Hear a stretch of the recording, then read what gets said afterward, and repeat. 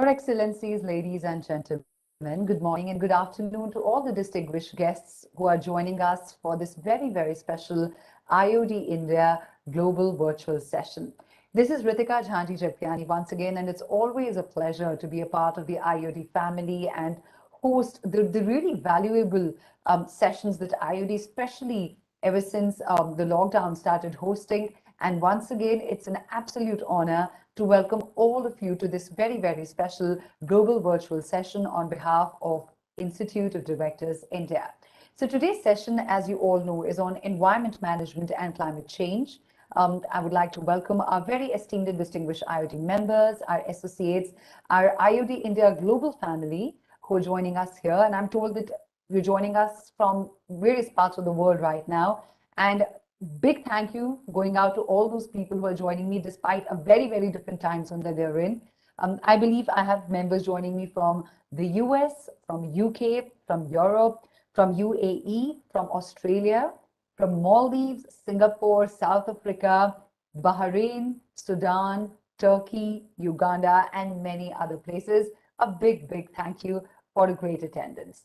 Now, during the ongoing pandemic, just as I said before, IOD India took this really special initiative of hosting a series of global virtual sessions. The idea was to discuss the opportunities and the challenges that lie in front of the boardroom and the role of directors in tackling all of that. Ladies and gentlemen, the Glasgow Climate Pact and the COP26 are already a moment in history.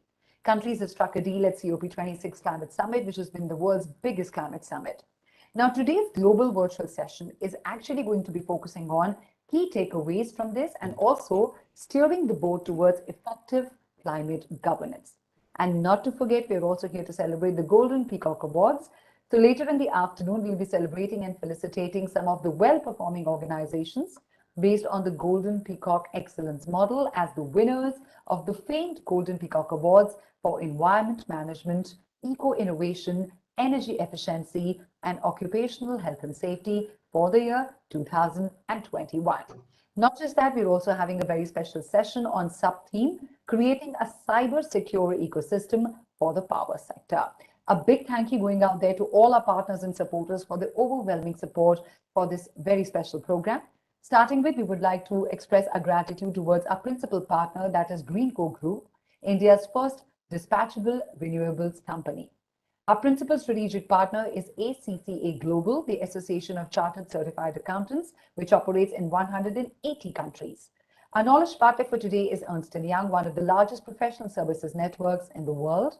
Our gold partners for the event today are Borosil Renewables Limited. It's the first and the only solar glass manufacturer in India and part of the powerful brand Borosil. Gujarat Maritime Board, first maritime board of the country, which was created up in 1982.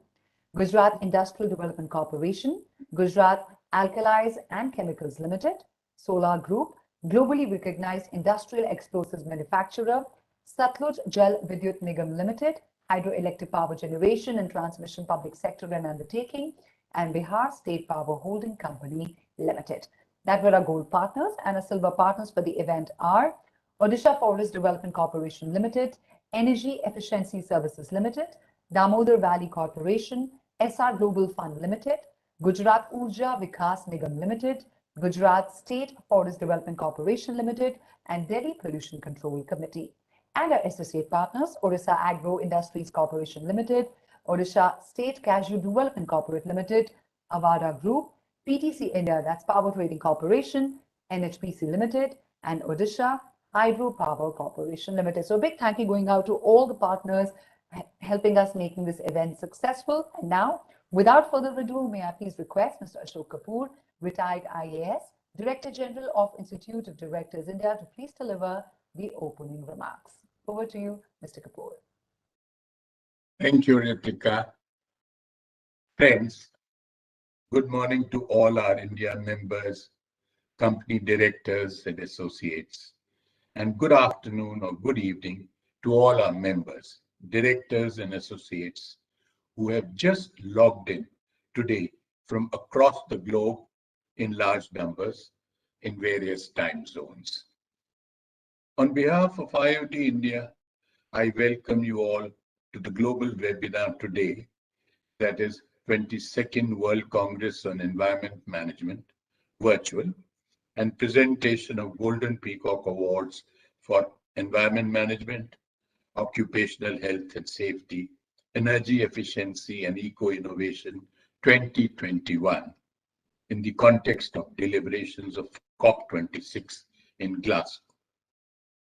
As a very astute observer recently said, very pertinently, that there was a lot of talk, some notable absentees, differing interpretations, but not much of glow. India's role was commendable.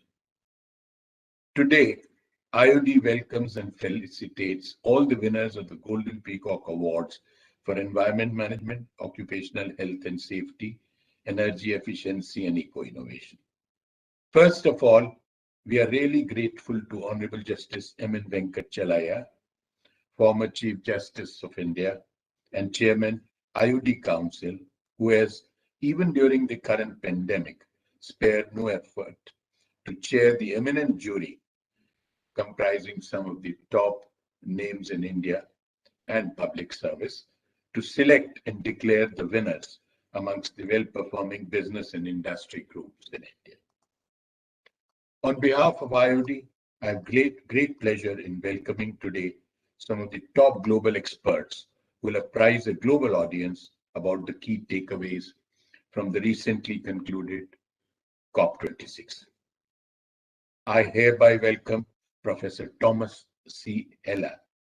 He's Pre-Code Energy Institute, Stanford University, and Senior Director, Risk, Willis Towers Watson, and Board Chair, Climate Policy Initiative from USA. He is a doyen of the Ivy League professionals who has contributed substantially to the emerging concept of effective climate governance. Welcome, Professor Heller. The other main international expert it's my pleasure to welcome is Mr. Owais Sarmat.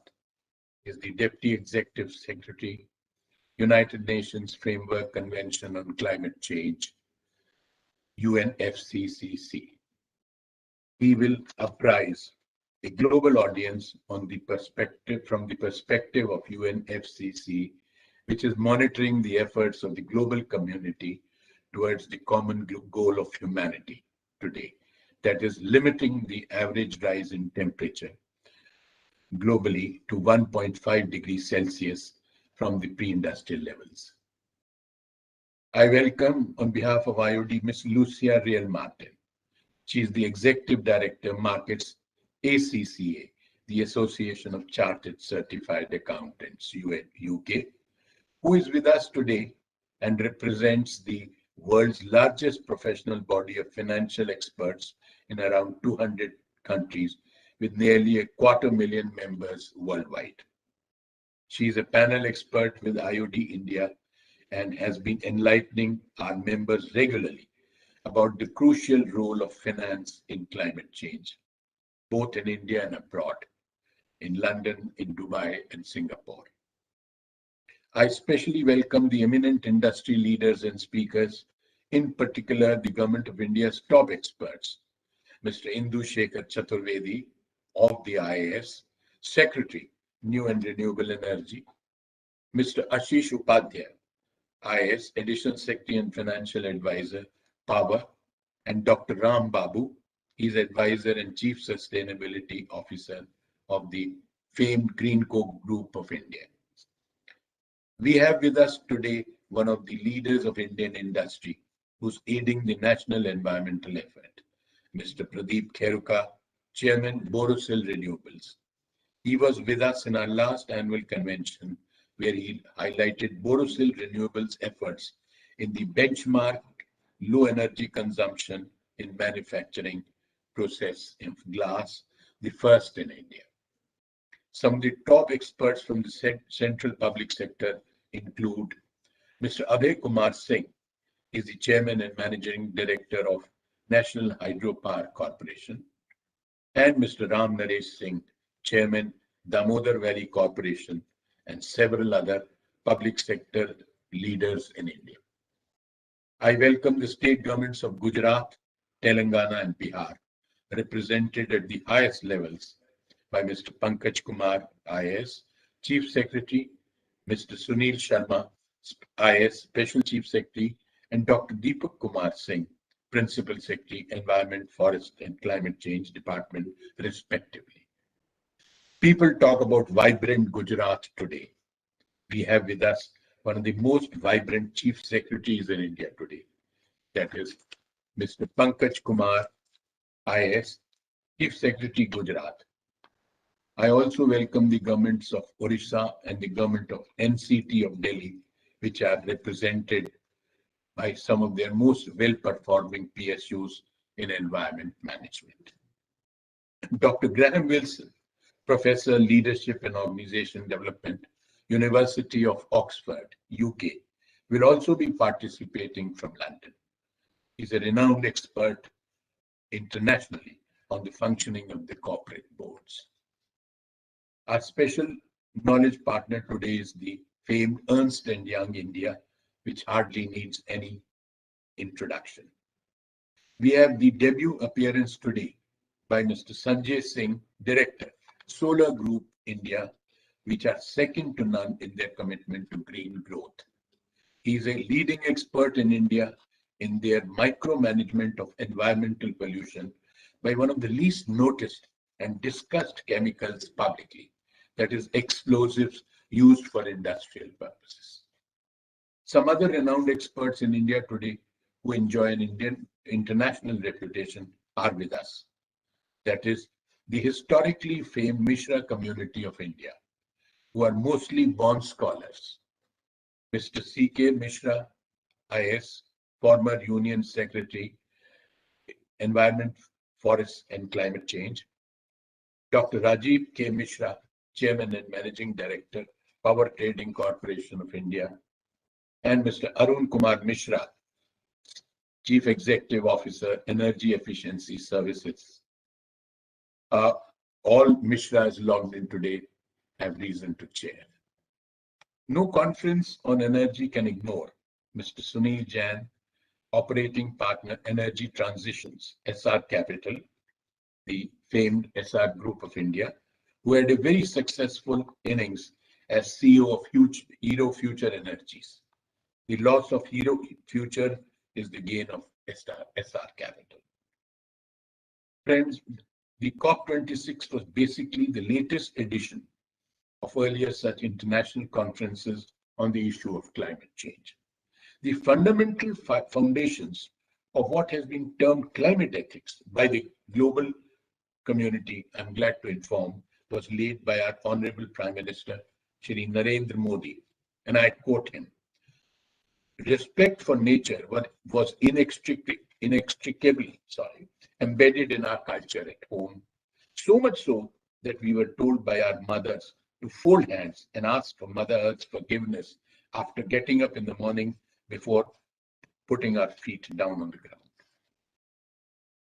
He further quoted from the famous Vedas of India, and I quote him, "We are all reared up in the lap of Mother Earth," unquote. IOD is regularly organizing the global sustainability and environmental management conferences, both in India and in London, Dubai and Singapore, for the reasons noted in our great Vedic thoughts of India. And I quote the Vedas, "Knowledge shared globally would assure greater mutual understanding and create greater willingness to share global resources equitably," unquote. I end by quoting the father of the Indian nation, Mahatma Gandhi, who has the last word on the subject. And I quote Mahatma Gandhi, "Climate has not changed. We have changed. Man has changed. The way we work and the way we live and the way we eat." Thank you, friends, and welcome to all of you on behalf of the Institute of Directors, India.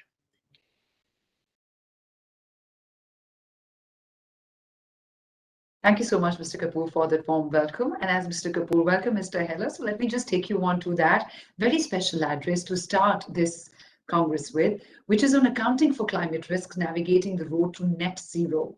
May I request Professor Thomas C. Heller, Freeport Energy Institute, Stanford University Senior Director Risk, Willis Towers Watson, and Board Chair Climate Policy Initiative, USA, to please take this forward. But just before he starts speaking, just a few words about him. He's an expert in law, economic development, and the performance of legal institutions. Professor Heller's work is focused on policy effectiveness, international climate control, global energy use, green growth, and the interaction of government and non-governmental organizations in establishing legal structures in the developing world. We are very delighted to have you with us, Professor Heller. You're joining us from the US despite the timelines. Thank you so much for making time for this. Over to you. Let me then first begin by, in spite of the late hour, as was just mentioned by the hostess, my great pleasure at being with you. It's an honor to be in the lineup that was just introduced of most distinguished corporations, government officials, and of course, directors. It turns out that until I just traveled to to Glasgow for my first time outside the United States. The last time I had traveled, I was in Delhi, just at the time of the beginning of the pandemic. And I'll say at the outset, I hope everything and all of us who are participating have a secure and healthy future that will allow me, for one, to return to Delhi as soon as I possibly can. I wanted to talk this evening in the wake of COP26 about where we are now, a bit about how we got here, where we are going as a collective, and then very importantly, to take the time to speak to directors in particular of corporations with the substantial responsibilities that they face in both the commercial, industrial, and financial world in moving the climate agenda forward. I do that under the title of my talk, Accounting for Climate Risk, Navigating the Road to Net Zero. I have just completed with a co-author and a number of very distinguished contributors from around the world, a book called Settling Climate Accounts, Navigating the Road to Net Zero. And many of the things that I'll talk about are discussed at greater length in that book, which should be available through Springer. I'm not trying to sell it, but these are very complex matters. And obviously the depth with which one can go into them in a single address is small. But let me just begin with the title of the book and my remarks this evening. When I say accounting, I mean three different senses of that word, at least as it's used in English. In the first sense, an account is a narrative. When one gives an explanation of something or a plan for action, we say that he or she gives an account. And that sense of a narrative or a framing of how we think about climate is very strongly represented in what I want to say. But accounting, of course, is also a technology. It is a keeping of ledgers, a keeping of records and recording of performance. And I want to talk about climate accounting in that sense as well, particularly the different sorts of ledgers or different sorts of recordings, compliance systems, and duties, particularly duties of management that are implied by thinking about climate accounts. But finally, I want to remind you that climate accounting for climate may also refer to the question of who is accountable for climate. And that is a question that is very much on the table these days. It was on the table at COP26, and it will remain on the table before us as we think about who is the accountable or who are the responsible parties for solving this problem that has such global weight. And the basic idea that I want to leave you with is that we have been through a number of different accounts or narratives or ways that we frame the climate problem. And those various narratives have, over the past 30 years, been thought about, but have also been institutionalized in relatively siloed organizations. And these different accounts, with their different ledgers and their different theories of how you comply and their different theories of who is accountable, potentially contain quite a bit of friction between them, and I think create a very confusing landscape in which actors like the directors who are sitting at the heads of major corporations and financial institutions in India and around the world think about these problems. So I'd like to begin by just doing a very quick run through of these different accounts or narratives that create different accounting technologies and in turn imply different account responsibilities or accountabilities, because these are the ones that are all active in the climate landscape today.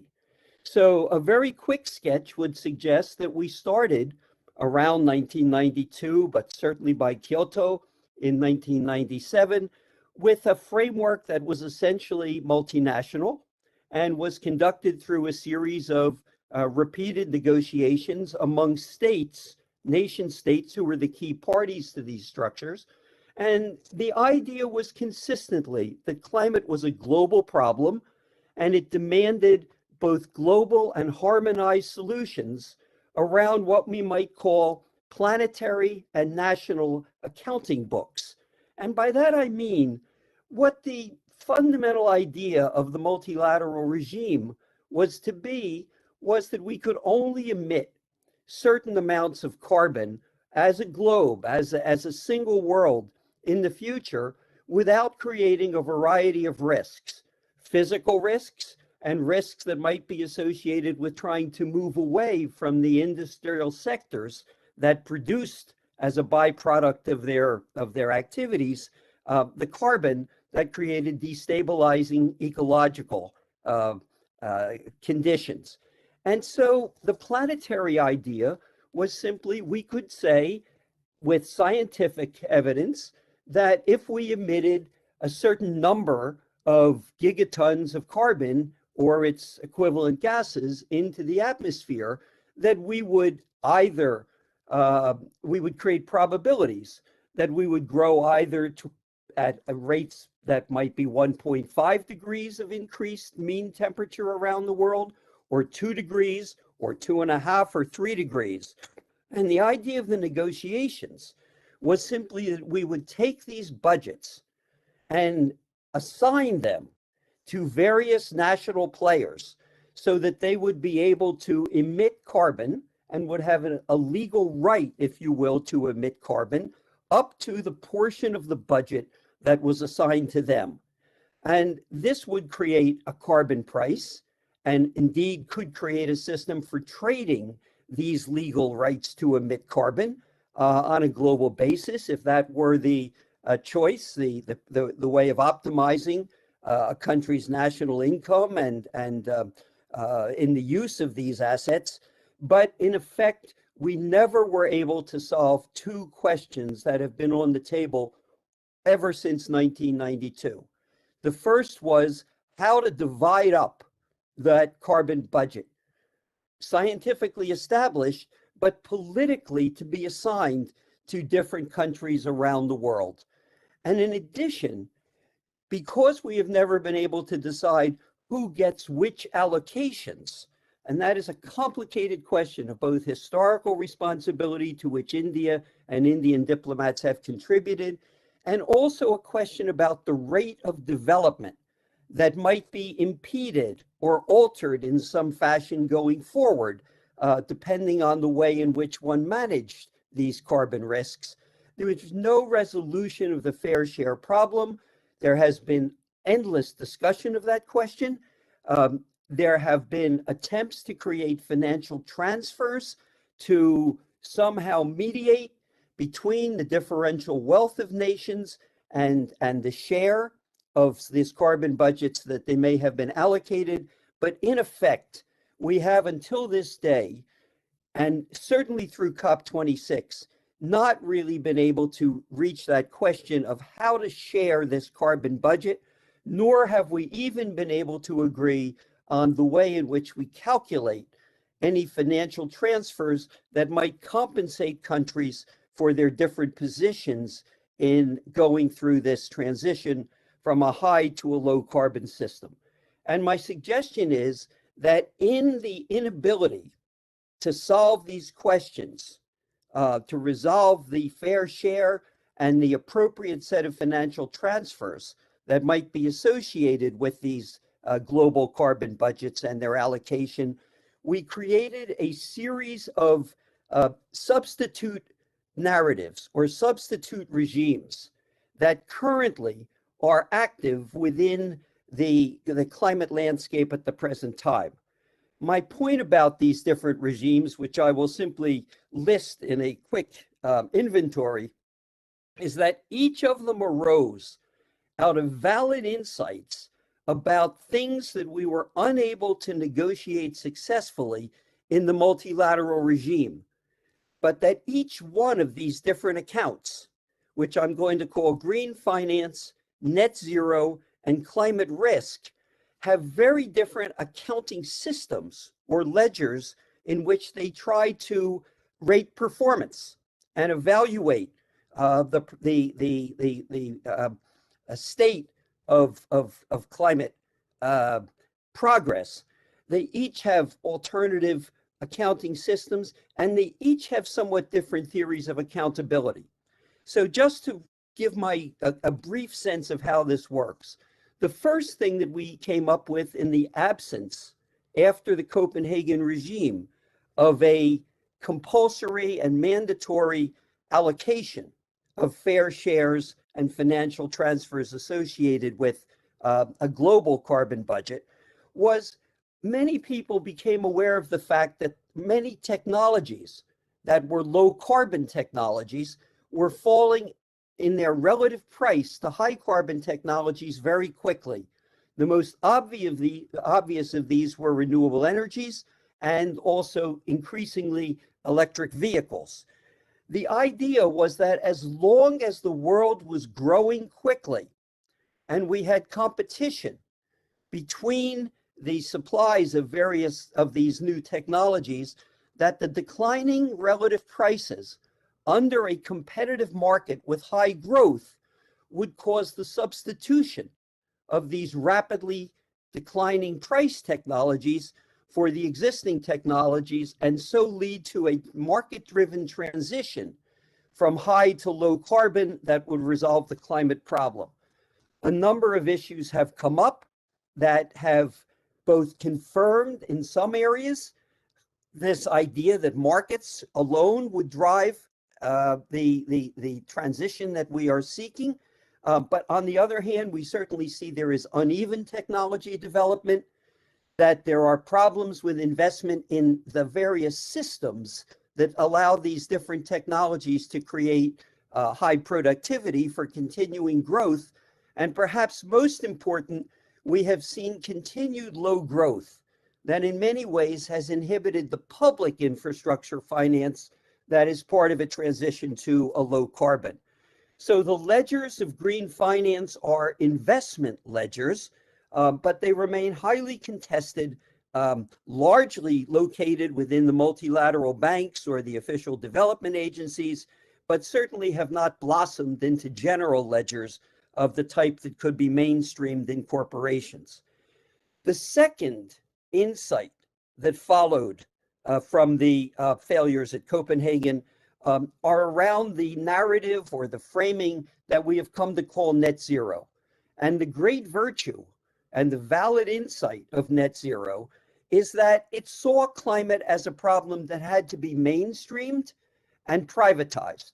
It had to engage not just the states, nation states, or international regimes, but had to be made much more general. And the bulk of the book that I have just written with co-authors is about the various ledgers or accounting systems that have arisen under the net zero framework. And those issues that attend the compliance obligations that many of you are now thinking about when you begin to make net zero pledges. And of course, the idea of net zero pledges is they may be made by governments, but they are made by corporates, they are made by asset managers, they are made by asset owners, they are made by banking and institutions and pension funds. And this is a wonderful process with great potential to engage everyone and to mainstream the general reporting on climate.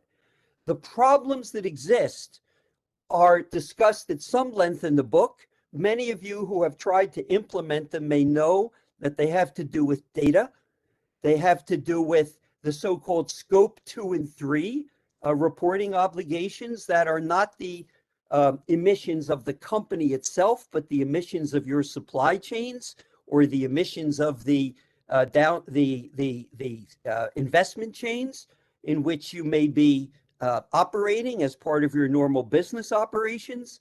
There are great complications discussed in the book again on the so-called transition paths and how countries will lay out a pathway, not just countries, but companies will lay out a pathway between now and 2050 when the net zero commitment is supposed to be completed.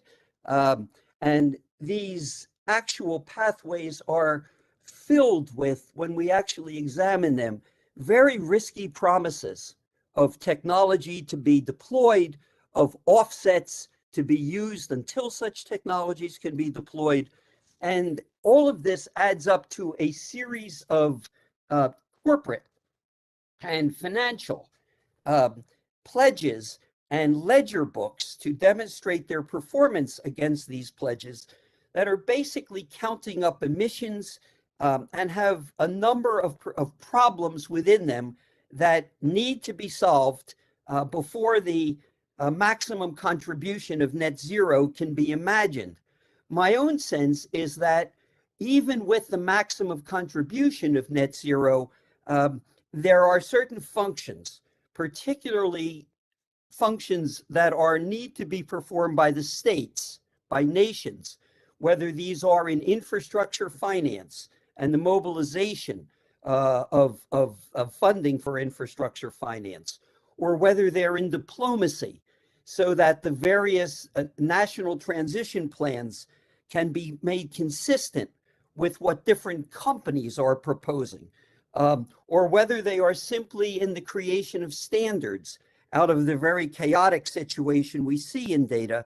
Net zero is both a terrific contribution that will occupy many people within your companies, but it is not sufficient in itself because it is responsive to only one part of the failures at Copenhagen.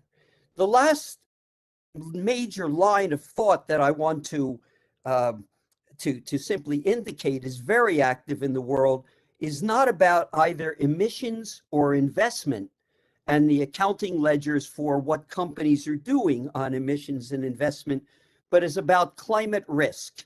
And here is something that takes a bit more thought, but I think certainly the financial and risk management people who may be in your companies are thinking about this all the time.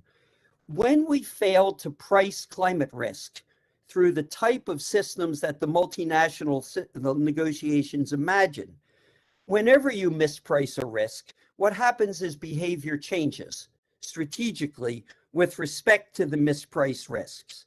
And what we see, as we saw in the financial crisis in the period between 2008 and 2013 or 14, is that when you have mispriced risks, very often those risks migrate, often from the private sector to the sovereign accounts or the sovereign balance sheets, which are the responsibilities of the central banks.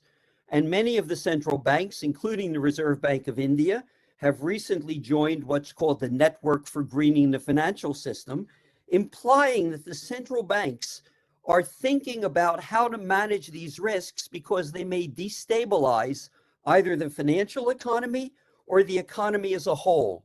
And my organization, my analytics group in Willis Towers Watson, was contracted to look, for example, at South Africa and where the risk appeared. And while the risks initially seemed to fall about 15% on the corporates and investors of South Africa, when you understood the constitution of production in the risky sectors, the state enterprises, the state banks, the development banks, the tax and licensing offtake from the industries that were under these risks, which flowed into government accounts.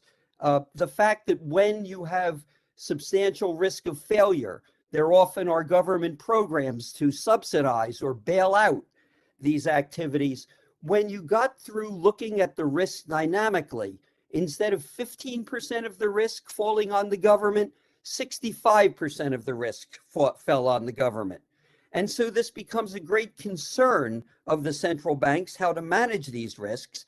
But it's not clear that their mandates, which are generally for price stability and full employment, or the models they use, which are macroeconomic models, really have the capacity to deal with risks at the granular level where they appear in assets and in the financial accounting of the companies that you organize. And we are doing work right now in conjunction with the Ministry of Finance in India, thinking about how these problems are actually manifest in India, which of course has many state banks and state enterprises, substantial questions of market power that allow risks to shift. And my point that I want to leave you with is you are facing an environment where we not only have changed multilateral negotiations, but multiple ledgers, multiple accounting systems, some accounted in investments, some accounted in emissions, some accounted in risks, which is a very challenging type of activity for you to face. And I think that's where you need to go. Now, very quickly, what is the overall state of play after COP26? The net zero or the private action narrative is certainly the dominant one that has emerged from with momentum out of COP26.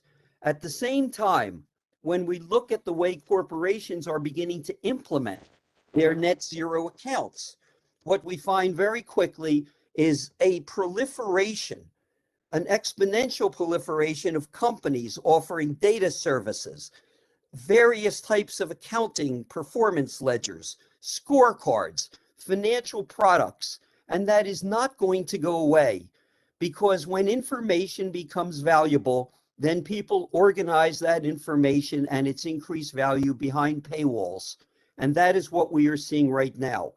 And as a result of this chaotic situation in implementation, we find a number of leading companies thinking about whether emissions accounting, which is what net zero does, whether offsets, which is a principal way of satisfying the obligations for compliance purposes, whether renewable energy credits are really moving us down the path to a low carbon system, or whether we should be thinking more about the risks that you all are facing as directors of companies with fiduciary liabilities for managing the risk of your companies, or whether we should be thinking about actions that are essentially associated with a direct support of the industrial transformation that we're going through. And if I can just, I know we must be running late, so if I can just conclude with what I would call the change in toolkit that you're all facing with these directorial responsibilities. And I want to say that there are two major points to think about. First, the industrial transformation that will lead to a low carbon system is going on at the same time as a second transformation of production, which is associated with the transition in information technologies. And in many ways, the value of the information that will allow the shift from high to low carbon is very much intertwined with the second major transition we are all undergoing, which is a transition in analytics.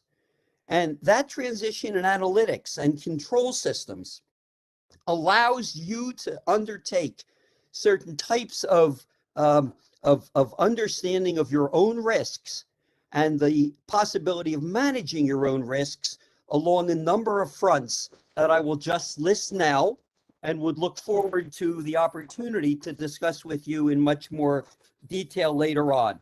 What are they? The essential directorial problem that you face is that you are looking at increasing risk, not just in climate, but in cyber, in technology, in trade. In the climate world, that risk is both physical, much of it is already loaded into the system from what we have put in, and has to be managed because it is already manifest, whether through sea level rise or various hurricane and other storms, or through changing temperature conditions. At the same time, you are facing transition risks, which are the risks that policy or technology will impact the value of your assets and the associated revenue flows if there are substantial movements that advance our capacity to move toward low carbon or the policies that drive us toward low carbon. And like any increasing risk that you face, there are three ways to deal with it. You can mitigate it, you can reserve against it and try and pool that risk, and you can socialize the risk or hope that it is taken up by the government. So all of these measures are tripartite measures that involve the state, the company, and the financial system, rather than any one of those, the way some of the new regimes have emerged. So as a closing remark, what I want to say is the way I think one deals with these types of new risks is you try and break the new risks down into familiar, operational, and manageable risks that you may are already doing. And so this implies not just thinking about the net zero compliance, but thinking very seriously about the risks, the physical risks that your company is facing, both in the short term, because you need to insure in a variety of ways against those short-term risks, and the longer-term chronic risks.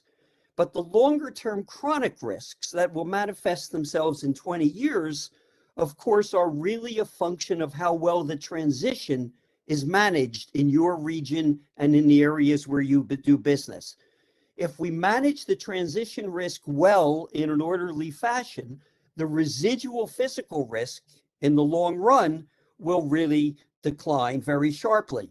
So the main point that I want to drive is beyond the insurance products, you have to think about short form transition risk products. And to manage that risk effectively, I think there are a series of financial products and investments that are out there, but the most important of them are hedges, so that no matter what your risk appetite is, you will be in a position to say, I am long or short on climate risk, and with your investment advisors can be in a position to manage that. And my final point for looking forward into the future, there is no question that the rise of climate risk that falls on the sovereign will create a long position in the sovereign balance sheet. And as that happens, the sovereigns will have to take up risk management to a much greater degree than they have right now, which will appear as regulation. In the longer run, under that regulatory regime that will come, what you need to think about are integrated risk analytics, very differentiated scenarios that affect your company in your region and in the areas where you do business, a customized portfolio of transition options, and very bespoke financial management tools, many of which are just beginning to appear. Now, this is a long and difficult set of things to cover, so I will close by saying I hope this has given you some sense of where the system is going and some of the products and tools that will be relevant to your management of it. and your fiduciary responsibility as directors. And I'll just finish by saying I look forward in the very early part of 2022 to being with you again in India. And I invite you to reach out to whomever your financial advisors or your risk management consultants are. Certainly WTW in Mumbai and Singapore has made great strides along all of these lines, and you can certainly reach out to me through those vehicles. I wish you all good health, and thank you very much for putting up with this difficult but hopefully useful presentation. Very useful, rather, Professor Heller. It is really nice to hear you diving into your experience and sharing such deep insights on a rather complex issue of climate change. If you could just allow us a little bit of more time, I would like to briefly take up just two questions that have come from the audience. Be a pleasure. Sure. So the first one is, of course, from the board's perspective. The question is that are the international sustainability reporting standards for the corporates helping in actually building climate resilience? And how can some of the impediments to adopting the standards be overcome by board of directors? Yeah, an excellent question. I spend much time on this in the book. As the momentum in climate regulation and climate action has shifted toward the private sector, the private sector has responded through a series of attempts to self-regulate and to create standards internally that will allow comparability for investors or for companies to understand performance of their competitors, for example. The IFRS has now succeeded the TCFD on doing many of these attempts to do standardization. I would predict that these will remain at a relatively high level, that they are focused more on emissions, whereas a director's responsibility is about risk that are incumbent in his or her corporation. And so my sense is there will always be a somewhat competitive and chaotic multiplication, proliferation of different ways of implementing these standards. And like many other areas, it's going on in cyber right now. Are we thinking about self-regulation, or are we thinking about national regulation? Or are we thinking about other means of creating these ledgers? I suspect that it will be a continual movement to create more standardized structures, but one that I think over the next 10 years will be one that does not sort itself out into very, very clear structures. And indeed, if it did, they would be counting emissions. Whereas emissions, I used to be a tax lawyer for some time, and I spent my time moving tax profitable company income streams into low carbon jurisdictions. I think I can probably move emissions around into low price jurisdictions as well. So I think it's a highly gameable structure. And my answer is, it is a useful contribution, but it will not resolve the problems that the attendees are facing, which will ultimately need to be looking at risks and the division of risks between sovereigns and corporates in terms of both the distributional effects and the question of who can best manage these risks. Sure.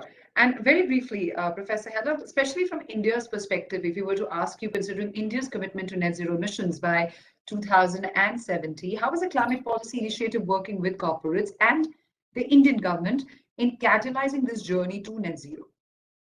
I'm sorry, would you just repeat the last part of it? The internet didn't work. The last part of the sentence. The question is that how is the climate policy that we're talking about initiative working with the corporates and the Indian government in catalyzing this journey towards net zero that you're talking about? Yes, I mean, the Indian government made it's a position that has been consistent, I would say, since 1992, somewhat clear, and in the 2070 commitment and in the request for aid to meet that commitment that the Prime Minister delivered and clear, consistent, and realistic in terms of how the development costs of dealing with the low carbon transition are to be borne by countries at different levels of economic growth. How should it be implemented? I think what needs to be done at this point is to think about the way India will manage its internal risks out to 2070. The trade-off that is being made in the period between now and 2070 in the transition risks that India will bear as it has to wind down and eventually close critical parts of the Indian economy that are dependent on fossil fuels, the India rail situation, the ports where this goes, and the very high fiscal dependence in India. So what is needed is a winding down to implement a transition plan that recognizes the trade-off between the transition price to be had and the residual physical risk that will be remaining after the transition out to 2070. Once that is done, then the alignment of both international and Indian sectors with those risks and with that winding down becomes the critical issue. And there I will only say, I don't know of any situation, really, where a transition of the magnitude that is being discussed in India, even over the 50-year period that is described, has been managed in an articulated way. I don't know. I don't think this is the job of the central bank. The question is, how is this to be institutionalized?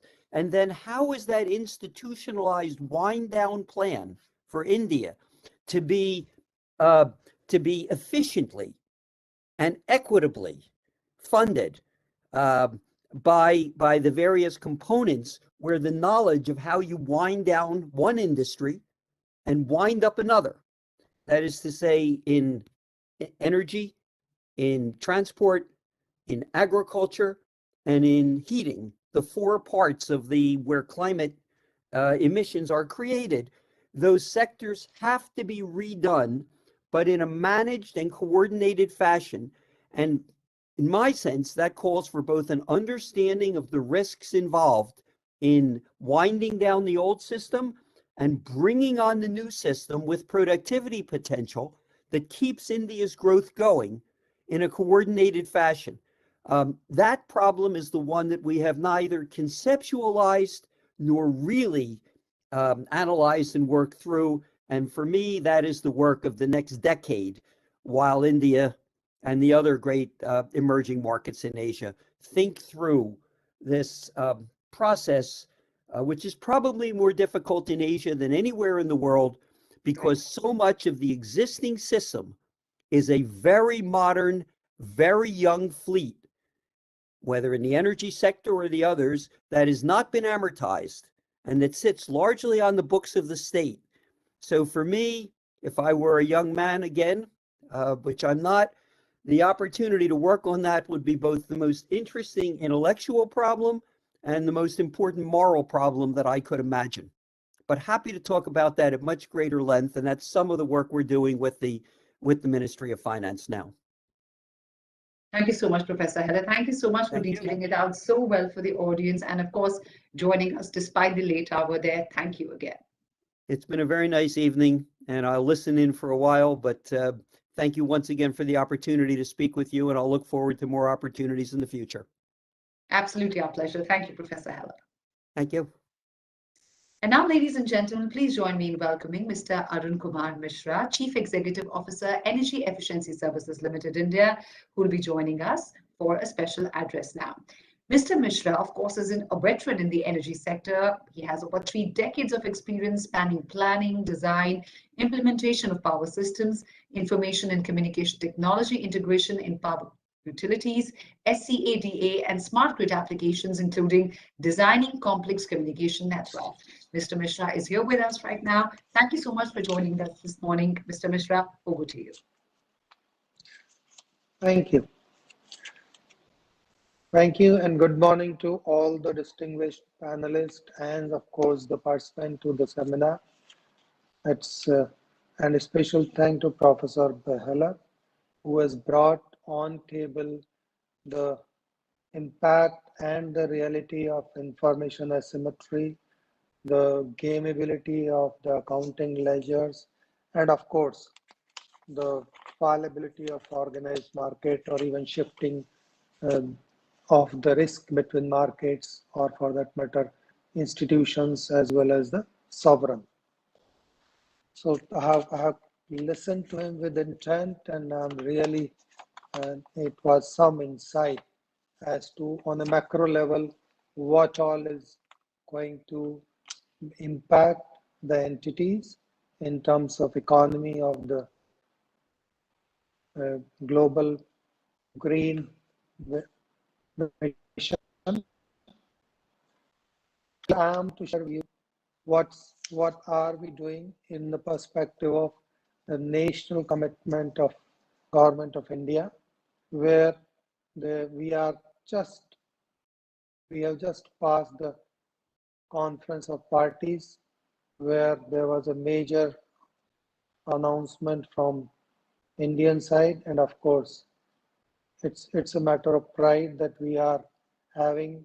We would like the world to share the vision of one sun, one world, one grid, along with, of course, our key enabler for some of these transitions. Why? Because we are not looking for a change to the time gone by.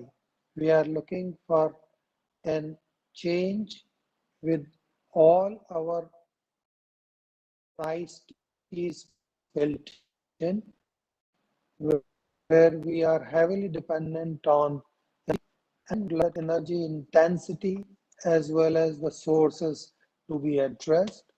And currently what we think is that one sun, one world, one grid is an initiative which aiming at interconnected global power grid where renewable energy from solar, wind, water, from the geographical diversity of the earth will be available in abundance where it is needed, and together with the connection at electrical level, it will also force or for that matter create pathways for collaboration, global coalition of national government or financial and technical organization. But of course, the critical will be legislation and knowledge leaders for accelerating this kind of an infrastructure for world powered by clean energy. For, for the country, well, that remains our dream. For the country, our leader has set a target for 2020 for achieving net zero, committing a 500 gigawatt of non-fossil capacity and a billion ton cutting carbon intensity by 45%. That's an ambitious goal, and I am sure that all the entities will put their might together to bring it to the reality. Where we as an Energy Efficiency Services Limited are making a difference, and where we stand in terms of contributing towards these initiatives, I'll take a few minutes of yours by underlying the fact that the central government's CPSUs in the power sector have promoted this Energy Efficiency Services Limited, and it is what we believe is the energy efficiency is the key enabler behind achieving some of the ambitious goals which we have set for ourselves. IEA says that up to 49% of energy related carbon dioxide emission can be reduced, and that can spur more new users to switch their energy choices. So we have industry where there is more dependence on fossils as on today, but if we can unlock the potential in energy efficiency and make their business worth doing even through the grid connected or otherwise electrical energy, then we would have contributed our fair share of responsibility. Energy efficiency thus can be the leading change for global climate change mitigation. That's the belief with which Energy Efficiency Service Limited was set, and that's the belief on which we are working. and how we have made a difference is, and why it is so critical is, we see that there will be a extreme rise in power demand, and as far as India and Indians' ambition for development is concerned, and the urgency for reducing the carbon footprint will remain. And the balancing is not trading one with the other, but creating pathways so that we achieve our development goal, as well as we we contribute and maintain our commitments to reduction. And I'll only give you three examples where Energy Efficiency Service Limited is active. So we initiated, the first one was on individual level, where the market transformation initiative of Unnat Jyoti by Affordable LED for All, the Ujala, was founded, and that was a carefully crafted approach for bulk procurement, for stimulating a new market for energy efficient LED bulbs. Given our huge appetite and pent-up demand for these products, prices did fall to the consumer's affordability level, and these were affordable for every individuals at the bottom of the economic pyramid. So much so that when we started with a modest target, but ultimately with 360 million LED bulbs were consumed, and there it remains the preferred choice for urban. This has enabled more than 47.7 billion tons of 7 billion units to saved in demand, as well as greenhouse gas reduction of 38.6 million tons. That's on individual level, how market transformation can enable energy efficient choices for individuals far and wide, and the potential of billion people's choice is always the big in compared to individual entities effort in reducing their carbon footprint. The second, where we have made a difference, is enabling the institutions of urban local bodies through our national street light program, where more than 12.2 million LED street lights have been installed, and they have mitigated more than 5.6 million tons in terms of carbon dioxide reduction, and more than 8 million for a billion units of energy consumption. So that's on reaching out to even the institutions where there is a need, where there is a demand, and where we can enable them. The third point where we are focusing now is the entire electricity sector's economy, enabling a transformation in terms of removing cross subsidies, enabling participants' choice, and timely, or for that matter, collaborative control, so that the subsidies which are class dependent as on today, they are actually leveraged on time dependence and availability of renewable energy. So bringing in the flexibility in energy production as well as energy consumption, and creating markets around that between the institutions of electricity producers and consumers. And that initiative is through the smart metering initiative, where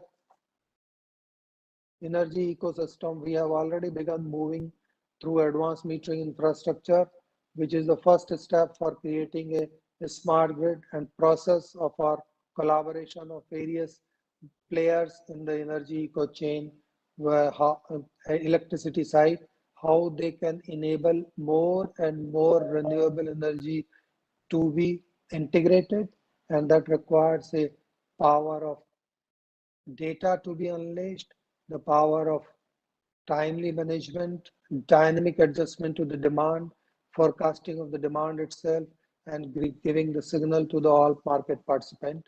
And that's the entire potential will be enabled through availability of real-time data through a smart metering initiative of the Government of India, where EESL has taken the first foot forward and is active in making available more than 5 million smart meters to the big utilities so that they can actually accommodate more renewable energy. They can unleash the potential of their consumers in contributing towards green energy consumption. So those are the three initiatives I wanted to share, that how within the framework of Government of India's direction, as a responsible entity in the power sector, we are enabling an energy efficient future, which is much more critical in terms of enabling individual choices, a wider footprint, or making sure that the contributions are not only material, but they are lasting and sustainable. And of course, they are not something which can be transferred from A to B, or they can be game around. These are not the initiatives which are only for accounting purpose, but these are the initiatives which are making a real impact in terms of reducing the carbon footprint for the electricity consumers and the electricity supply, both industries. Thank you for the patience of listening to me. Thank you. Thank you so much, Mr. Mishra, for sharing all the details and lots of points for the board of directors to follow from here, but then lots of questions for you too. Can I get started with them, please? Sir, I can't hear you. I think you've muted yourself. No, Can I you please did check your... unmute it. Yeah, sure. So the first question is, of course, you touched upon the topic of EVs there. So the question that's come for you is that how can corporate boards drive increasing use of EVs? There is no magic wand around. It's very simple. The corporate boards can go ahead and enable their employees by making available a least lower cost or subsidized fund available for EVs, and enable them that yes, their demand, their consumption, or their requirements can be met through EV by simply enabling a dialogue around the use of 90% uses of a corporate executives are fixed, predictable, less than 100 kilometers a day, and having a charger either at the office or at the home and having the fund available. He should be ready to switch. He will be happy to switch. He may not be ready to switch midway for his current committed IC engine or car, but he definitely would be, at least I'm a firm believer, given the trend I've seen in my people around me, that 40% of the executives will definitely be ready to switch. But is there a talk around it? Is there a visibility of those choices? Is there an endorsement of those kind of choices? That's where they can make the biggest difference. Everything else can fall in place. So I would urge all directors to go ahead and make it a point that at least start a dialogue before 2021 closes. Sure. And Mr. Mishra, what about the larger Indian populace? What policies and incentives can be extended to the larger Indian population to transition and adopt a more energy efficient lifestyle? The best for widest coverage, the best the best initiative I see is, because we have far too long made people to look towards economy only. So the best thing is we operate through economy.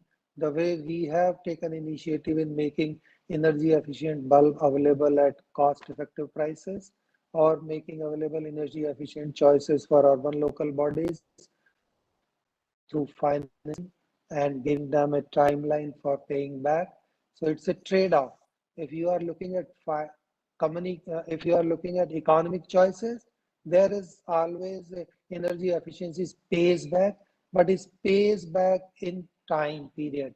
And the time period is, the choice is something which requires a confidence. That confidence comes from sharing the success stories, that comes from making available data dynamically to the end user, that comes from endorsing the choice periodically. So you have to reward them every month, every week, every year for the choice, and by bringing down their outgo while maintaining the energy efficient, while creating a market big enough for energy efficient appliances companies to give a run for the money for the products which currently are available and they are not so efficient. But that requires a these kind of big interventions, and economy being the primary driver, and of course the institution of directors is all about managing economic entities. So I would like to focus that we give enough economic signals and take leaf out of ESL books or these three initiatives, so to make the choice of energy efficiency the choice of individual and corporate first choice. The barrier of economy has to be handled by all of us. Sure. Thank you so much, Mr. Mishra, for that address and addressing our questions in such a detailed way. Thank you so much again for making time for this very special global virtual session. Thank you. Thank you.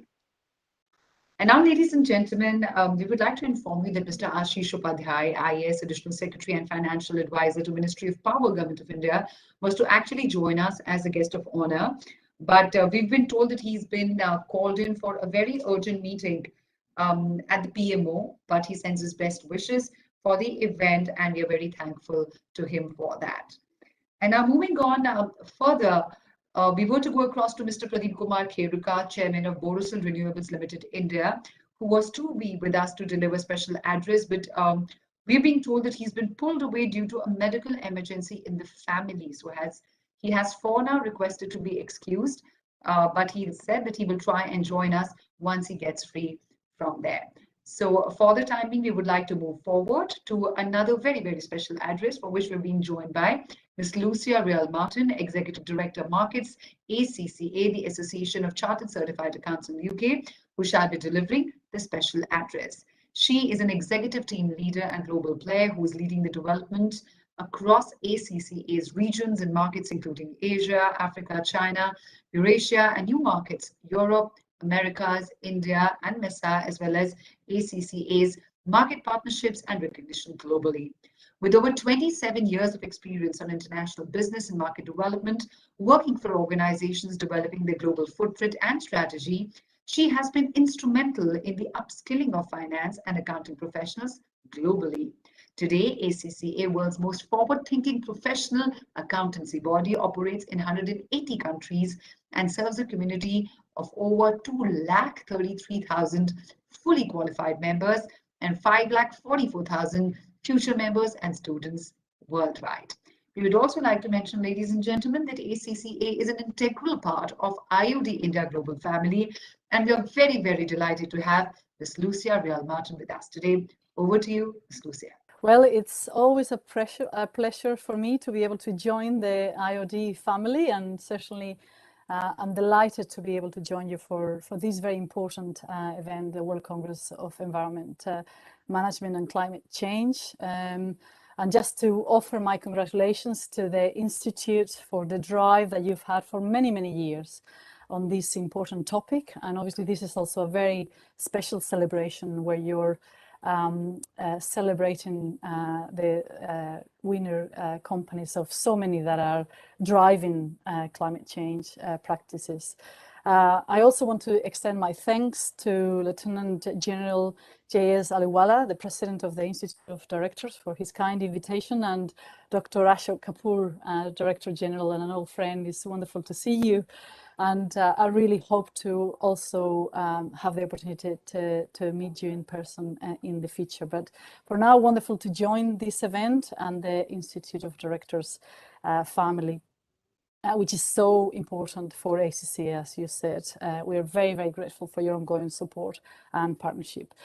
What I would like to do is to spend the next 10 minutes or so just discussing in broad terms 3 areas, and I think we have some slides to help with that. That's great. So first, some takeaways from COP26 from ACCA's point of view.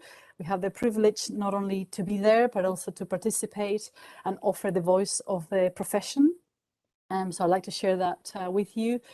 Also, why boards and organizations need to continue, I will say, to take climate action right now. And we see many doing that, many of them here today. So that's really good. But the urgency continues to mount up, and the steps that we need to continue to take to build effective climate governance within organizations. So let me start straight away. And about COP26, it's fair to say, I'm sure you're all very aware of this, that there's been mixed views about this event. Some thought it was a fantastic success, others that more needed to have been achieved. And its own president, Mr. Alok Sharma, has said on the closing day of the event that while he was very pleased to have in place the Glasgow Climate Pact amongst all the parties and the agreement that he reached, he admitted that it was a fragile win. And in fact, we do know that this took many rounds of negotiations and deliberations. But the aim of COP26, which was to keep 1.5 degree target not only alive, but committed, is a fragile win. And I think what was said around the pulse of 1.5 being weak is as accurate as it can be. And while the Global Climate Pact will speed up the pace of climate action, the summit really concluded with a clear agreement that countries need to not only commit, but revisit and strengthen the current emissions targets to 2030. And in fact, to be able to do that on a yearly basis. So in 2022, we'll have to come back to ensure that there is that continued commitment and a yearly political roundtable to ensure a global progress and reporting on that with a leaders summit 2 years later in 2023. So it's clear to all of us that more needs to be done and that this work cannot be in isolation. We were asked at ACCA recently to also give some consideration to the takeaways, and I just wanted to share those with you. From the profession perspective, it was truly wonderful to see finance, accountancy, and accounting standards play a very significant key part on not only the global event, but actually how we will demonstrate that we're taking this forward. And a number of announcements were made in relation to their profession, and I just wanted to recap them and share them with you today.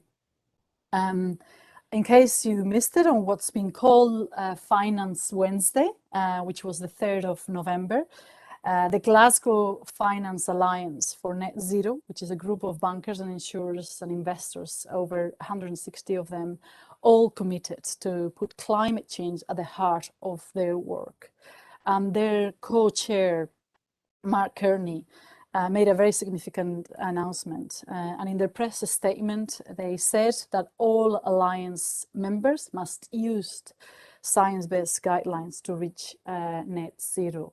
And in fact, these announcements are really, really important because Kearney warned organizations that we need a plan in place to reduce not only emissions, but also to say that those companies that will do so will find the capital while others that don't won't.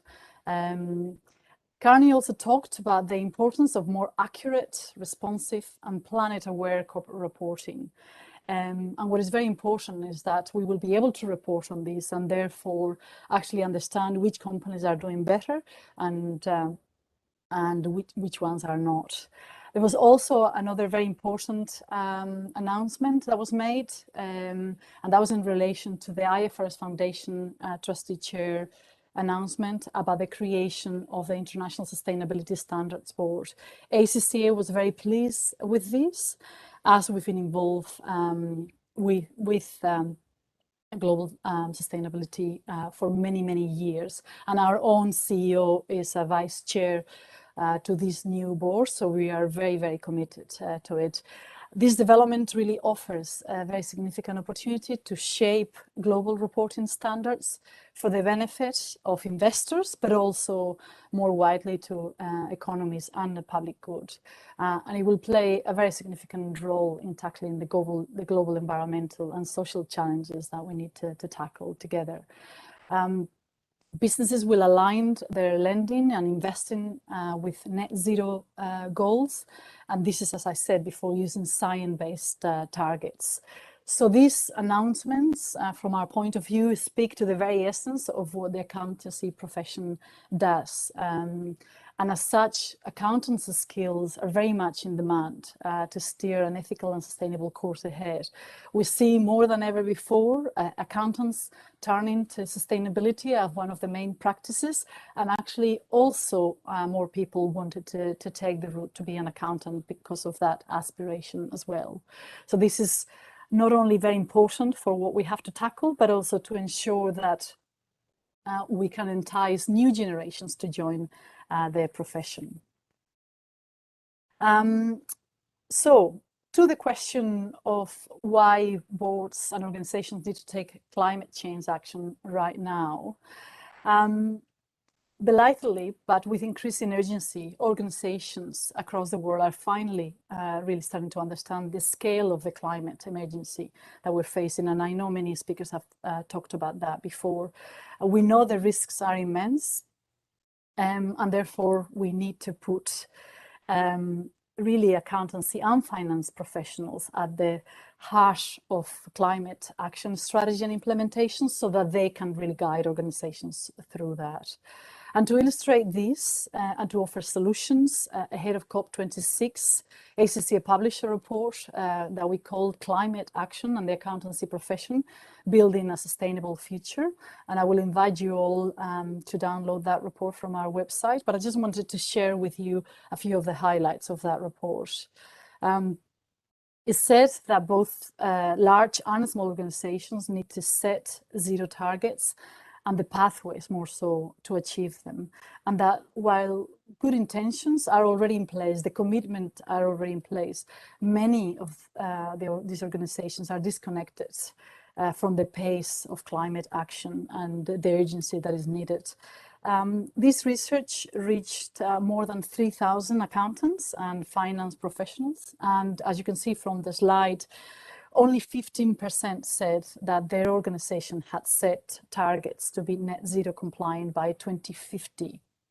And about 38% said that their organization were willing to invest more in addressing climate change. So there's a real need to not only focus on the what, I think we're all very aware of the what needs to be done, but how. And this is ACCA's commitment on supporting our members and organizations with practical steps on how to achieve that.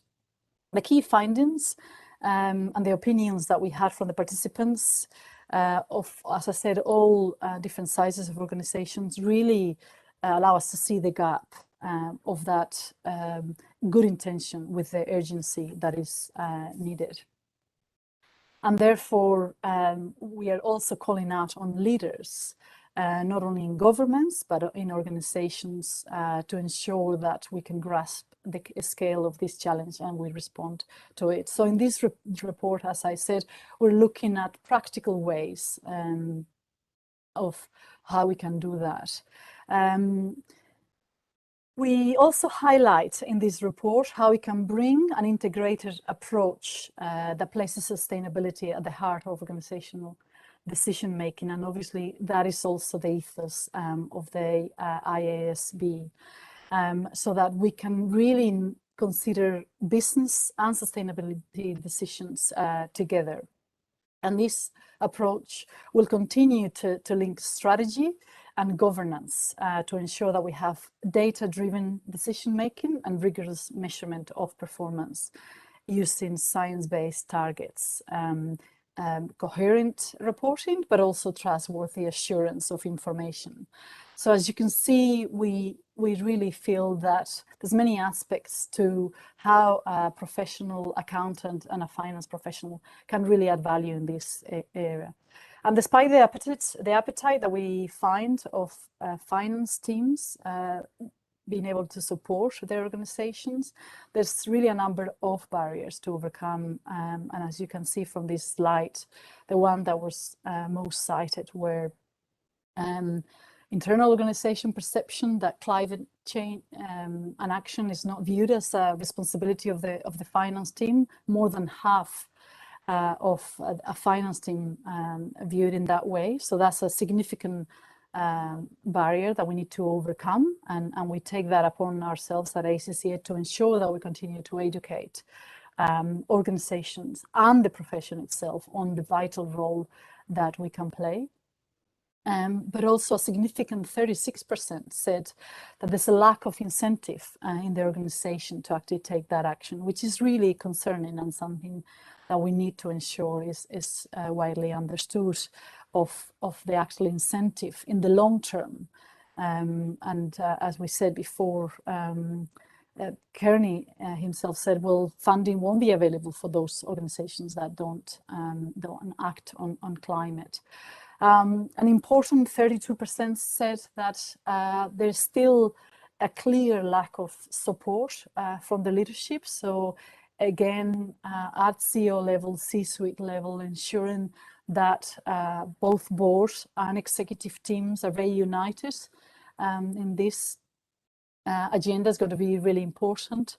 And data was also cited as a significant barrier, and that's something that's going to be very important if we're going to obviously use science-based targets.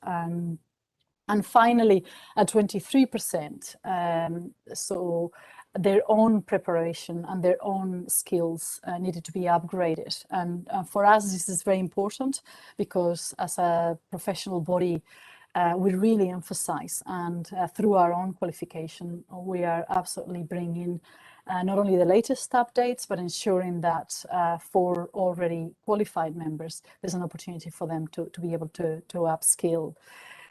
Now, while some of these findings could be concerning, we have very clear and uplifting steps that can be taken right now. And if I can go to the next slide, I'd just like to share with you briefly. So obviously very much connected to those barriers. These are the steps, as you can see from the slide. So absolutely get that executive level buy-in. The tone has to be set from the top, and it really matters to the whole organizations. We know that to attract the new generation of leaders and talent into organizations, this is very important to them. So it actually will be able to address more than one agenda. But it's really, really important that boards and directors actually have that role in leading the way to 2050 and preferably earlier. We need to ensure that climate-related risks are absolutely fully integrated in the business strategy. And we all know that the days of treating them separately are gone. And so from now on, climate risk, ESG, net zero will be very much at the heart of how we set strategy in organizations. And again, being able to build communities that allow for how that can happen, best practice, and awards like the one that you're celebrating today becomes very, very important. Of course, integrating all of these ESG, climate KPIs and risk considerations into decision-making not only at strategic level, but also operationally will continue to be crucial. And of course, reporting. And this is where accountants continue to be crucial, ensuring that we merge both financial and non-financial reporting so that organizations can really bring the real value that they present to society.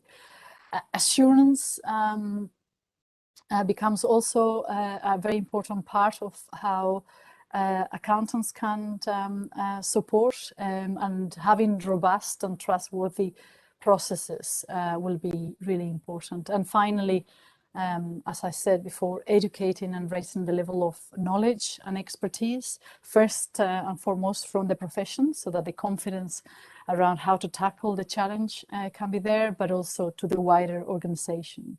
And to that effect, we are seeing a very significant uptake, for example, at ACCA on certificates that we have around sustainability, and also, as I said, people coming into the profession to actually have that specialism on sustainability. So we really see a renewed and enthused purpose for organizations in the way they operate, and an opportunity for accountants and finance professionals to provide that leadership that is much needed at the moment. Finally, I would like to also share what ACCA is doing as an organization. So as well as being able to educate our members, and through research like the one that I've just shared with you, being able to participate in this global discussion that is so important. ACCA has committed to the UN SDGs, and we aim as an organization to become net zero by 2030, reporting progress annually on our integrated report. And as a member of the A4S Accounting Bodies Network, we've also joined another 12 professional bodies that have committed to achieve net zero greenhouse gas emissions within their own organization, as well as guiding our members so that they can do that in their organization to do the same. So I really hope that that gives you an idea of the important role that professional accountants have to play in sustainability, and how we can take a much more central role in this very, very important space. And before I conclude, I'd just like to extend my thanks again for this invitation and the ongoing partnership with the Institute of Directors and the great work that you're doing. We really value our partnership, and we look forward to continuing. So with that, I'll go back to you, Ritika. Thank you.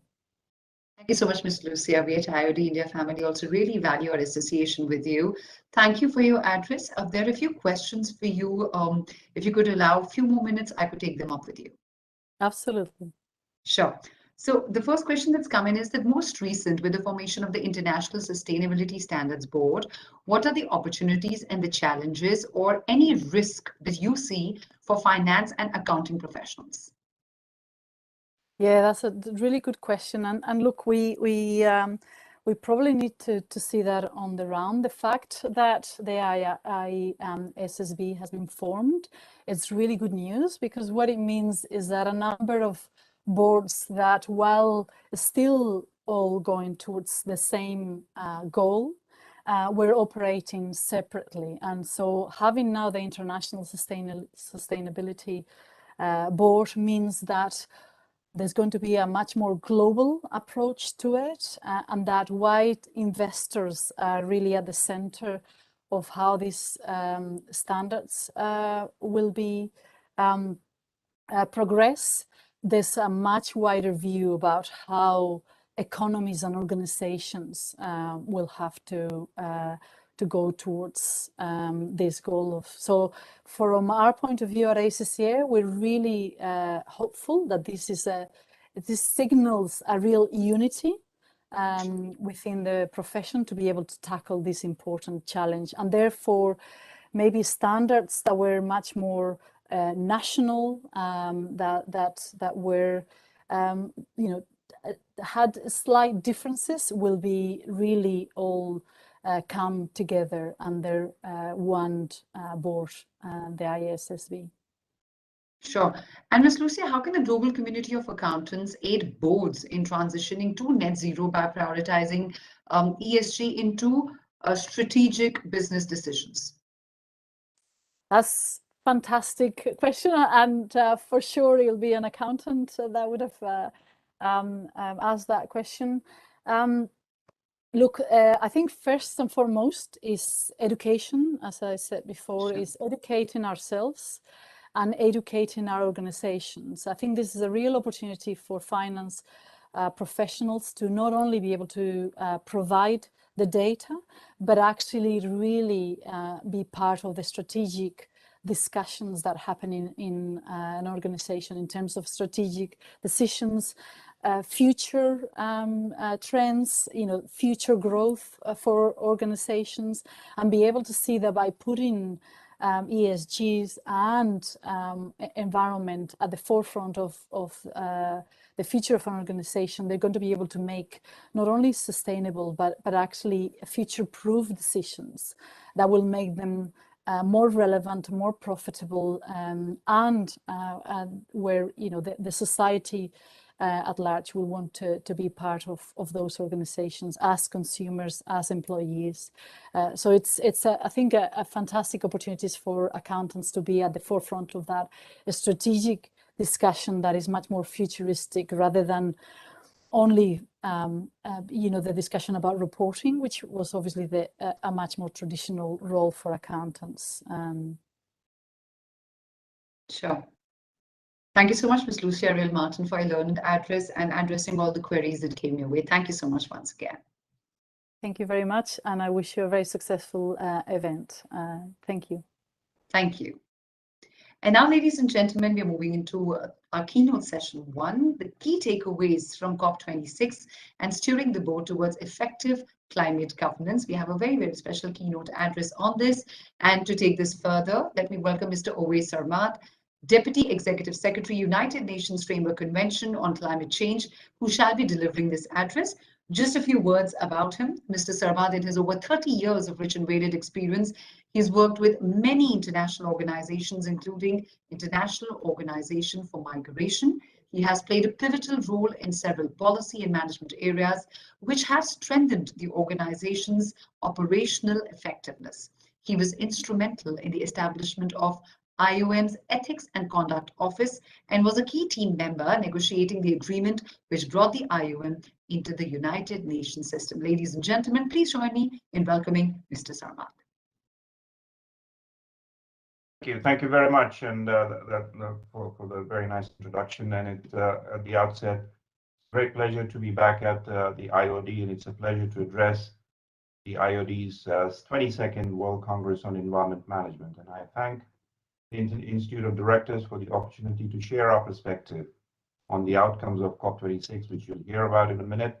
And I thank also the government of India for hosting this event, and especially like to say my special tribute to Lieutenant General Ahluwalia, President of the Institute of Directors, and very happy to see some familiar faces here online. I wish it was in person. Mr. Mishra, good to see you, sir. How are you? Hope you're doing well. Anyway, distinguished panelists and participants, it's again, I very much appreciate this opportunity, and like to thank the previous speaker from ACCA, from a sister organization, if I may call that, as an ACMA member. So a lot of what you said is very relevant, especially the last point about education, and I'll say a few more words about that. Look, sincerely, the health of our planet and the world our children and grandchildren will inherit is at stake. Climate change is the biggest challenge of humanity in the long term, and we need to work together to address it. 6 years ago, with the adoption of Paris Agreement, Mr. Mishra knows this very well, the world received hope. Hope for better, greener, cleaner future. But as we know, hope is not the only ingredient in keeping the environment safe and healthy. And over the last 6 years, what was felt as a distant threat became a reality. In 2021 alone, we have seen climate change impacting millions of lives across the globe, in Europe, in Central Asia, in South America, and many other regions. Last month, after 2 years of online work and waking up in different time zones around the world to conduct events, virtual events, and attend discussions, nations came together in Glasgow at COP26. Now, what happened at COP26? And some of you might have been there. With the highest number of registrations, more than 35,000, 120 heads of state and government, including our Prime Minister Narendra Modi, were present at COP26. We also saw a very high level of media outreach and observers and many other stakeholders, which made COP26 one of the largest conferences in the history of the UNFCCC. And this was particularly noteworthy as it was held in the middle of a pandemic, which demonstrated the urgency and commitment of everyone to address climate change upfront. And at the end of 2 weeks, with arduous negotiations, almost 200 parties agreed on the way forward by adopting the Glasgow Climate Pact. As the media reports on the outcome of COP26, many of you might ask, was this a success or was this a failure?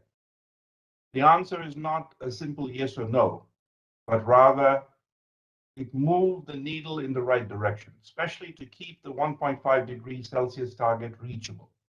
That was very significant. Negotiations or intergovernmental negotiations have geopolitical issues that concern the humanity or the world at large are never easy. And while we seek an outcome that is acceptable to all, only some return home completely satisfied. But this is the nature of consensus and what we refer to as inclusive multilateralism. Now, let me share with you the main outcomes of COP26. The first, the phasing down of coal. In the overall COP26 decision, the phasing down of unabated coal power was mentioned for the first time in the UNFCCC process, and also for the first time, a reference first time to phasing out of inefficient fossil fuel subsidies. Second, an adaptation. At this COP, adaptation has been central in all conversation and texts that were adopted, which recognize the relevance of adaptation. Parties agreed to a work program to define the global goal of adaptation, allowing more specific identification of the collective needs and solutions for the climate impacts already happening now in all regions of the world. Third, the finalization of the guidelines and the so-called Paris Rulebook, and in particular Article 6, which is very, very relevant to this audience as well. The so-called Paris Agreement Rulebook was completed at Glasgow after 6 years of intense negotiation, which means all aspects are now fully operational, all aspects of the Paris Agreement. After 6 years of intense negotiations on carbon markets, which is what represents Article 6, parties reached a compromise. This compromise ensures now the rules on carbon markets are the same for everyone and ensures trust and transparency. This agreement will now allow parties and all governments around the world, including private sector, to scale up their cooperation, mobilize additional finance, and private sector engagement, an important aspect of our audience today. Fourth was transparency. COP26 also finalized the, so just 1 minute, I'm trying to deal with the technology here. Finalized the enhanced transparency framework, which provides a framework for transparent reporting of the measures taken by parties and stakeholders. But they agreed to common reporting formats and how this is extremely important because the implementation of the Paris Agreement and all the actions the parties and governments and all stakeholders do is all about transparently reporting, which builds the trust and the integrity of the system and the process. Fifth was ambition. Some nations have made progress and submitted their nationally determined contributions prior to COP26, but we have seen a strong pledges during the World Leaders Summit, the first 2 days of the conference. The NDC synthesis report that we produced confirms that while there is progress that has been made, but a lot more need to be done. And I'll come back to that looking ahead to COP27 and what are the next steps. So the next steps, despite the COP26 accomplishments, we are still far away off the trajectory of stabilizing global temperature rise to 1.5 degrees. And that is an absolute urgency and a critical decision that not decision, but the implementation of the decision that needs to go forward. And in that regard, finance was very, very important. The parties at COP26 expressed disappointment towards the 100 billion pledge that was made several years ago and remains outstanding. The $100 billion a year that to be made available to developing countries to deal with the impacts of climate change. And that's still not forthcoming. Although the parties did recognize, and there is a commitment to make it a reality in 2022 or and soon thereafter. In finance and the private sector, every country, city, company, and financial institution, as was mentioned by my previous speaker, must now credibly and verifiably reduce their emissions and decarbonize portfolios starting now, especially in the private sector, if companies are not to become the Kodaks of the future. Our Secretariat is working through a couple of very important campaigns. The first one is the Race to Zero campaign, to mobilize governments, businesses, civil societies to achieve carbon neutrality as quickly as possible. So I invite and welcome everyone to take a look at that Race to Zero campaign and share your comments and thoughts, or to use it as best as possible. Second is the Race to Resilience campaign, which is a sibling of the Race to Zero campaign, but it helps the most vulnerable to build resilience and adapt to the impacts of climate change. Now, looking ahead, after COP26 and COP27 will happen in Egypt later in 2022, we must see more climate action this decade. If we are not only to achieve carbon neutrality by 2050, but ultimately the 1.5 degrees Celsius goal. Here we are talking about mitigation, adaptation, finance, and so on. Now, in conclusion, let me highlight that organizations such as IOD and the networks that you represent, and the enormous influence that you have with the customers, the clients, the supply chains, you have a huge and enormous capacity to influence businesses at large scale and inspire positive changes. And there, I must say, it's not just a change for the sake of change, but here we are talking about transformational change, radical changes that need to happen. And the businesses have always been at the forefront of that. And we need more non-state actors such as IOD to reduce greenhouse gas emissions in the supply chains of all the representatives of IODs, the directors who represent, and to promote green economy, capitalize on the availability of renewable sources of energy, which is a huge opportunity for everyone. But to do it in a way which provides a just transition from coming out of the fossil fuel era to the renewable era, which is absolutely necessary and urgent. All of this can be a major driving force for businesses to remain credible and also to be ethically profitable on the long run, keeping up with the increased demand for greener economies. So with that, I'd like to conclude and once again thank the Institute of Directors and all those who have organized this event, and wish you a successful discussion. Back to you. Thank you so much, Mr. Samad, for your knowledgeable address. Before we actually let you go, we have a couple of relevant questions that have come in from our guests. May I take them with you? With pleasure, yes. Sure. So the very first question that's come for you is, of course, from the board's perspective. The question is that what should be the most important considerations that boards that wish to set up an effective climate governance framework consider? A very good question. And at the outset, what I should say is that what they need to do is to fully include the SDG targets and Agenda 2030 in strategy planning exercise. Identify the metrics. Incorporate, as I said, just transition as a catalyst of green governance.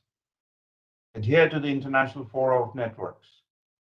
One example is, as I mentioned, to Race to Zero. It rallies non-party stakeholders to commit and deliver on net zero emissions as soon as possible, and to take immediate action to halve emissions globally by 2030. And another platform that we have in our organization is referred to as the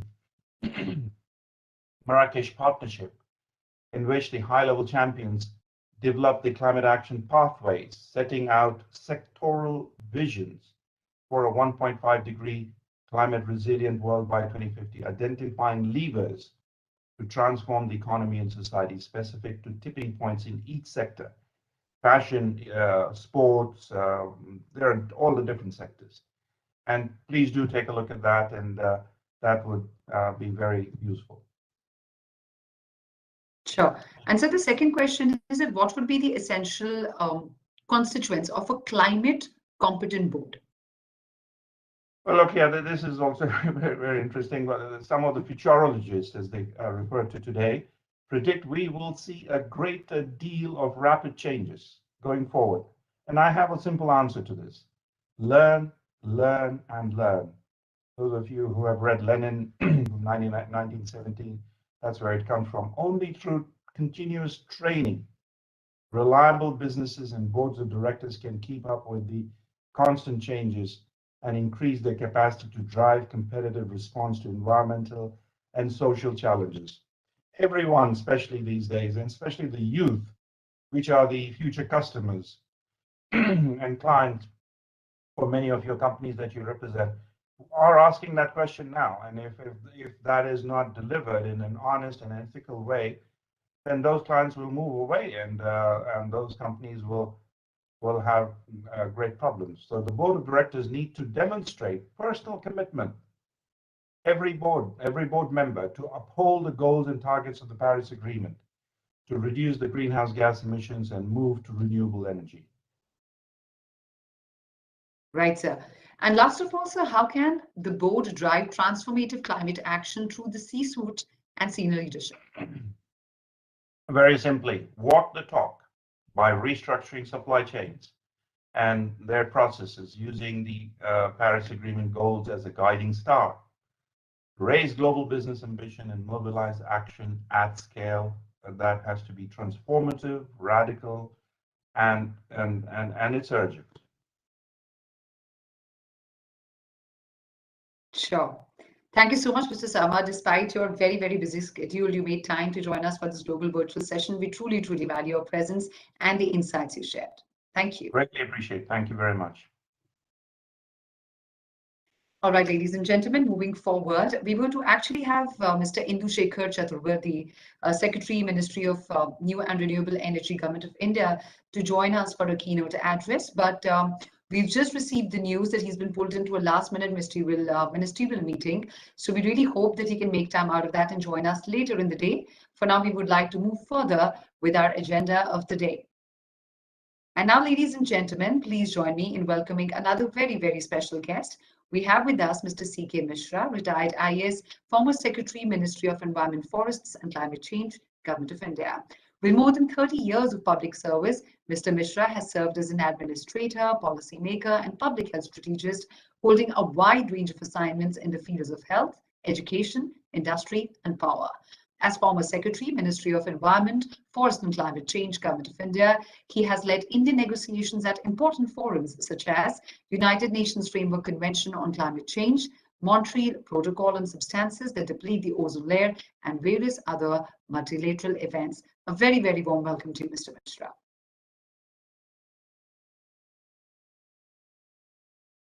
Thank you, Ritika. Thank you so much. Very good morning to everyone, or good afternoon rather. And it's a pleasure joining this event this afternoon.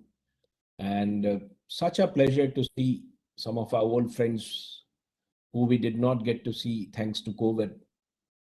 Mr. Sarma, welcome. It was great hearing you. And thank you, Mr. Kapoor, and everybody else for having me over. And, you know, I have been somewhat associated with IOD in the past, having attended a couple of their functions. And in one of the events, if I remember clearly, There were awards being given to industries for clean, industrial action. And the one thing that I thought was that as we go along in this world and we move ahead, there will be no award for production and productivity. The award will be for green technology. And that is the way the world is looking at us, and that is the way the world needs to look at us. When we had the COVID situation, everybody was very happy about the clear blue skies that we were seeing. But I was always asking one question to myself, given the number of deaths and casualties that we have and the morbidity and mortality that we had, is this the price we need to pay for blue skies? The problem is that globally and individually, we failed to recognize that we have a problem. And unless you acknowledge a problem, I think you will never be able to find a solution.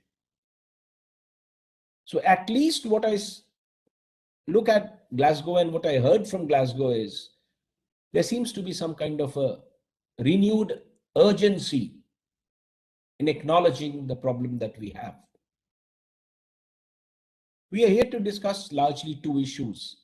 And one is, of course, about climate governance, the other being the takeaway from COP26. I find the takeaways from COP26 to be very interesting. So let me take that first. And let me prefix what I'm going to say, that this is with apology to Mr. Samad if some of the things I say are incorrect or perhaps not what the world believes, because I look at them slightly differently. COP26 was actually a culmination of a process from Kyoto to COP26 being a long journey. And I strongly believe that Paris was a turning point. And I also believe that the world refused to turn. Not much moved after Paris.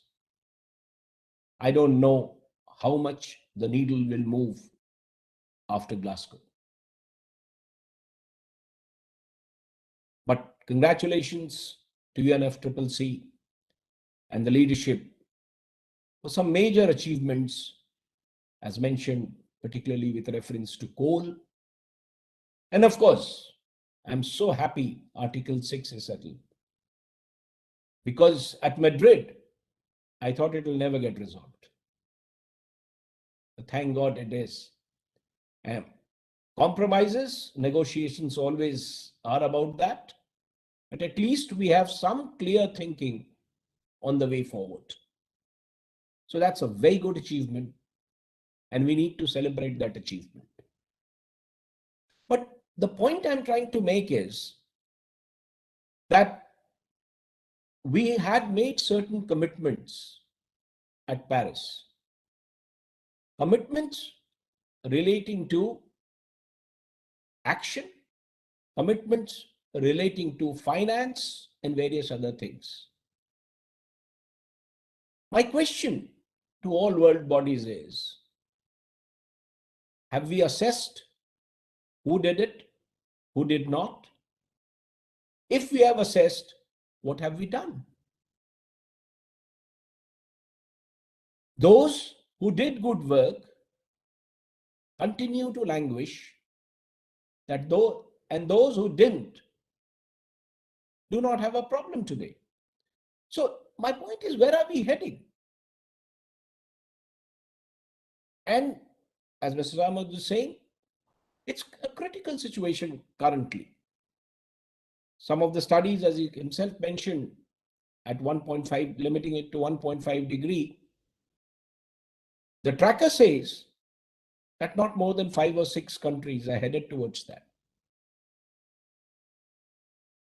I am not very sure if we have an adequate and proper analysis of why the others are not. Yes, we've moved ahead with commitments in Glasgow, which is a very good thing, including our country. Several countries have joined in announcing net zero. The developed countries, which should have done it in 2030, are now promising 2050. And somewhere in this entire conversation, we are losing the concept of differentiated responsibilities. Where is I would be extremely happy if the next meeting actually comes up with projects to handhold countries who are not able to do it, rather than merely saying that we will together do it. We need a system in place globally where those who do not do it, those who cannot, need handholding, those who do not need some kind of a, knock on their knuckles. What can we create that system? I don't see that system happening. I do not, believe me, doubt multilateralism. But the way I look at it, it is merely commitments which no action. So if there is one takeaway from COP26 is, that is action. On the ground, in the field of finance and everything. The two critical elements are finance and technology. 100 billion, we couldn't do it. Technology, we are unable to break the barriers of technology transfer. At times it raises doubt among many people as to the seriousness of the entire problem. UNFCCC can push countries and is pushing countries. But unless the countries themselves decide to get pushed, I don't think we are going to have results. And all this talk about finance, according to me, has three specific elements. It must be identifiable finance. It must be quantifiable and specific finance. And it must be new finance. Unless we have this, people who are struggling to move to green technologies will not be able to move to green technologies, and the climate solutions will be far away from us. So we need to, I think, change tactics. And in these international negotiations, where we spend hours on one comma or one word, we need to move to projects and programs. As a global community, let us implement projects and programs in some part of the globe. Those who cannot afford to do it themselves. That is the kind of handholding that I feel we need. I don't know whether it is possible, whether, anybody would be willing to do it, but as a thought, I think that is something we can put on the table. And we cannot beat this climate crisis unless any individual country may do extremely well. But unless the world does it, you are nowhere. Because it's not about boundaries. But can the world do it today? My answer would be, in many parts of the universe, they're just struggling in not being able to do it. I still remember a conversation I had with the president of Marshall Islands once.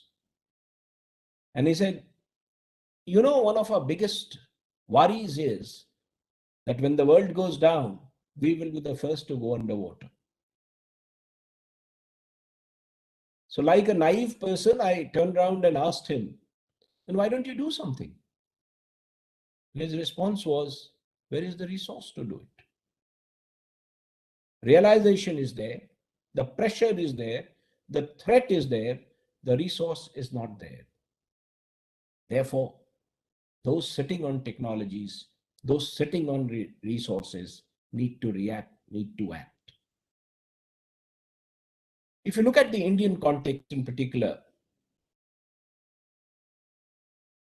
India's responsibility to this entire deteriorating situation of climate change has been less than most of the countries. The per capita emission in India is among the lower side in the world. But India has announced ambitious targets. That is because the country believes in responsible growth.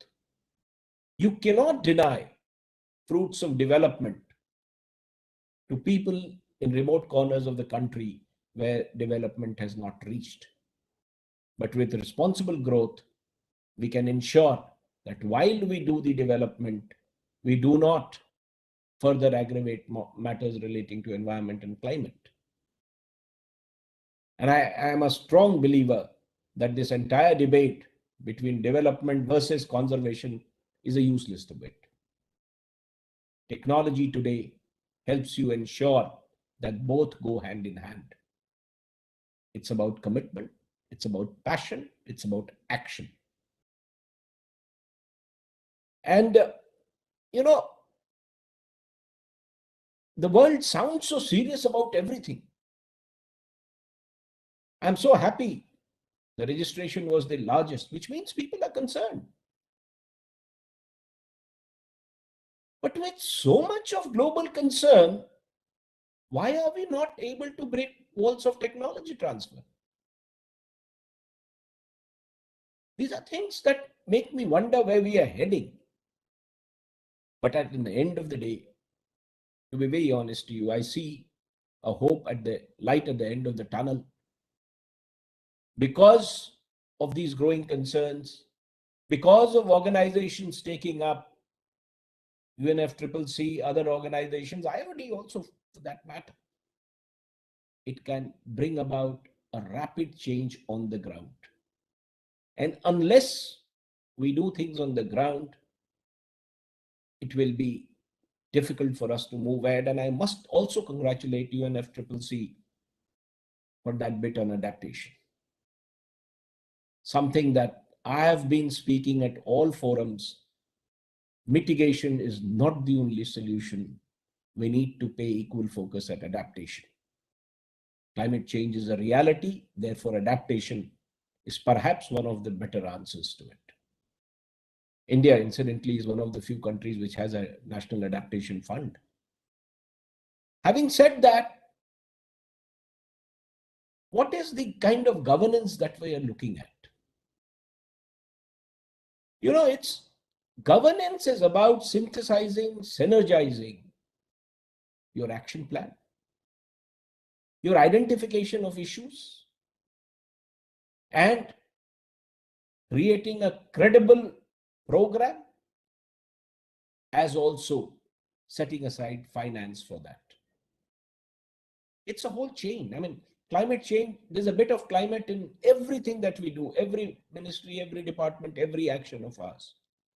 So we need to make sure that in our governance structure, that synergy is there, where before we take any decision, we think about the impact on climate. If that is the governance structure, then green technology will automatically come in, greener production will automatically come in, and then we'll be moving towards what the world calls, I would say rather loosely, sustainable development. So there's an ideal opportunity for this discussion. Must thank IOD for this, and must thank IOD for the opportunity that they've given me to be a part of it and share what I feel looks like happening. There could be various views, and I would be very happy to learn from other views and other comments. Thank you very much. Thank you so much, Mr. C.K. Mishra, for laying it out in such a detailed way and calling it out that it's time for action. And of course, hearing that, we have managed to source quite a few questions for you. With your permission, I would like to take them up, sir. Please go ahead. So the very first question that's come is that what should be the three main thrust points for boards in climate governance to really move the needle for combating climate change? Well, I think the first is acknowledging that you have a problem. The second is putting together a plan to resolve that problem. And the third would be finding effective technological solution to a green technology. And I would add a fourth one, and that is, which I also mentioned earlier, synergize your actions towards this. Otherwise, we are going to lose out. Sure, sir. And you did touch upon Paris Agreement. So there's a question that starts that Paris Agreement was 2015, that is 6 years ago, and countdown to 2030 is still 9 years ago, is still 9 years ahead of us. And like you said, that it is now that the time for action is. So what major actions can the boardroom community take today, now? I would go back to the issue of learning, which Mr. Samad was. We need to educate everyone on the adverse impacts. But supposing, as action by the board, all members were educated about the adverse impact, but you did not offer any solution or an alternative to that impact, it would make no meaning. Therefore, along with acknowledgement, the action point would be finding solutions. And the third and critical element would be handholding. You know, we finish off with discussions. Climate actions require a regular handholding approach through and through. And that is what we should provide. Right. And Mr. Mishra, the buck seems to stop at climate finance, while it is also a $1 trillion opportunity. What are your comments on that? I won't say the buck stops at climate finance. I think the process starts with climate finance. And the opportunities are immense. There are two things that are not happening. We are not channelizing it in the right direction, and we are not generating enough. You know, the developed world often talks about the capacity of the developing and the least developed countries to absorb finance. I mean, this chicken and egg story can go on forever. Have you tested their capacity to absorb finance? Let's try it out and see what happens. But we seriously, and if they do not have the capacity, I think it's also incumbent upon us to create capacities in those countries. So there is a huge opportunity ahead of us. We just need to focus on channelizing it in the right direction. Right. Mr. Mishra, you spoke of the boards, but what about the government? Since you were in the government, how do you think government can actually support to turbocharge climate investments? See, one thing that government must do is take a lead in the direction that the countries are going to follow. And when I say take a lead, I also mean lead by example. At least in your actions, climate must take center stage. Government also should facilitate finance, according to me, even if it means cutting strings somewhere. And third, and which is very critical, is there are n number of people, including industry, who want to do it, but are unable to do it because they don't know how to. So it is, I think, the government's responsibility also to do that how to. If you can't give finance, at least let's do the how to so that the people are able to do it. Right. Very right. If I may just come in just for a quick comment, and it's a great pleasure to hear from Mr. Mishra. And we missed you, Mr. Mishra, at the COP, and I hope to see you soon. everything that you said is absolutely spot on. Fully agree with you. And yes, we definitely need to do more. And we look forward to maybe having another discussion with you and seek your experience and suggestions on what more we can do as an organization. Back to you. Thank you very much. Thank you, Mr. Sharma. Thank you so much, Mr. Sarvad. And before I let you go, actually, Mr. Mishra, just one more question because there's just so many of them coming in. No, please. How do you see the future of ESG investing bandwagon in India with the rise in shareholder activism? That's a technical one, but let me just take that on. See, if there is one buzzword in industry today, it is ESG. Now, the problem that is coming around is how do industry and stakeholders in industry define or think of ESG? It's a responsibility, and it is actually a compulsion, if you ask me. So investing into ESG is the only way of organization's future. And let me also tell you, since I had another committee on sustainable finance, the key would be not just ESG thinking, but ESG financing. Unless you are able to fund green technology, I don't think you will move ahead.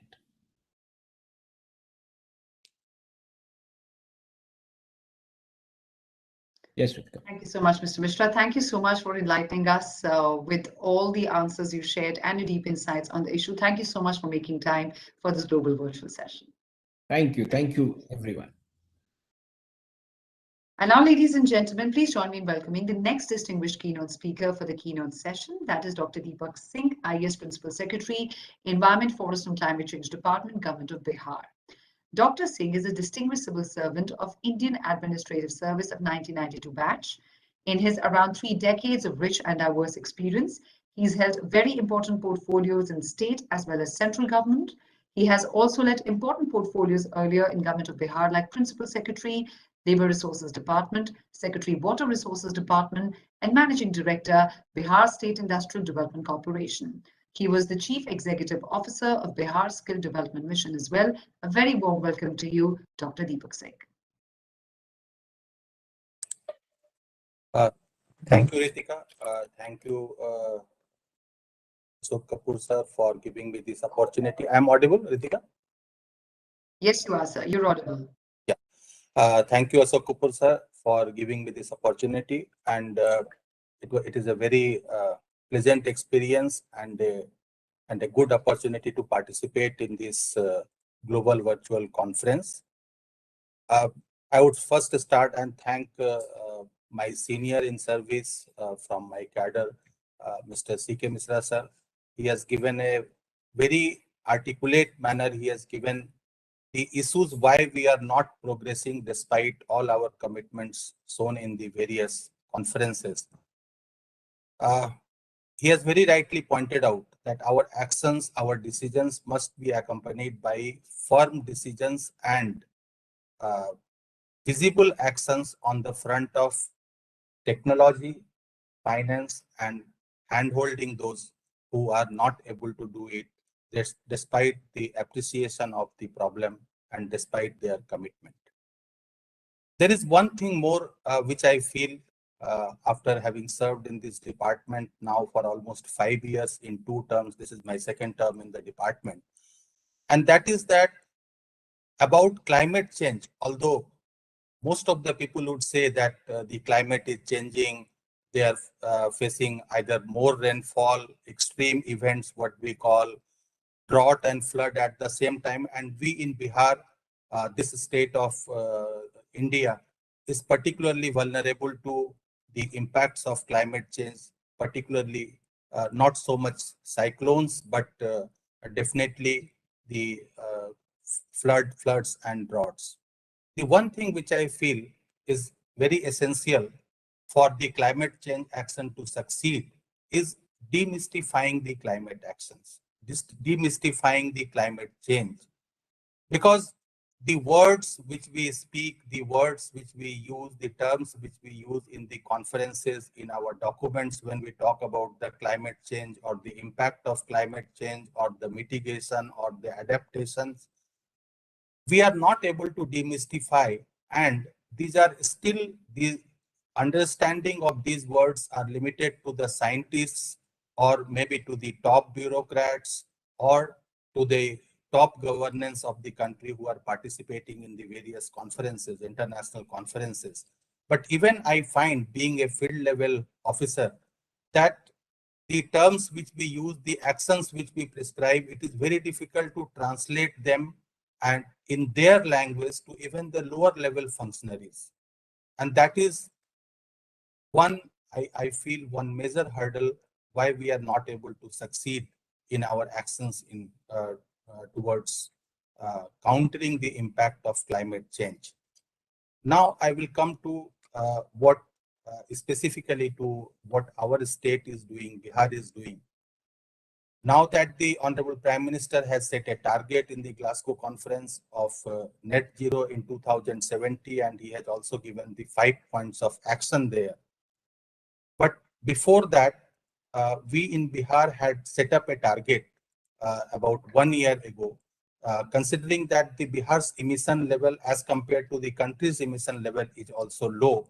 So we had set up a target even before Honorable Prime Minister decided that target in Glasgow, that we will take Bihar to, we didn't say it net zero, but we said it a low carbon pathway, but somewhere in our mind it was that we will try to make it net zero by the year 2040. And we have already started working on that. We have kept 1 year time for us to prepare a strategy. We are doing the emission inventory for the state, and then we are trying to find out where we need to change the technology, where we need to change the policies, so that the we can take it to a low carbon or a net zero situation by 2040. And in our state, we have started our Honorable Chief Minister had started about 3 years ago a major program called the Jal Jeevan Haryali, or translating it, Water, Life and Greenery campaign. That campaign was, it's a major campaign targeting mainly on 2 things. Number one, the conservation of water resources, both surface water and groundwater. And number 2, more and more use of renewable energy sources. And third, to increase the greenery level by afforestation, as well as forestation in the afforestation not only in the government land, not only in the forest land, but also in the lands of the farmers, which can increase their incomes and at the same time increase the sink, increase the carbon sink at the state level. And the whole state government is committed towards that, and a large number of departments are implementing that campaign. One thing which I find while working at the state level, at the governance level, at the country and at the state governance level, even it is true of the country level also, which my senior Mr. C.K. Misra must have also found, that we have the climate change or the environmental concerns are still not mainstreamed into the policies of different departments. It is still thought of as something about which the environment or the forest or the climate change department is only concerned, and the other departments, they are not so much concerned about this, except celebrating the various days like Environment Day or the Ozone Day or One Mahotsav or the Forestation Festival, what we call during the monsoon season. But while they celebrate these days, when deciding on the other policy matters, they do not take the environmental concerns into account, and they think that it is not primarily their job, but it is the job of the Environment and Forest Department to take care of the environment and to compensate if there is any environmental loss or if there is any carbon emission. It is their job to compensate. So that is one thing which is needed at the governance level, that environmental concerns, the green technology has to be mainstreamed into each and every aspect, as Mr. Misa rightly pointed out, that while taking any policy decision, every department of the government has to ask themselves that whether by the action which they are taking, is it contributing more to climate change, or is it able to counter the impact of the climate change, and is it able to contribute to our movement towards the net zero or less carbon or low carbon pathways. So these two things are very important. Number one, mainstreaming the environmental concerns into the activities of all the departments in all the government policies. And secondly, demystifying the climate change words so that, and the actions, the policies, the impact of the climate change, so that the common man, the lower level functionaries, they are able to understand. So this is mainly the thing which I wanted to tell. Rest about the country's policy, I think Mr. Misra has in detail pointed out. So Ritika, I would not like to take much time. There are large number of speakers. Thank you very much. Thank you so much, Dr. Deepak. But before I let you go, there is a question that's coming for you, and I'd like to put that forward if you have time. Yeah, please, please. The question is specifically about the state of Bihar. That how is the state mainstreaming environment and climate policies into its industrial policy? There are two ways. Number one is that our state has started since the year 2020-21, not only in industries, but about the mainstreaming also in other department also. We have started making a green budget of the year. So when the main budget is presented, out of that, we take out those actions which are contributing towards the countering climate change, impact of the climate change, and we make it a separate green budget, just like the gender budgeting. So that is one thing, how all the departments, they have been made to understand that while they are taking their actions, what is the positive which they are contributing towards countering the climate change, or towards lessening the carbon emission, or towards increasing the carbon sink. That is number one. As far as industries are industrial policy is concerned, currently there is no incentive as such for adopting the green technology, but for the industries which have a large emission, for them we have certain prohibitory things, and about the siting criteria also, and about other emission control measures which are normally implemented through the pollution control board. Thank you. Thank you, Ritika. Thank you so much, Dr. Singh, for making time out for this global virtual session and joining us with your valuable insights. Thank you again. Thank you very much. And now please join me in welcoming our next distinguished speaker for the keynote session. That is Mr. Sanjay Singh, Director of Solar Group India. Mr. Singh has over 30 years of experience at various levels of operations in multinational organizations, not just in India, but also outside of India. He has functional expertise in operations, business, projects, EHS, quality, and lean management. He has also completed military service of 6 years as commissioned officer in Indian Air Force. Ladies and gentlemen, let's extend a very warm welcome to Mr. Singh. Thank you, Ritika. Can you hear me? Yes, we can hear you, sir. Okay. Thank you for giving me this opportunity. And at the outset, I would like to thank, and that's just my learning session here. So I'm trying to more absorb things here and then trying to put my view across. So it was a great pleasure to hear so many learned speakers up now and learn a lot of things which we can surely implement at the industry level. So with that, and I would also like to thank Mr. Ashok Kapoor, who reached out to us and to invited us for this first interaction with IOD. So I'm really thankful to Mr. Kapoor and others in IOD to let us appear in this session and also allow us to speak and project our views. So our name is Solar Industries India Limited. So many people confuse it with the solar energy, which is a very positive thing for us. But we are a different company. We are the explosive manufacturer. So I would take a little bit of time to for audience to tell about what we do as a solar. Solar Industries is the largest manufacturer of industrial explosives in India for coal, metal, and infrastructure sector. It is also the largest exporter of explosives, and our products are used in 50 plus countries covering all the continent. Other than India, we have manufacturing bases in Turkey, South Africa, Zambia, Ghana, Nigeria, and the new manufacturing facilities are coming up in Australia and Indonesia.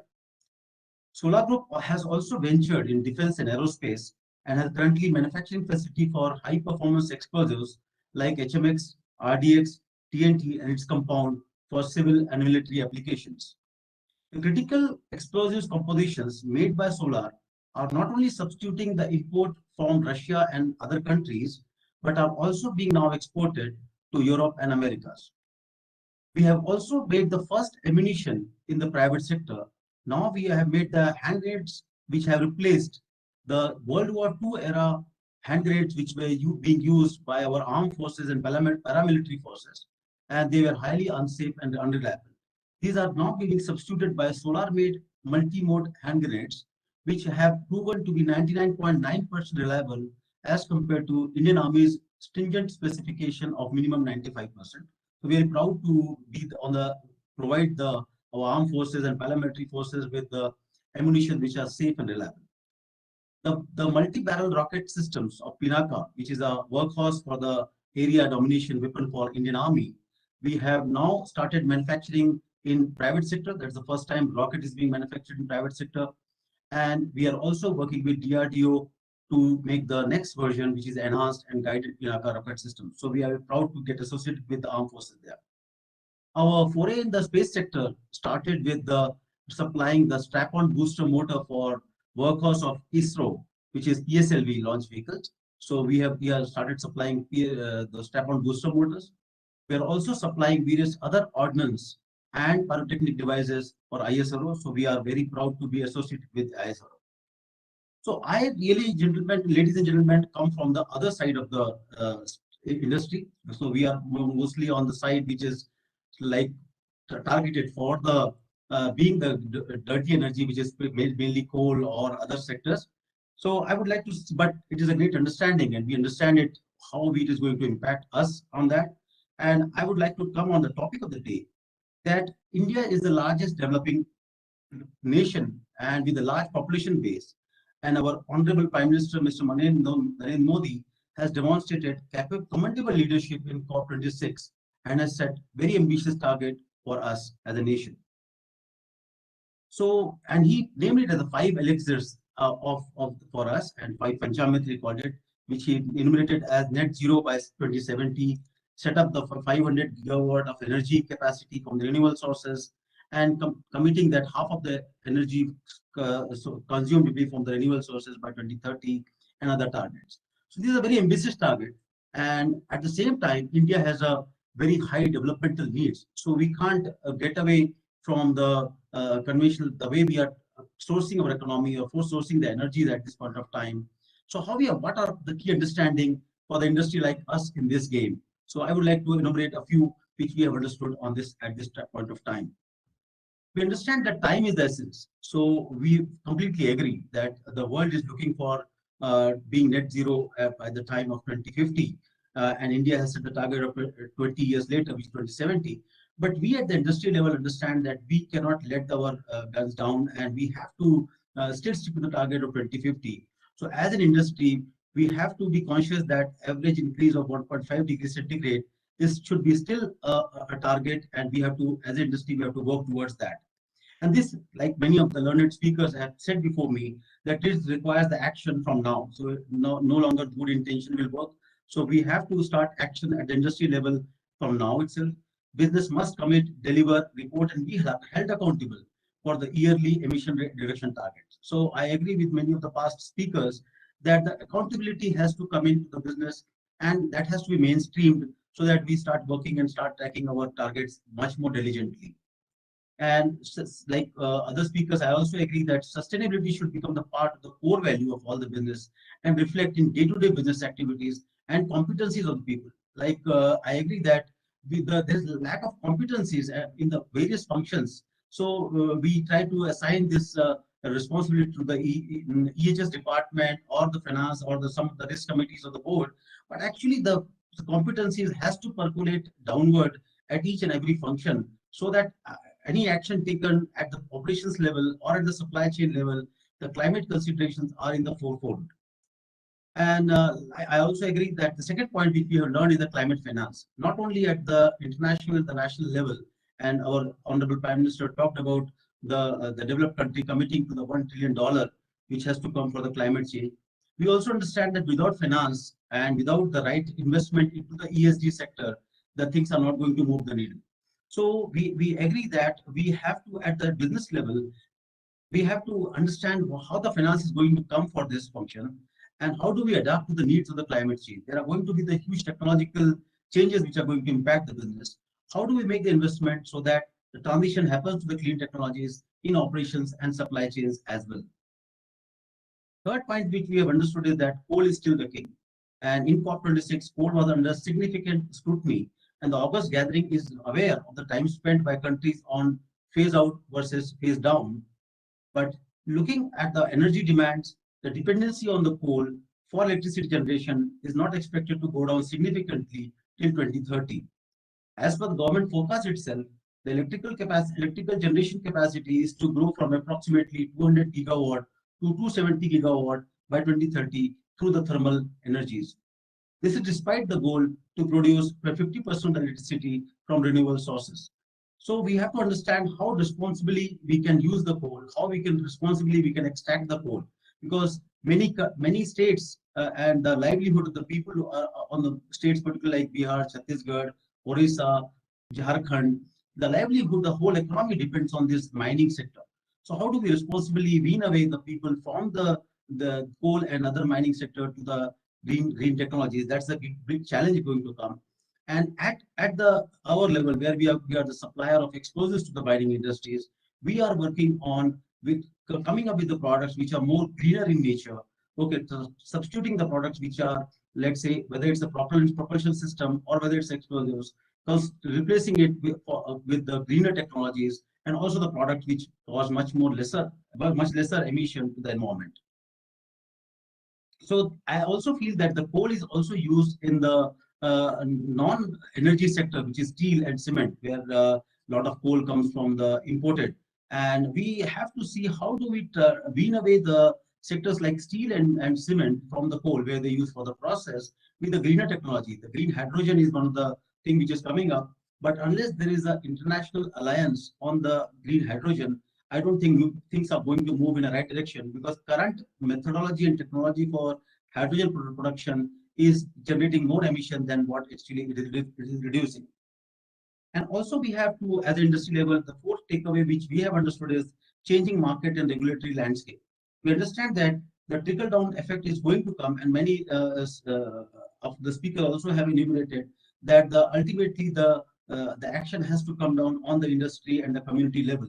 So we have to make our own net zero plans, and there's going to be, if you don't do it voluntarily, the regulations are going to come and force you to do that. The compulsion is going to be there, and there will be also flurry of activity around merger and acquisition with respect to the carbon asset. So we have to see how do the investment plans go in forward.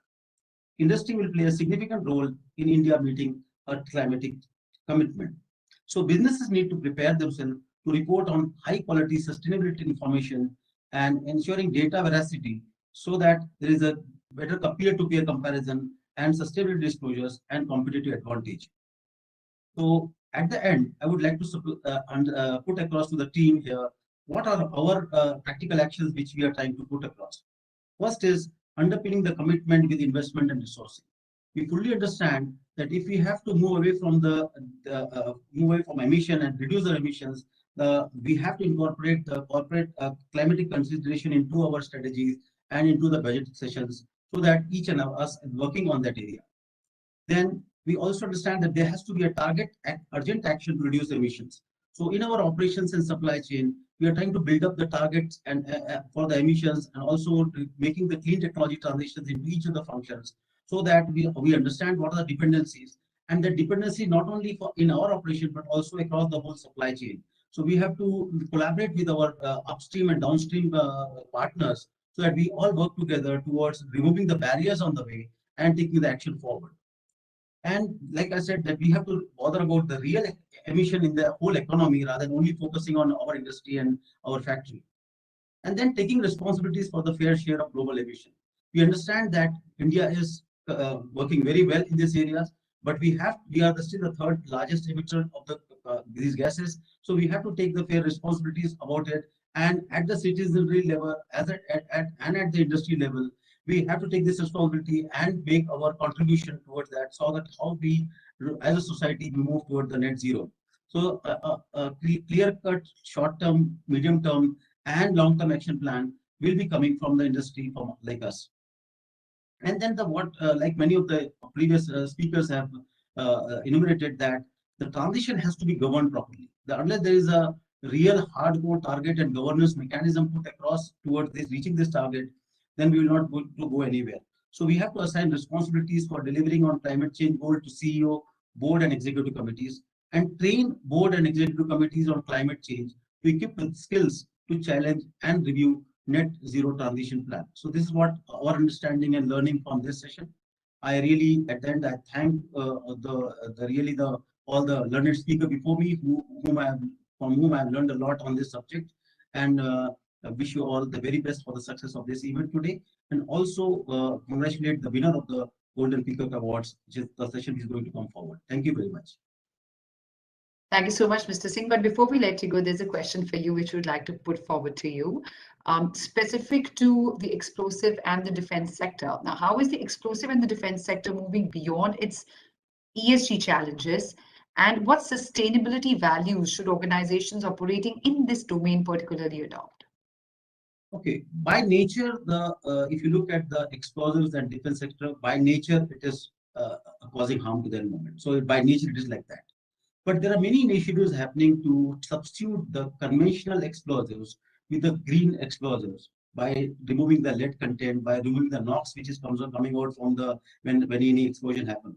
But there is a big challenge. I agree with you that there's not much of technology available from the other countries whether we will be able to really transit. So we have to bear it, considering the nature of this thing.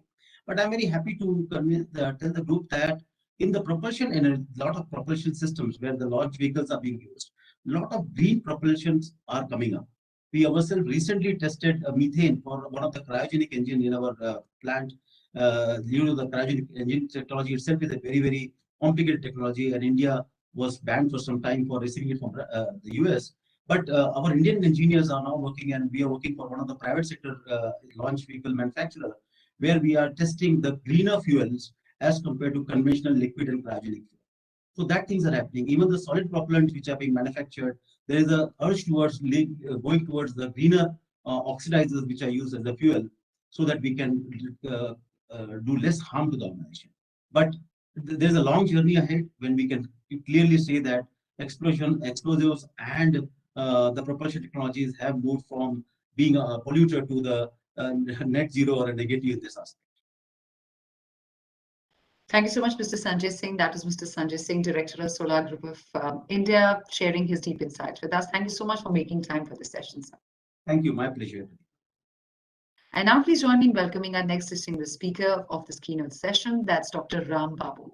Dr. Ram Babu is Advisor and Chief Sustainability Officer, Greenco Group, India. Dr. Babu has over 40 years of experience in consulting, research, and teaching in governance, sustainability, and climate change.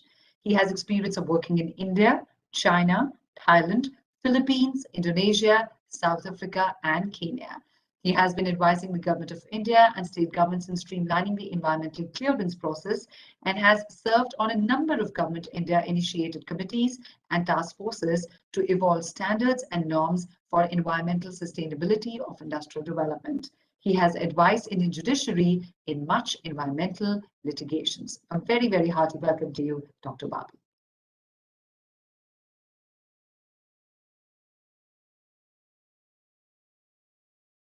Hello, everybody.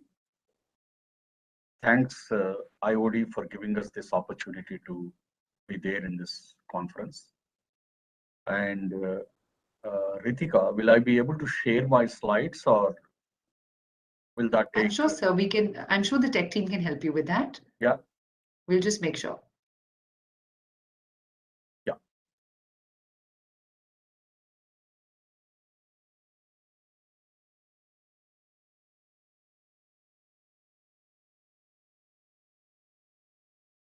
Can you put up the slides, please? Yeah. Yeah, I'm doing it. Yes. Okay, got it, sir. Thanks. Yeah. So I have now 10 minutes, and I will take you through our thoughts on COP26 and developments thereon, and the takeaways for both strategy and risk management by the boards in India or otherwise. Let me take only a few minutes to introduce what is Greenco, because we are a younger company. Hence, younger means we are already of the order of something like 14 years old. But still, many of you would not, may not know us. So we are actually a company aiming to be a part of deep decarbonization of India and also the globe. And accordingly, today we have 3 pillars of business. And one pillar is the simple renewable energy assets. We have 7.3 gigawatts of operating renewable energy assets across India, both in all technologies, solar, wind, and hydro. And further to that, we have another pillar, which is a storage pillar, energy storage pillar. We will have 93 gigawatt hours of storage by 2024 in India. By combining the renewable energy assets and our storage assets, we will be able to displace in a cost-effective way the coal-based power generation in India significantly. The variable renewable energy using the energy storage that we have, cost-effective energy storage assets that we already started building, will have a very cost-effective 24/7 dispatchable renewable energy to be able to decarbonize India's industrial sector. And utilizing such cost-effective renewable energy, we have a third pillar of operation, which is the green molecules. Under this green molecules pillar, we already recently, last week itself, we announced a joint venture with the Belgian electrolyzer manufacturer. And we will have 2 gigawatt of electrolyzer manufacturing, both green hydrogen and green ammonia, 1 MTPA of green ammonia. The scales, I think everybody has to note. And this is going to decarbonize significantly the hard-to-abate industrial sectors of India. So these are 3 pillars of Greenco, and our main aim is to decarbonize India and the globe, and play a very significant role in the decarbonization. We ourselves are committed to climate pledge. We want to be a net zero carbon company by 2040, and our actions towards that are already on. We are a very regular, we have an ESG framework, and we are integrated. We regularly do integrated reporting, which will also include the sustainability and other factors. Right. Coming to COP26, I could be a chronicler of the climate journey. I have attended COP6, which is 20 years ago, and also COP26. So I can definitely, as a chronicler, tell you the kind of enthusiasm that I have seen in COP26, and especially by the private sector, is significant. While COP6 was more talking on the markets, market mechanisms, and opportunity to make transfer reductions from one country to the other, COP26, by the business and by the parties to a lesser extent, on actual emission reductions and emission removals. So I would look at COP26 as a over-delivered vis-a-vis the political situation in the world, but under-delivered still vis-a-vis the science. Why did I say vis-a-vis the science is under-delivered? We would have appreciated the NDCs, all NDCs put together, nationally determined contributions, put together at least to bring down 45% of the emissions by 2030, whereas actually it is increasing emissions by about 14%. However, the good note in the COP26 is that The Paris Climate Agreement has earlier itself had a ratchet mechanism. And at COP27 in Sharm el-Sheikh, okay, we are going to actually have revised NDCs. And this ratchet mechanism, we hope, actually will help the countries to go towards achieve the 1.5 degrees ambition of the Paris Climate Agreement. But I would significantly characterize the COP26 as a business cavalry to bridge the gap that the parties, the national governments could not do. One major shift in the COP26 was that limiting global warming to 1.5 degrees centigrade, it has no longer is the ambition. It has now become almost the goal. And ratchet the goal and calibrate action has now become part of the process. That is the reason why in the next COP, the parties are again going to discuss regarding the raising the ambition. Then most importantly to me, as I told before, the private sector action and its ambition was much beyond the text. And there is a hope that it can actually fill the gap that the parties could not fill. Coming to a few minutes on business cavalry. One of the important initiatives that I found at the COP26 is the First Movers Coalition, wherein 34 plus members, representing major procurers of various services. It could be shipping, aviation, trucking, steel, cement, aluminum, and chemicals. All these procurers made a commitment that they will pay premium price and procure at least 10% of their procurement from net zero products. So it could be steel, it could be aluminum, it could be chemicals. As a green core, to me, it means my wind turbine manufacturer, which I am going to put up tomorrow, actually uses at least 10% of the steel, which is a zero carbon steel, green steel. Similarly, cement, which I will use in my hydro projects or a storage project construction, a 10% of that by 2030 will be the green one.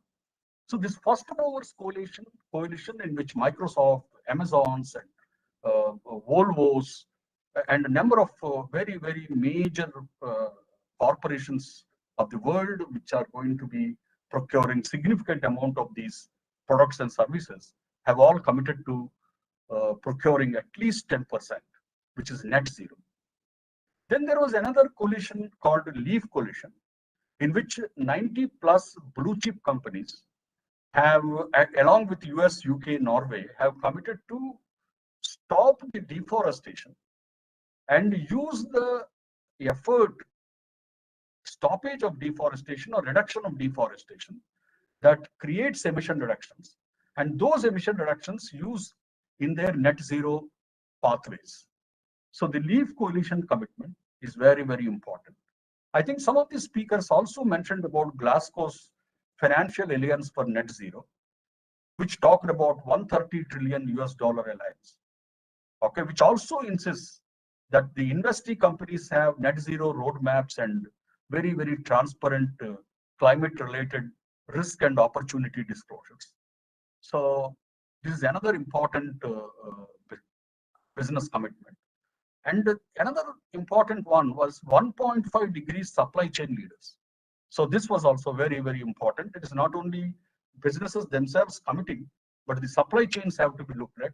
Hence the 1.5 degrees supply chain leaders coalition was also very, very important. There were many initiatives which were private and public at COP26. So one thing about the race to zero or net zero movement by the businesses today is actually initiated by the UNFCCC. It's a very, very important thing. UNFCCC, which was always looking at only the challenges of the parties, today started addressing a larger issues of the businesses also. So rose to zero progress, there will be a mechanism even that will be supervised by the UNFCCC so that the credibility comes into the race to zero mechanisms, net zero actions of the corporates and the businesses and the investors. Then there was another very important one was the Beyond Oil and Gas Alliance, which is BOGA, and associated with this alliance of the countries, there is a global registry of fossil fuels by a private agency, okay, which will track the fossil fuel usage by various companies and fossil fuel business itself, and communicate that information to various investors so that they can calibrate their actions. And now come to COP26 and the parties. Very important thing is that 100 countries have committed to reduce methane emissions by 30% by 2030. 24 countries have committed to sell only zero emission vehicles by 2040 only. That's very important. Phase down coal was agreed, not phase out, but phase down was agreed. But South Africa will be paid 8.5 billion by a number of other countries just to phase out coal. So that is the kind of mechanism. If the phase out is agreed by a nation, the other nations are coming and putting the money together. Then, of course, as I told before, there was this BOGA, Beyond Oil and Gas Alliance. Then you had quantifiable target on adaptation finance, which is around $40 billion per year by 2025. So it is quantifiable, a measurable. But of course, there was a major disappointment. The major disappointment was mentioned by a good number of speakers before, is the loss and damage assessment, okay, due to climate change and compensation with regard to that. I think there was in principle some level of agreement, but this whole thing was postponed for further discussions later. Now coming to, I'll spend a little more time on this particular issue, is the COP26 and Article 6. Article 6 is the market mechanisms part of it. These market mechanisms make our efforts to reach to or limit the global warming to 1.5 degrees centigrade. That whole effort, it will make it much more optimal. Maybe through market mechanisms, we will be able to achieve that at a much lower cost and much earlier. So market mechanisms are absolutely important. And the COP26, one of the major successes was that it did not postpone much of the discussion around market mechanisms. And I've agreed the market mechanism significantly. And most important thing for me is that the integrity of the emission reductions is completely respected, and there is no double counting, and almost all internationally transferred mitigation outcomes. Okay, there is a corresponding adjustments need to be done, and that has become the mandatory. And underlying the market mechanisms, there is a integrity framework.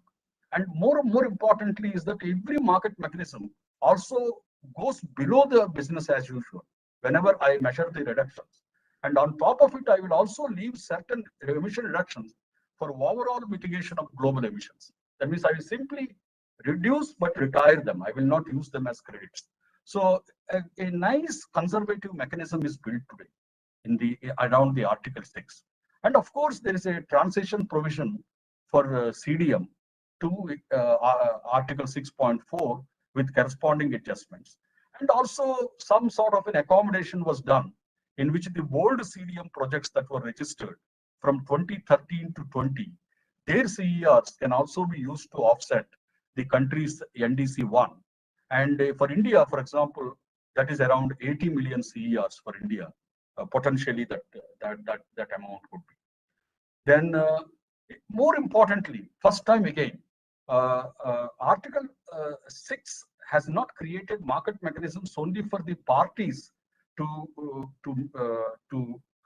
meet their NDCs, but also it talked about other mechanisms. Other mechanisms could be a mechanism of the maritime agencies, aviation agencies, or simple voluntary carbon offset mechanisms for the businesses to reach their net zero ambitions much earlier than what their country asks for them. So the COP26 in the Article 6 has accommodated generation of emission reductions and transfer of those emission reductions to the other mechanisms, and also a provision for cancellation of such emission reductions. It's actually the agreement between parties, or the UNFCCC, which is actually managing the agreement between the parties, is slowly accommodating the business and business initiatives also into Article 6. So that's a very important mechanism. As far as the India is concerned, what does it mean? Sitting on the boards and sitting in the government.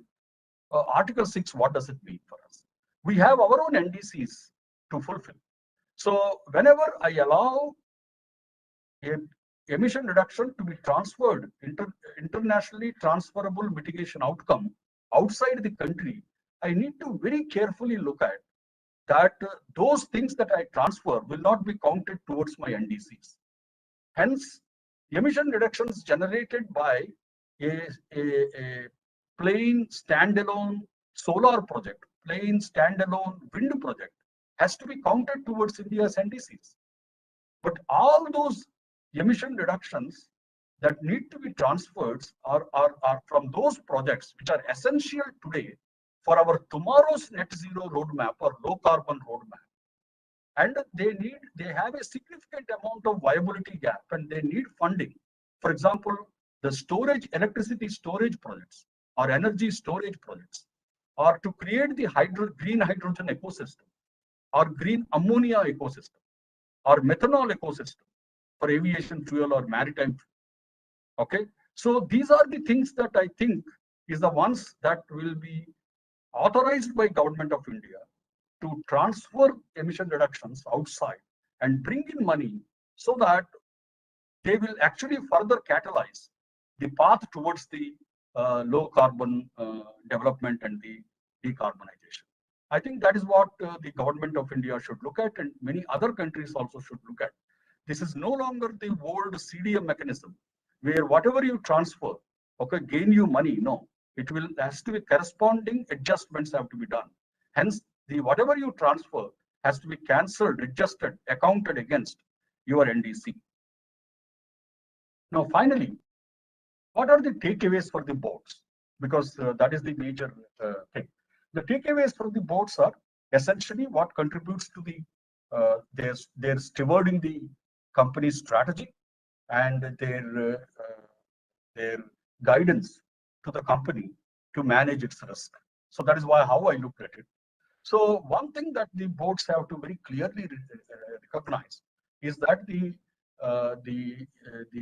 Paris Climate Agreement, there is a clear-cut agreement on the ratchet mechanism. So ratchet is unidirectional. It will always go up. The ambition always has to go up and finally has to reach or even exceed 1.5, limiting global warming to 1.5 degrees centigrade. That means the direction of regulations and the direction of investment is not going to get reversed because of the ratchet mechanism, and it is always going to be upwards. And that is how they need to drive the strategy of the company and also manage the risk of the company. Then another thing that the boards have to observe is that there is a correlation of the willing of the private parties, private businesses are all coming together, and they are saying that we will all together will achieve net zero.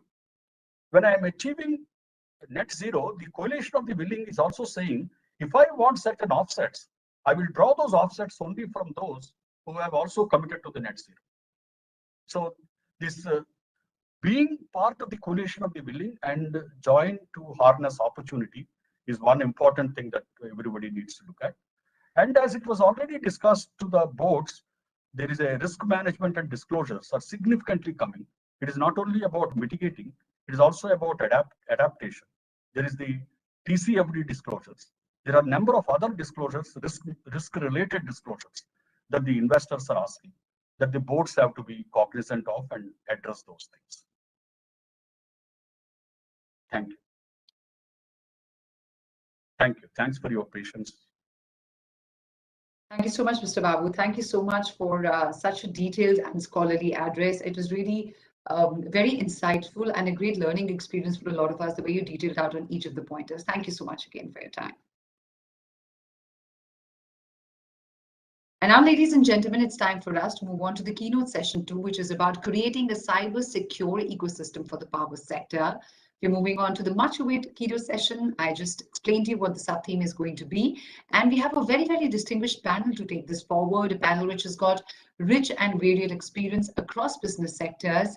And of course, the panelists will be sharing their insights, their strategic perspective, and their vast knowledge as we create a cyber secure ecosystem, thereby preparing for a sustainable future. The panel is being moderated by partner and leader power and utilities from EY, that's Ernst & Young India, who's also our knowledge partner for this special global virtual session. It gives me immense pleasure to invite the moderator for this special keynote session and also fellow distinguished keynote speakers for this session. I would like to start with Mr. Somesh Kumar, partner and leader, power and utilities, Ernst & Young India. Before I have him speak, just a few words about him. With more than 20 years of experience across the utilities sector, Mr. Kumar leads the power and utilities sector of Ernst & Young India and supports the government, regulators, and energy companies as they tackle the unprecedented transformation of India's energy sector. A regular contributor to discussions in India's media around the transition of the country's energy sector, he is also a regular speaker at industry events. Prior to joining Ernst & Young, he served in a senior role at a major Indian utility company where we harnessed deep knowledge of the regulatory landscape. We're very glad to have him with us, and we'll have him moderate the session. But before I hand it over to him, I would also like to introduce the other panelists, the other speakers who will be there in the session. We are being joined by Mr. Abhay Kumar Singh, Chairman and Managing Director, NHPC Limited, India. Mr. Singh, a civil engineering graduate of 1983 batch from Regional Engineering College, Durgapur, now NIT, has 36 years of extensive experience in hydro sector. He is well versed with all the facets of hydropower development and has worked across domains like project monitoring and planning, business development, besides his expertise area of project construction. He has always put emphasis on adopting new technologies for enhancing the project execution capabilities of the organization. Thank you for joining us, sir. We are also being joined by Dr. Rajiv K. Mishra, who's the Chairman and Managing Director, PTC India, that's Power Trading Corporation. Dr. Mishra has professional experience of 30 years in power sector, including NTPC and Power Grid, an expert in operations, business development, retail and advisory services. He played a key role in starting of PTC retail business to meet power requirements of business entity. He has also played a significant role in turning around loss-making telecom SPU of Power Grid during his tenure. He has also authored 4 published books and 24 technical and management papers. A very warm welcome to you. Our third panelist will be Mr. Ram Naresh Singh, Chairman, Damodar Valley Corporation, India. Mr. Singh brings with him more than 3 decades of rich technical and administrative experience in the Indian power sector. His areas of expertise include testing and commissioning, operations and maintenance, project engineering, management of EHV transmission systems, and HVDC and tariff-based competitive bidding. A very warm welcome, sir. Thank you for joining us. And I would also like to bring on the panel Mr. Sunil Jain, Operating Partner, Energy Transitions SR Capital. Mr. Jain has over 3 decades of experience in automotive, infrastructure, and clean tech, and in the manufacturing industry. He specializes in creating new markets, business lines, and new businesses. Also specializes in scaling businesses to prepare them for profitable growth and liquidity events. A very warm welcome to you, Mr. Jain. And having introduced all the panelists, I would like to hand it over to the chair, Mr. Somesh Kumar, to please take this discussion further. Thank you so much, Ritika. It is an absolute pleasure to be amongst all this august audience today. I also want to thank Institute of Directors for giving us this opportunity and giving me this opportunity personally to moderate this session with such distinguished, esteemed panelists who hold far more experience in this sector than I am. So I'm actually extremely privileged and proud to be here with you today. Thank you once again. This session is just between the participants and the lunch, so we will try and make up for the lost time. I think we will. I would just request all my panelists to put forth their views, as succinctly and as briefly as possible. So with that, I had a small presentation.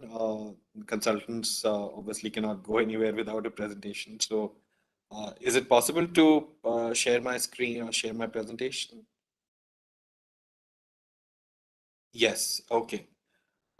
Thank you so much for this. So, I will just directly jump into the session. I think cybersecurity is one of the most important topics of today in the power sector. And as we go along, this will gain even more importance, as we see today.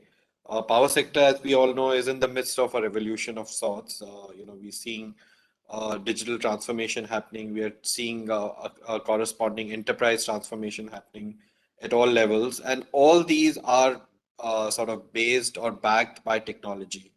And wherever we talk about technology, we have to actually very carefully consider the cybersecurity aspects of that.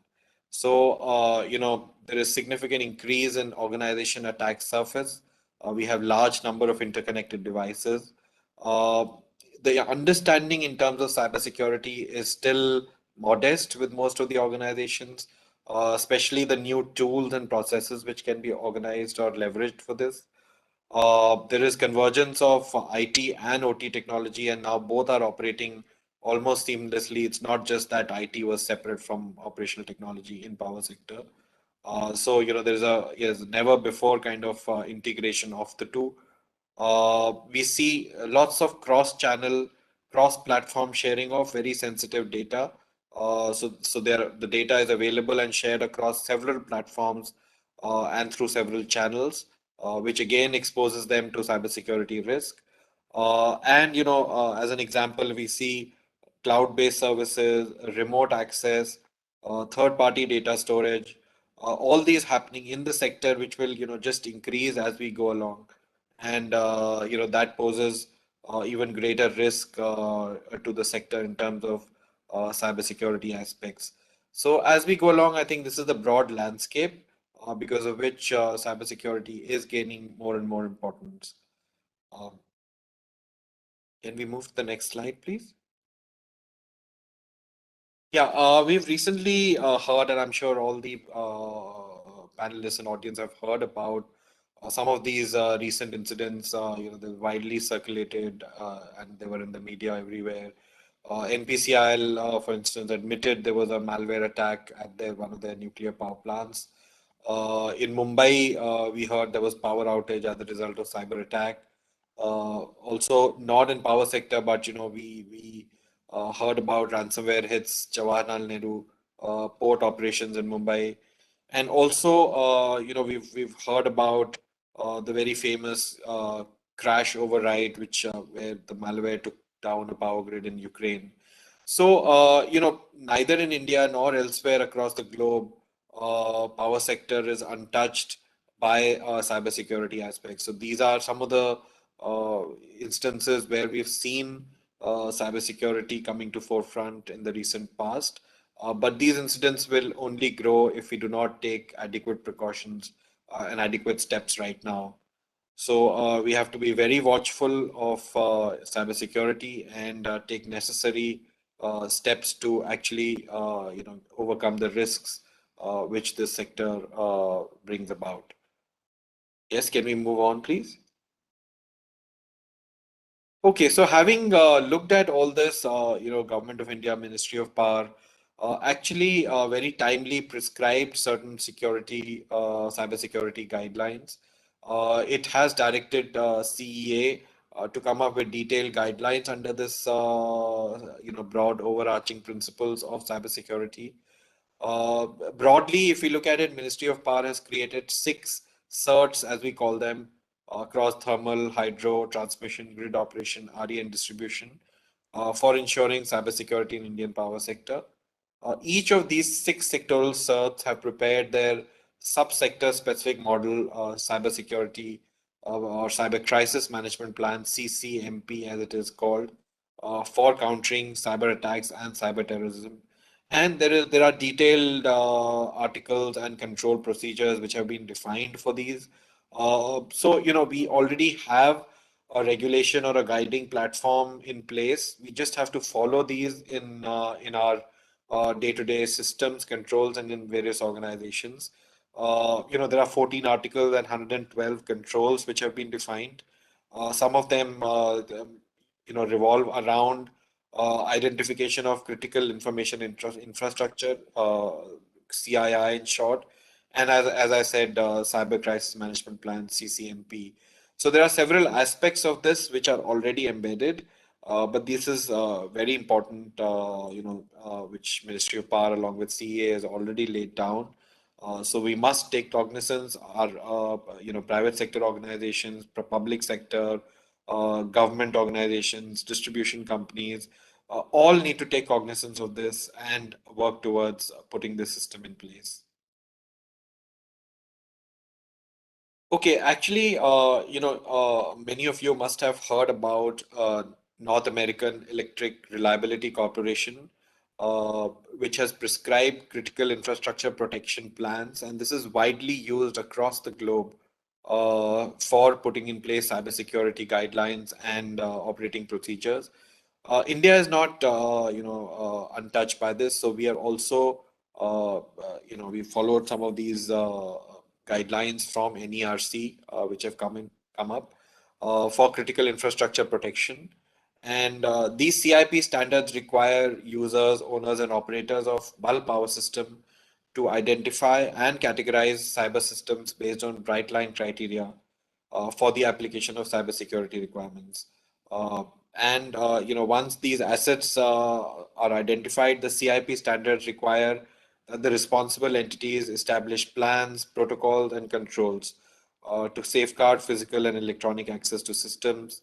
How do they train personnel on security matters, and also how to report security incidents and be prepared for recovery action. So, it's a very comprehensive sort of CIP or critical infrastructure protection plan, which NERC had laid down, and India is also drawing upon NERC's plan in this regard. And if we can move to the next slide. Yeah, so there are certain common areas which Ministry of Power has laid down in terms of its guidelines, which is common to NERC. For instance, those listed in the middle column. So, like security management controls, electronic security perimeter, system security management, incident reporting and planning. So several aspects are very common across NERC and the guidelines which have been laid down in India. However, if we look to the column on the left, there are certain things which are unique or specific things which the ministry has laid down in India, which are not in the NERC guidelines. And if I was to just sum up that, the Indian regulations are more prescriptive in nature, with defined timelines. Certain things that they mentioned include, for instance, retention of logs for minimum 6 months, reporting to sectoral CERT within 30 days of date of commissioning, and so on and so forth. So a little more prescriptive on that. Also, it says that every responsible entity to be certified with ISO 27001 and 27019 certifications for specific controls. So a little more prescriptive. There are certain, and if you look at the column on the right, there are certain characteristics of NERC which are not embedded in Indian guidelines. For instance, more emphasis on additional domains like physical security, operational procedure controls to restrict physical access, information protection. So certain aspects are unique which are not yet covered by the guidelines, but as the system moves on and evolves and matures more, probably there would be additions to it made. So this is a time of evolution for us in the power sector, insofar as cybersecurity guidelines are concerned. And we are taking our steps to bring that in, but I think that will evolve over a period of time and become more and more mature as we go along. Yes, please. Next slide.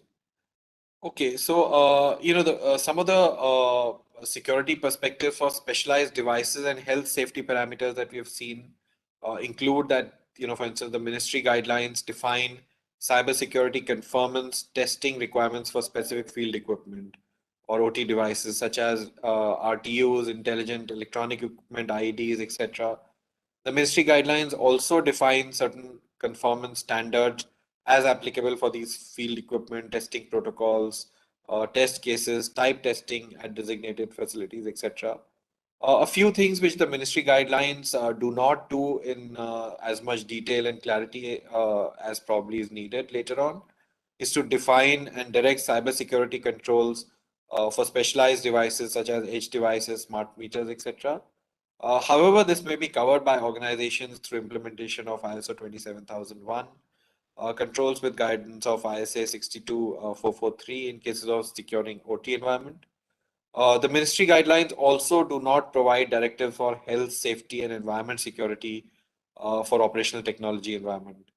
Regulatory authorities have requirements defined in separately as part of NCIIPC for personal health and safety and environment security controls such as CPCB, but probably we'll see these getting embedded more and more as we move along. So this brings me to my last slide, where we just summarized some of the high-level recommendations, and this also opens up the floor for discussion and views of my esteemed panelists. So we have to design and implement cybersecurity policies. We have to go for ISO certifications. All the organizations need to appoint CISO for both IT and OT applications. There has to be information security department, which is functional round the clock, 24/7 by 365 model. We have to onboard Cyber Swachhta Kendra and certs, as I mentioned earlier. Then we have to have regular reporting to regulatory authorities, which I'm sure will become more and more onerous as we move along. Then development of cyber crisis management plan, CCMP, and periodic audits by certain empaneled auditors. So I think some brief recommendations at high levels, which we have tried to capture here. So I will stop at this and I will invite my esteemed panelists to please share their views on this topic. It's a very, very important topic for the sector, and it is gaining only importance as we go along. First of all, I would like to invite Mr. Abhay Kumar Singh. And as Ritika had introduced, he is the chairman of NHPC, a very senior and seasoned professional in this sector. So over to you, sir.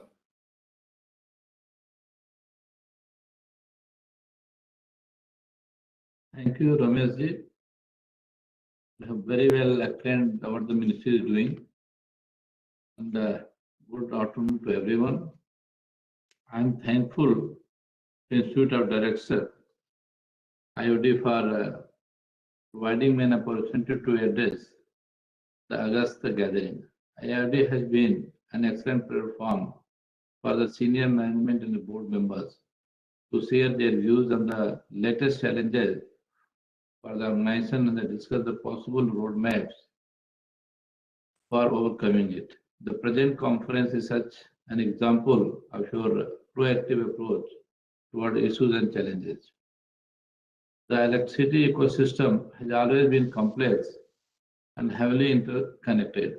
All the organizations, whether large or small, within this environment, really rely on one another business, critical components and services, and collaborate to manage the risk that this interdependence brings. However, the introduction of the digital technologies has amplified the levels of interconnectivity and introduced an additional dimension of cyber risk that all organizations within the ecosystem need to manage together. The network of power plants and lines connecting to homes and the businesses is widely considered to be among the most critical infrastructure in the world. It is also one of the most frequently attacked, with consequences that could potentially reach far beyond the power sector. Incapacitation or destructions of electricity network would have a devastating effect on the security, national economic security, national public health and safety. The power sector is seen as uniquely critical for the enabling function. It provides across all critical infrastructure sectors. If the power went out across a large region for an extended period, highly dependent systems such as financial, communication, transportation, water, sewer network would be severely impacted, leaving the population immobile, incommunicado, and the dark. Cyber attackers are increasingly targeting ICS, sometimes potentially laying the groundwork to do physical damage to the grid. There is increased tendency to target SCADA and other ICS software. Previously, attackers primarily targeted utilities, IT system to steal data or launch ransomware for the financial gain. It is now becoming even more insidious, with hackers trying to burrow their way into the utility ICS, seeking to learn how systems operate and positioning themselves to control critical physical assets such as power plants, substations, transmissions, and the distribution network, and to potentially disrupt or destroy them. The targeting of ICS is blurring the lines between the cyber and the physical attack, promoting national security concern. With the increased grid modernization in our country, the threats shall increase exponentially, despite almost limitless advantages to be gained from digitizing and modernizing the grid. Modernization can also increase the attack surface, as the number of routes hackers can exploit to enter utility system. As grid becomes increasingly smart with information communication technologies and devices embedded throughout, networks are being linked, the system is gaining complexity. The number of access points is rising. In addition, as utilities introduce more commonly used software and information technology into their operations, their system may be more accessible to the adversary. And as they increasingly automate functions, the impact of an attack is potentially magnified. Taken together, all these factors spell increased vulnerability. One of the most challenging vulnerabilities to address is cyber supply chain risk. Given the increasingly far-flung and complex nature of supply chain, the enormity of tasks of securing the assets can be explained from a simple example. Power companies purchase information, hardware, software, services, and more from third parties across the globe. And threats actors can introduce compromised components into a system or network unintentionally or by design at any point in system's life cycle. This may through software updates or patches which are downloaded frequently or through firmware that can be manipulated to include malicious codes for explanation at the later date. Therefore, collaboration among different organizations must continuously thwart the attempts being made on our power system. At organization level, we need to have a holistic approach for issues related to cyber security. The first step to consider in reducing the cyber risk across the enterprise is to identify the map assets and their connections and prioritize them by criticality. The next is to determine if the critical assets and networks have well-known and exploitable vulnerabilities. An example would be a control system network with a default hard-coded password that is available through an internet search. The third step is assessing the maturity of the control chain environment for proactively managing threats. The final step would be to build a framework to protect critical assets that use people, process, and technology to become secure, vigilant, and resilient. In our connected ecosystem, a cyber attack on one can cascade the effect of many. As a result, we must collaborate with another across the public and the private sector to develop, adopt, and share best practices to ensure collective cyber resilience. Increased power network connectivity to convergence of OT and IT, the proliferation of IoT devices and digitization of business models are expanding the cyber attack surface for malicious actors to exploit. We must join hands to build comprehensive framework to help protect critical hardware, software, and network from the cyber threats. All the organizations must deploy more robust identification procedure for network access, increase the use of encryption and firewalls, and engage in constant monitoring and antivirus protection. There is a need to exchange threat intelligence with peers and government agencies. We also need to constantly innovate and deploy new technologies to manage cyber risk. New tools are increasingly available, and the capability to monitor network in the real time, discover threats and address them is also advancing rapidly. If power sector seizes this opportunity, then we can reduce risk significantly for ourselves and given the critical nature of services which we provide society as a whole. Of course, there is nothing as absolute security. Our adversary needs only single vulnerability to exploit while we need plug all loopholes. It is going to be a constant challenge, and I'm sure that with the collaboration of innovation, and adoption, we make ecosystem more secure. And I wanted to inform here that NHPC has been designated by the Ministry of Power as a third hydro by total 35 utilities with 207 power stations are being monitored. Third hydro connects with all hydro utilities on various aspects of cyber security and issues. Guidelines monitors various compliances.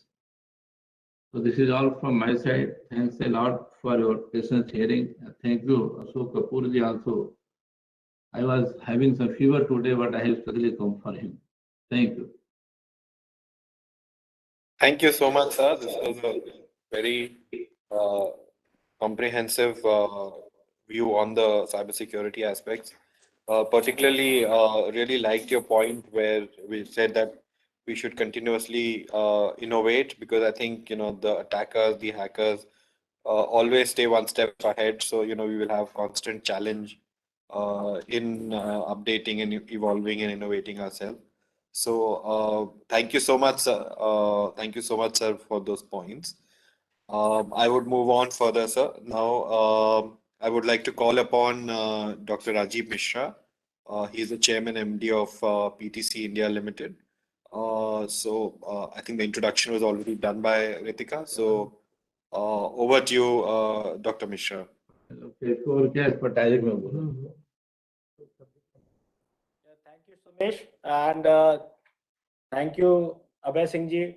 Both the insight what you have given on the framework, what the cyber security ecosystem presently in the power sector we have, and what are the plans and how we are going to unfold it in near future, which is something which you have already mentioned.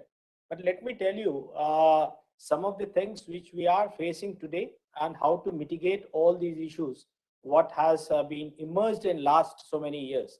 Let me recall the period when the entire nation was under the COVID and most of the activities were stopped because of the COVID lockdowns. There was one sector which has continuously served the nation and the entire consumer base in the country was power sector. Of course, there were other sectors like telecommunication and many other service sector which was working at that point of time. But the power sector was one which was 24/7 available for all the consumers in the country.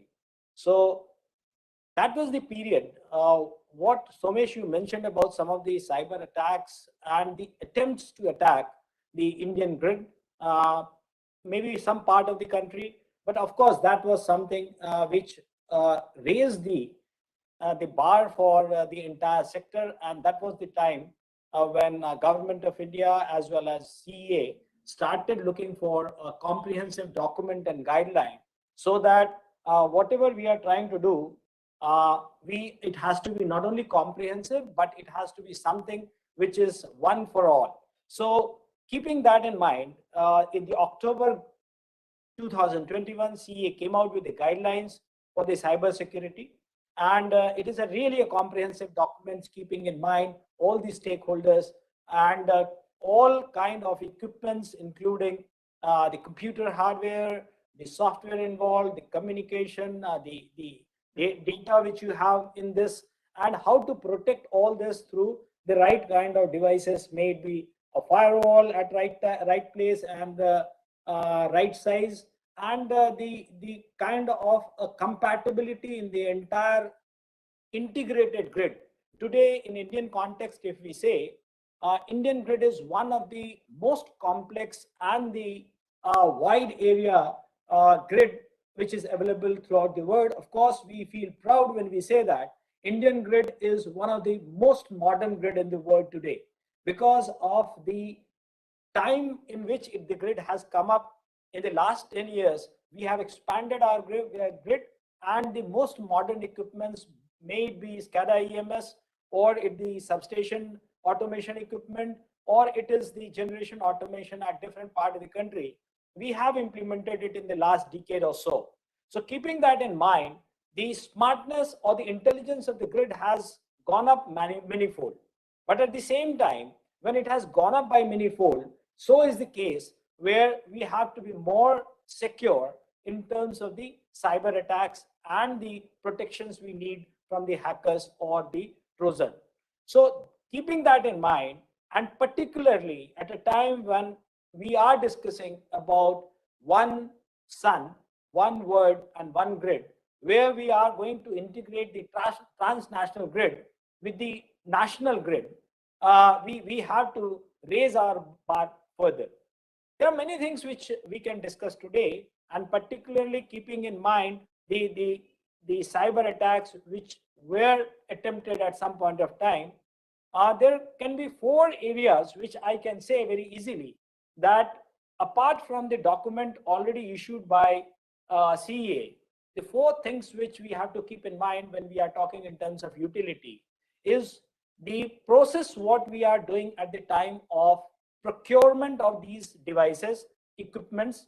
When I say devices, it can be the far-flung, the remote terminal units, it can be the communication devices, can be devices in the control center, can be devices for the analytics and the database what we are keeping in the control center. So whenever we are procuring it, whether it is any generation or a substation, or in terms of the transmission line, we need to be very clear that what will be is the future equipments which need to be compatible to the guidelines issued by Central Electricity Authority. The second thing is the protocol, which is basically IT security and the power system, which is being followed internationally. So during the design stage itself, we need to keep the protocol and the cyber security guidelines in mind. And the business continuity protocol also should be looked into whenever we are trying to mitigate the cyber attacks, and the prominence, particularly in the new scenario, what we are talking about, one solar, one sun, one world, and one grid.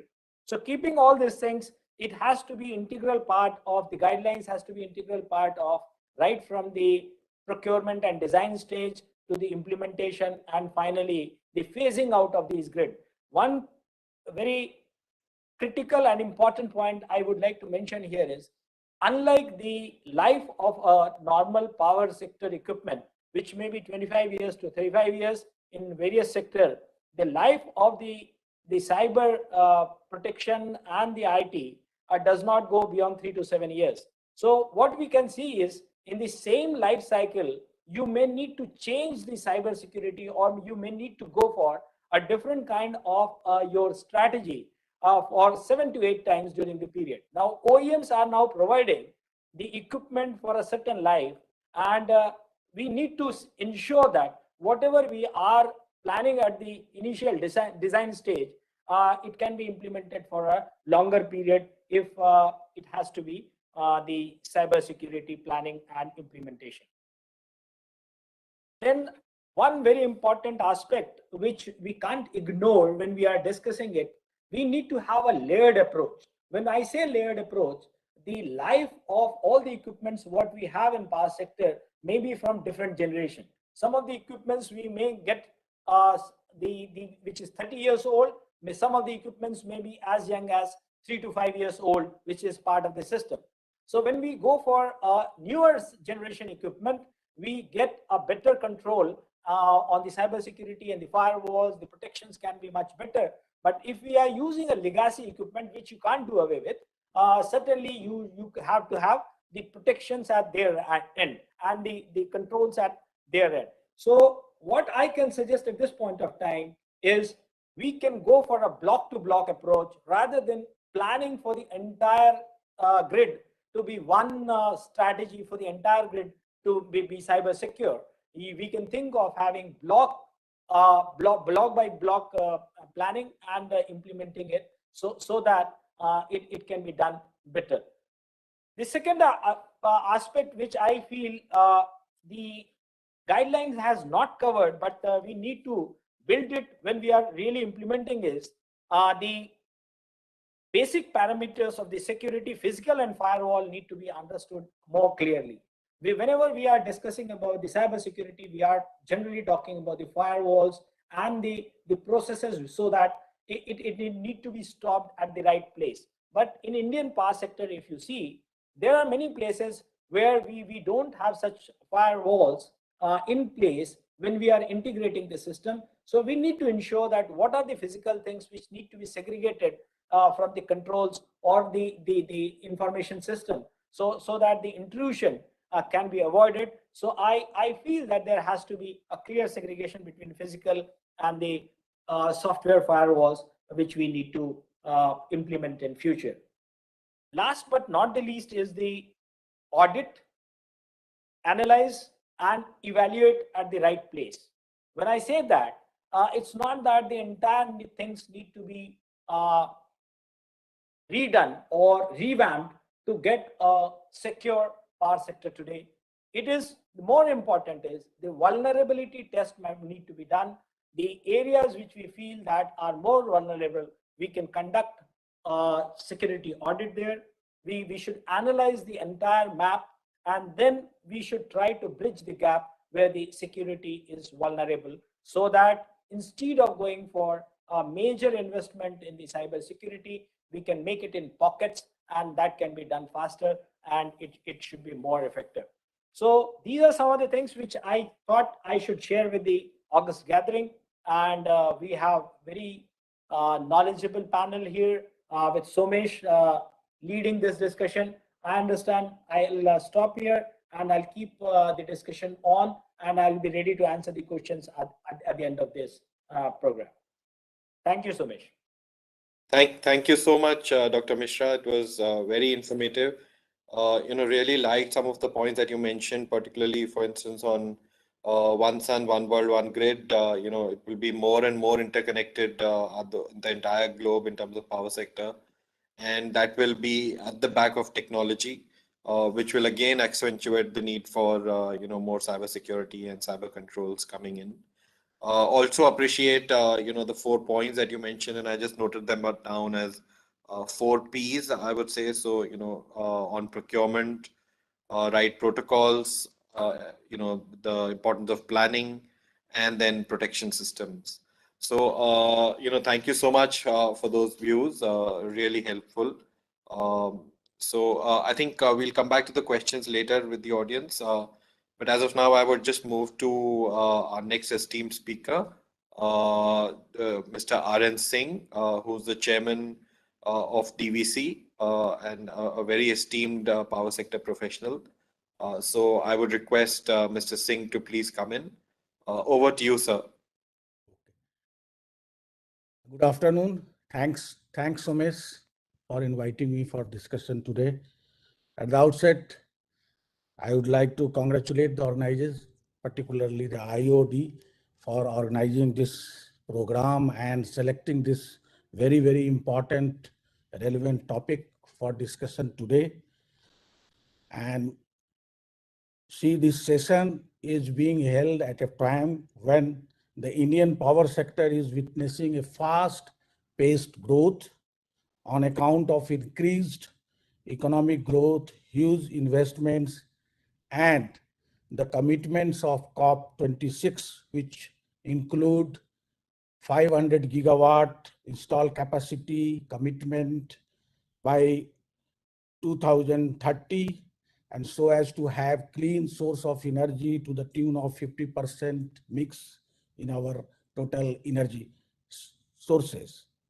So when we talk of cyber security, you see all my previous speakers, including Somesh, Singh Saab and Misraji, have very elaborately, I think they have covered the topic, all the aspects. And for me, I think not much area is left over. But anyway, you all know that today's Indian power system is one of the largest in the world. We say it is the second largest than China. Generation, transmission, and distributions occurs through a complex network of lines and equipment spread across the country, length and breadth of the country. You all know that in 2013, with the commissioning of 765 kV Raipur-Raichur line, because I was involved in the commissioning of this line, and that time the long dream of the country to have one nation, one grid, and one frequency was fulfilled.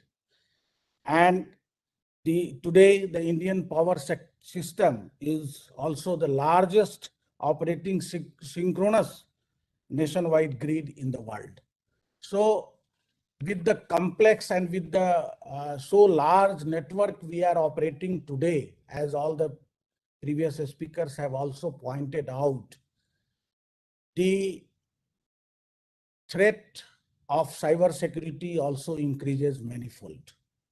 The protection and security of this widespread and complex infrastructure is an important prerequisite for not only the power system itself, but also to ensure 24/7 power to all our consumers. The extensive use of IT and OT systems has brought multiple advantages as well as associated cyber security risk.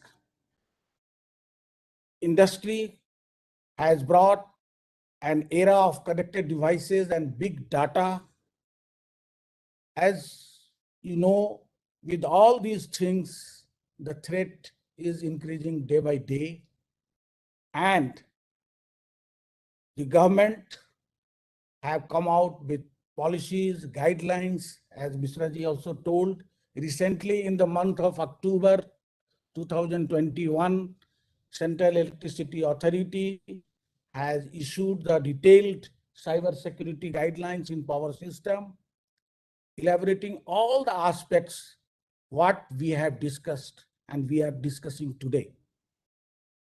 But you see, the onus does not lie only on the government, what I feel.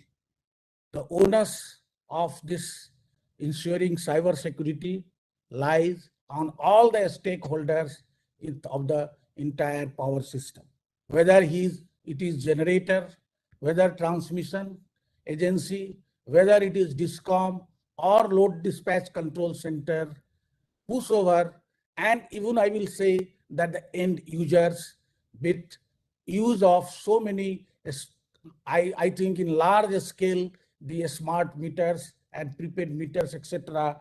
we are using. I think it depends on all the persons, how we are aware, how we are prepared to prevent such type of cyber attack in our grid. You see, you all know the importance of power for any developing and developed countries like India.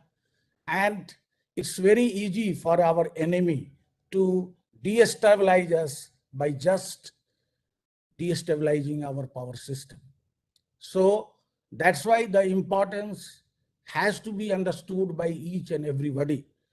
Being involved in power sector for so long time, I know that what is the level of awareness and level of sincerity towards this important aspect.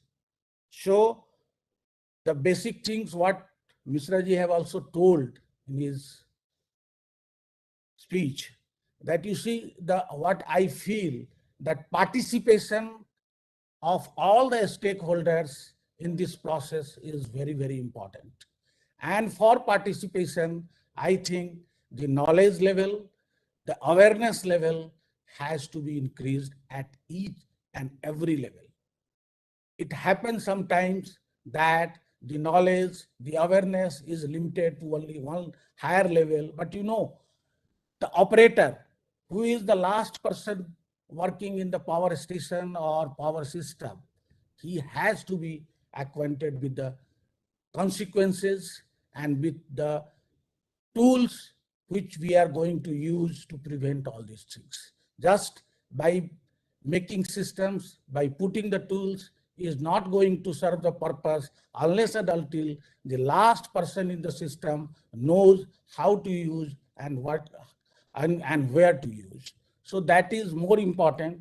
So I feel that awareness and training part is also very, very important when we are going and we are preparing ourselves to deal with this such an important issue.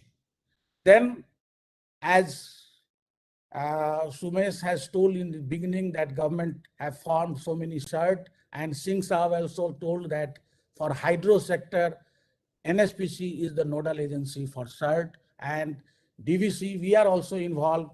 If you see DVC, we are involved in thermal generation, we are involved in tidal, we are also doing transmission and distribution. So by that, with that, we are having associated with all CERTs because we are having our load dispatch centers also.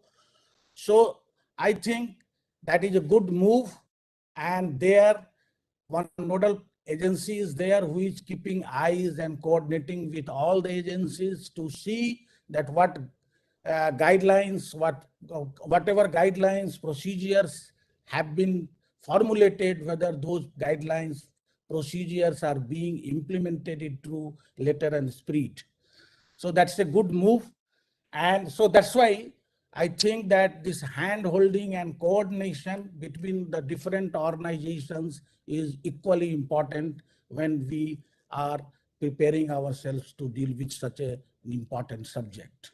Then what Mishra ji has told, I also fully agree that this cyber security aspect must be taken into consideration when we are designing our equipments, our protection system, our control and data acquisition system, communication system, so that what are the protocols to be incorporated in our technical specifications. The requirement of the equipment is very, very important.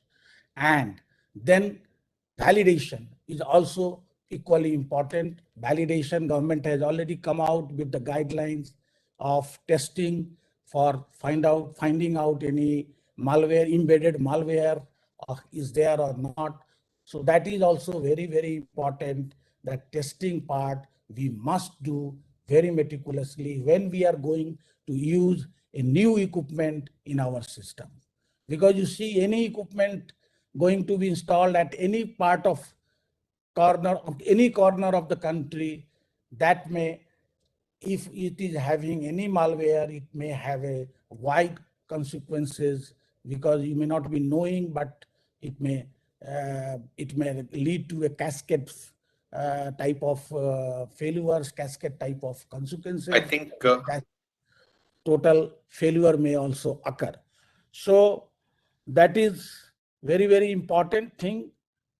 I think we are running short of time also. So, and lunch time is also coming. Lunchtime, we are encroaching lunchtime. So I will not take much of your time, because most of the issues have been told by all the speakers. So it is not, I think, required to repeat those things. But I am sure that the deliberations during today's session will result in concrete recommendations and value addition for the concerned stakeholders.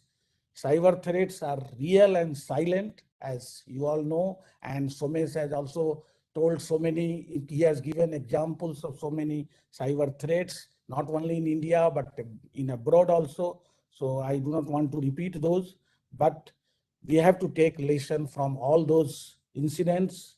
Accordingly, I think timely affirmative action will ensure a resilient and secure power system sector for all stakeholders. With this, I just want to conclude here and thank once again to all of you, to Mr. Kapoor and his team for inviting me for sharing my views in this session. Thank you. Thank you, Somesh, giving me opportunity. Thank you very much.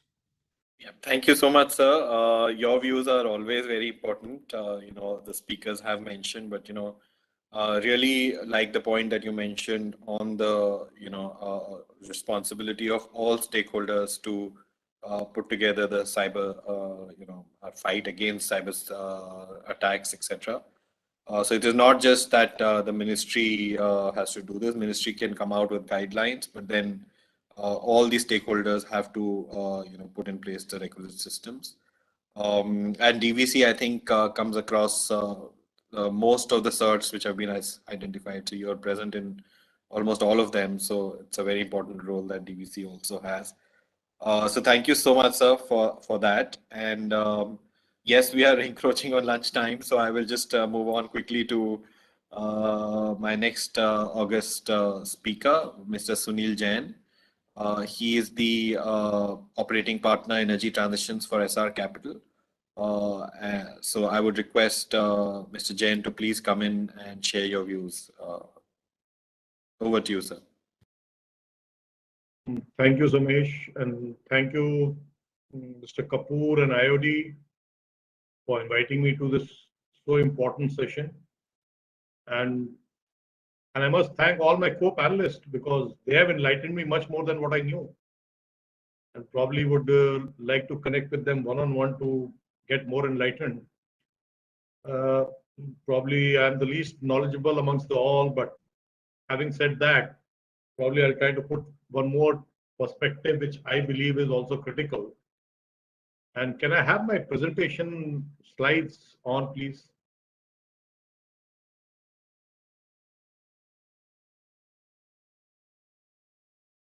Can we get to the next slide?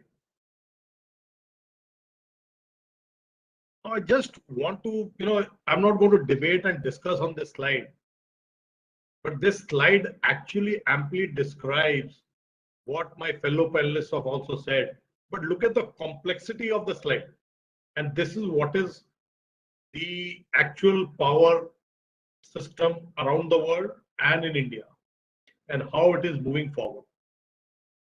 And let me tell you this is only a smaller portion of that as we move forward for virtual power platforms, which are cloud-based platforms. You get electrical cars, EV charging, your battery becoming a power station for generation, your distributed power is a power generation, and individual selling a power to a cloud platform. This whole system will become more and more complex. While necessity is said to be the, it creates innovations and inventions, but fact is, it also creates so much of complexity. And to be honest, when I wanted to understand this whole complex thing, I thought I fell short of my understanding. And cybersecurity, as rightly said by all my fellow panelists, it is like a potential weapon. It's a potent weapon in hands of anybody, which can trigger unprecedented crisis anywhere in the world. And this could be a virus, a malware in your battery operating system, or in your solar inverter, or in your wind turbine. These are the equipment which are going to get more and more into the grid. And on top of that, we are talking about smart grids, which again are all IoT based. So the threat is real. And we have seen it, it's not that. And as we have discussed that one world, one sun, one grid, the threats are going to get bigger. So how many firewalls are you going to put in? And how are you going to isolate the world and the country and then the regional thing? Needs a lot of discussion and a lot of technology going forward. And on top of that, we are talking of the artificial intelligence, the drones, and the blockchain to be increasingly used in our day-to-day lives. I believe I see CMD of PTC, and gradually they would be moving to blockchain on how they're going to move and do the trading of power. And that raises a lot of questions as many answers we have. So these are the things which are going to create and facilitate easier way how we move into the power system, but it also creates an equal number of threats for us. So cyber security becomes all the more critical, especially by 2030, when we believe that 40% of our vehicles will be electric, and you will have charging stations all over the country connected to the grid. Can we go to the next slide, please? So this is a tirade which I say that there is an availability of system, there is a confidentiality of the information and integrity of data. And the whole trial is the power system security system. So availability is the most important measure of the triad, as the consequences of downtime for the power system can be severe. Now, if we are targeting availability, then we must have to ensure that the information is kept confidential, and integrity of the system should never interfere with the availability. Now, these are very important things. While the statements can be simple, but in real terms, these are very, very important, because if the integrity of data is not there, I don't think so we can ensure availability of the system. Now, this is where then we have to create all the firewalls and security systems in place. I like what Mr. Ram Naresh said, that you don't know when you're buying an equipment what is embedded. A simple inverter in a solar system comes with an embedded chip with a malware, can play havoc anywhere in the world, anywhere in the country. Considering more and more that we are now moving into larger high voltage system of 1200, high voltage 765. Now, such large voltage systems, if disrupted, can create widespread chaos all over the country. Next.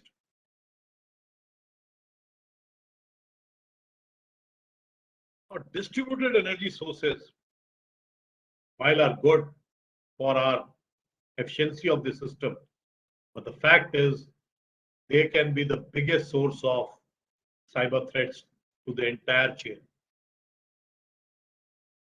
which is very, very critical. And I don't know how we will be able to secure. And somebody said that everybody has to play their role, and therefore even individuals will have to start playing a role in having a cyber security on distributed energy sources.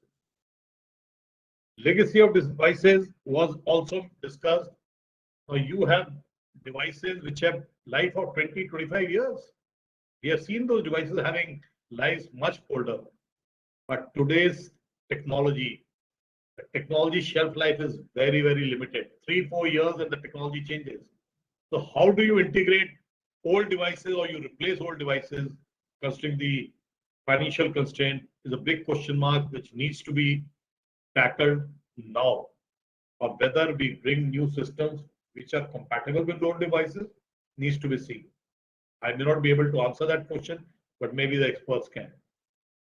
Because IT is moving much faster than what we use in devices. I believe the device lives also will be not more than 5 to 6 years in future.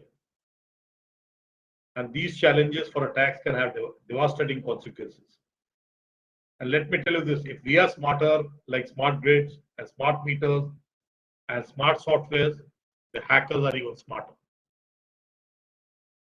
So we have to keep pace with them. Next.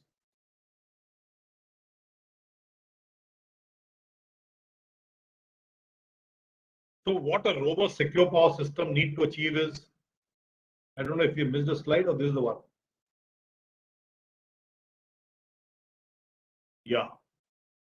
So cyber cycle is, access vulnerabilities, threats and impacts, reduce vulnerabilities, prevent attacks, respond during attack. And so this respond during attack is extremely essential. We may not be able to do away with the attacks 100%, but that 1% also, what can be a response and who will do what is extremely essential for isolation of the nationwide grid, and so that you have only limited portion of ransomware attacks. Because you've got remote devices, so you need remote disconnecting services for the customers also. And then once the attack is there, how quickly you can recover and restore. Next. So this is what I'm talking about, what robust secure systems need to achieve. All these are easier said than done. Probably the technology and our diligence is going to play an important role. Just making cyber law or cyber security laws will not help. Our diligence on the equipment and on the systems, especially on what we are using and what are the firewalls we are creating within India, is going to be the key to the success of the cyber security for the entire ecosystem.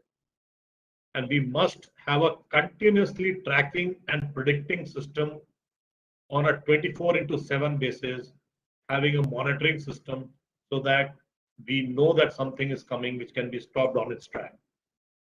Not only that, the technology is changing so fast that you're getting a new system. We are talking of energy from satellites. So these are the things which we need to coordinate and see how and where you can stop. Drones. Even today, country cannot control drones. You are having drone attacks. This is far more easier. So while technology gives us a lot of ease of operations, it also gives us a lot of ease of headaches. I'm sure we all together can find a way. Thank you. Thank you so much, Mr. Jain. That was very. For want of time. Yeah, no, I totally understand. So for want of time, I think really appreciate that you were very precise and to the point. And thank you for raising all the relevant issues. And at the beginning, visually just trying to convey the message that we have all tried to make, that how complicated power sector is and how interconnected devices do we have and which are only growing. And also your point on confidentiality, availability, and integrity of data, very relevant. Thank you so much. So I will not take much time. Actually, we have already encroached a lot upon lunch. We really had an esteemed, very august panel today. And I think we unanimously agreed to the importance of cybersecurity and the threat it poses to the sector. This is not going to go away, and through the entire life cycle of power systems, the longest period, which is relating to operational period, is where the threat is maximum. So we need to seize this. We need to be cognizant of this and continuously innovate. All the stakeholders need to participate in alleviating any chances of attacks, etc. And we need to stay one step ahead of the potential hackers, etc. So at EY, just a minute on that. At EY, we are totally committed to helping our clients, both in public sector, private sector, in designing the right cybersecurity-proof systems, controls and procedures, and helping them implement and put them in place. And we shall remain committed for that. So look forward to any opportunity to assist anybody in that direction. So with that, I would just like to close the session and, allow audience and panelists to move forward for lunch. Thank you so much, and really grateful for the august panel and your views. So over to you, Ritika. Thank you. Thank you so much, Mr. Somesh. Thank you for conducting this super informative session, and thank you to all the speakers for sharing their valuable insights and sparing their precious time for being a part of this panel. Thank you so much.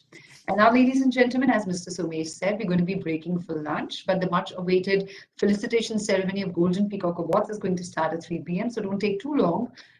Be back with us. We have already shared, you may stay logged in, or you can also re-log in with the login IDs that have already been shared with you. Or you could also go to iodglobal.com to get the link details. We will see you back at 3 p.m. And before we take the recess, just a quick thank you to all the partners who have given the support to make this event a success. We'll see you back in just a few. Thank you.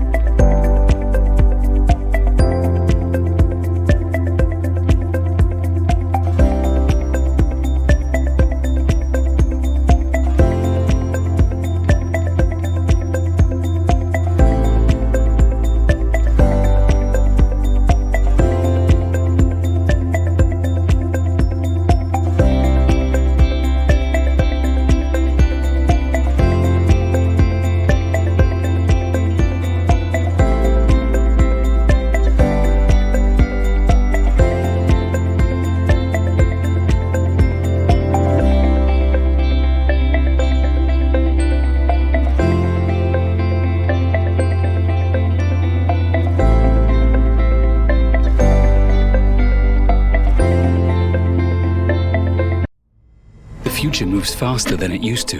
The speed of innovation in the digital age puts businesses at risk of falling behind.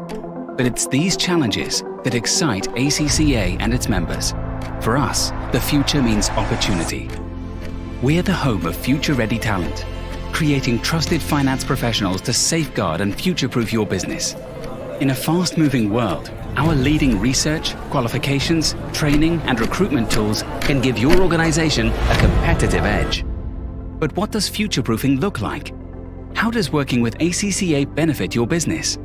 The letters ACCA represent the world's leading finance qualification. They're letters you can trust. Our competency framework enables businesses to better understand the financial opportunities and challenges of their sector. Our CPD keeps your finance professionals at the forefront of knowledge, so you'll always be ahead of the curve. Find the future-ready talent you need to drive your business forward.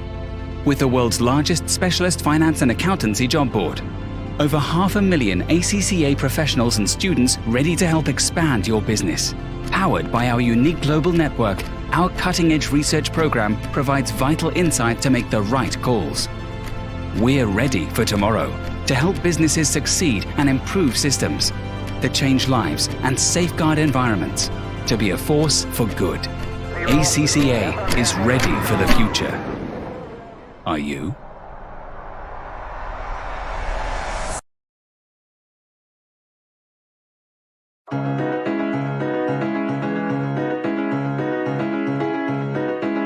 Cyber and privacy leaders face a unique opportunity to reframe the future of their organization. By changing the way it changes, they can help it survive, thrive, and create exponential, long-term value. The challenge is to relentlessly put humans at the center, leverage technology at speed, and deliver innovation at scale. In good times and bad, the business landscape keeps changing, and your cyber risks take new forms. Amid the global pandemic, a rapid shift to remote working presented a big opportunity to cyber criminals. Meanwhile, CISOs face budget uncertainty. Cybersecurity is a timeless need, and cyber plans and investments must be agile and resilient. But how? Reassess threats and vulnerabilities in financial terms. Establish the value you deliver in managing risks to develop a financially defensible program that gains C-suite buy-in. Radically simplify and integrate controls. So many tools, data sources, and security alerts drive complexity when you need resiliency. Build in security by design. Security is not a compliance item to introduce late in the process. It must be involved early, especially as you explore cloud services and outsourcing. To prepare for the future, invest in identity and access management, crucial for enabling secure remote working with personal devices. Privacy perceptions have also shifted, opening up new ways to redefine how to collect and use data. And in times of disruption, an outsourcing or co-sourcing partner can help you cost-effectively obtain specialized resources. As business strategies change and threats evolve, cybersecurity must stay a step ahead. To learn more, speak to your EY partner or contact us.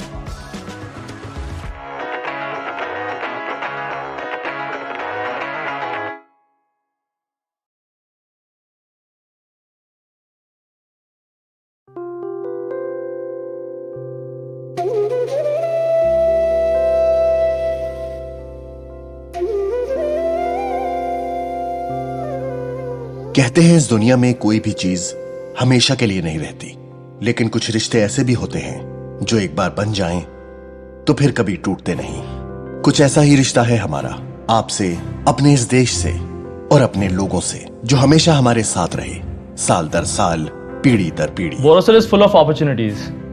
Every day is a learning for us. आज ये company जितनी हमारी है उतनी आपकी भी है। सपनों से हकीकत की ये कहानी जितनी हमारी है उतनी आपकी भी है। चाहे जितनी मुश्किलें आई, कितने तूफान भी टकराए, हिम्मत ने भी साथ छोड़ दिया, लेकिन अपने लोग फिर भी साथ खड़े रहे। आज ये पहचान सिर्फ हमारी नहीं, हर उस इंसान की है जिसने हमारे ख्वाब में अपना ख्वाब ढूंढा, जिसने हमारे हर सवाल का हर जवाब ढूंढा और इस एहसास को पूरा करने में हमारा साथ दिया। बस इस साथ को यूं ही बनाए रखिएगा, क्योंकि अब आगे देखने की बारी है। एक आत्मनिर्भर भारत ही नहीं, पूरी दुनिया को मेड इन इंडिया बनाने की तैयारी है। We are the only Indian company to produce solar glass against Chinese competition. कभी जिस आग की तपिश में ढालकर हमने लगातार देश का सबसे बेहतरीन ग्लास बनाया, आज उसी आग को अपने अंदर जलाकर एक नए भारत की नींव रखनी है। जिस धूप को सींचकर हमने इस देश को सोलर रेवोल्यूशन का सपना दिखाया, आज उसी धूप के तेज से नामुमकिन चीजें मुमकिन करनी है। हमारे यहाँ ये माना जाता है कि जब इस देश की मिट्टी पर इसी देश का पसीना टपकता है, फिर कोई भी हो ख्वाब जरूर पूरा होता है। If you want me to describe it in a one word, I will not say it's an organization, but it's a family. It's futuristic. Environmental friendly. Customer centric. Youthful and growing organization. Employee friendly and compassionate. Borosil for me is a second home. तो आइए, क्यों न हम और आप अपने इस रिश्ते को और गहरा बनाएं, उस आने वाले कल, उस अगली पीढ़ी को साथ मिलकर रास्ता दिखाएं। बोरोसिल रिन्यूएबल्स, नए भारत की नई उम्मीद। SJVN का हिमाचल प्रदेश में देश का सबसे बड़ा भूमिगत 1500 megawatt Nathpa Jhakri hydro power station, 412 megawatt Rampur hydro power station, Maharashtra में 47.6 megawatt Khirvire wind power station, Gujarat में 5.6 megawatt Charka solar power project और 50 megawatt Sadla wind power project से विद्युत उत्पादन करके देश को समृद्ध कर रहा है।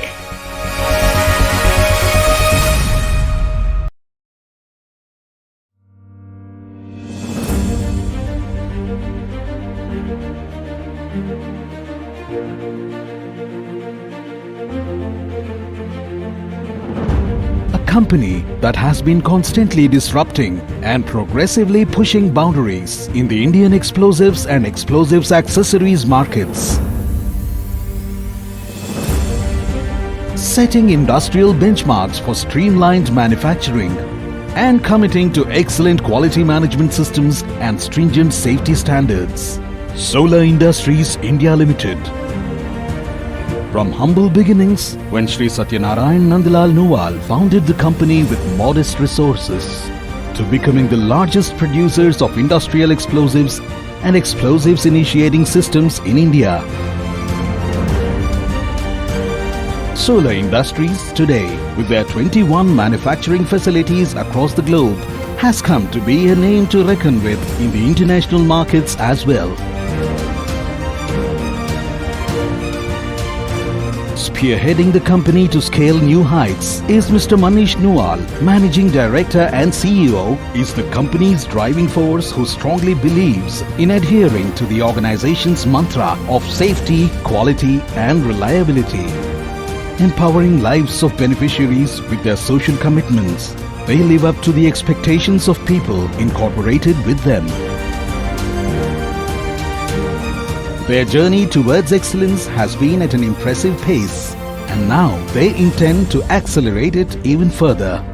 When leaders throughout an organization take an active, genuine interest in the people they manage, when they invest in real time to understand employees at a fundamental level, they create a climate for a greater morale, loyalty and growth. From the global perspective, India today stands at the threshold of a meteoric rise as a power economy. The credit goes to the strategic and consistent value that the enterprises across the country have been delivering across myriad industries. Taking pride in giving back to the community, Solar Industries has already implemented development programs spanning across education, healthcare, environment, public welfare and rural upliftment.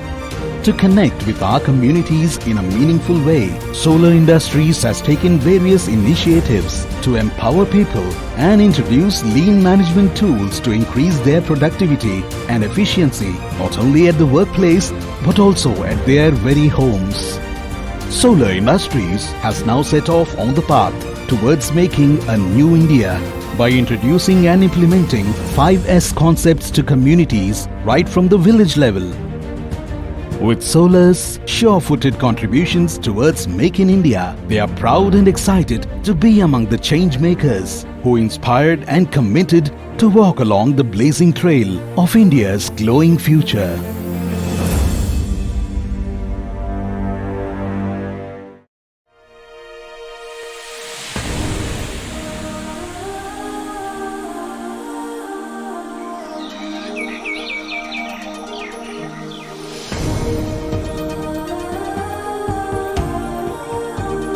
In your flight of ambition,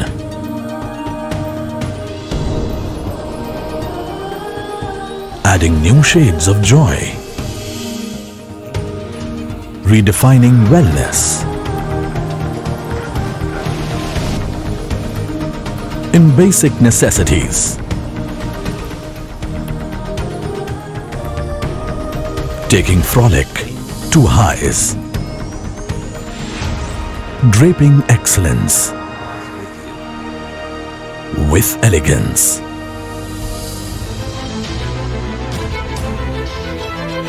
We are GACL, always with you. Energizing mornings, enriching nights. Promoted by the Government of Gujarat, our journey as a chemical leader began with the establishment of our Baroda plant in the year 1973. We established our second plant at Dahej in the year 1995. This plant is home to the largest chlorine filling station in Asia. Our Dahej plant is also the only unit in India manufacturing sodium chlorate. Innovating our way, our Dahej plant has made GACL the first company to send caustic soda to southern and eastern parts of India through railways. GACL is also the first company to export HCl. The fact that we have been continuously rated amongst the top 500 Indian listed corporations only reinforces our quest for excellence. The various certifications bestowed upon us testify our governance and quality philosophy. Growth powered by greener technologies is the way for us to go forward. We were the first company in India to replace mercury cell technology with eco-friendly membrane cell technology. By harping on R&D, we simplify progress. Our R&D department has filed patent for 6 improved product processes.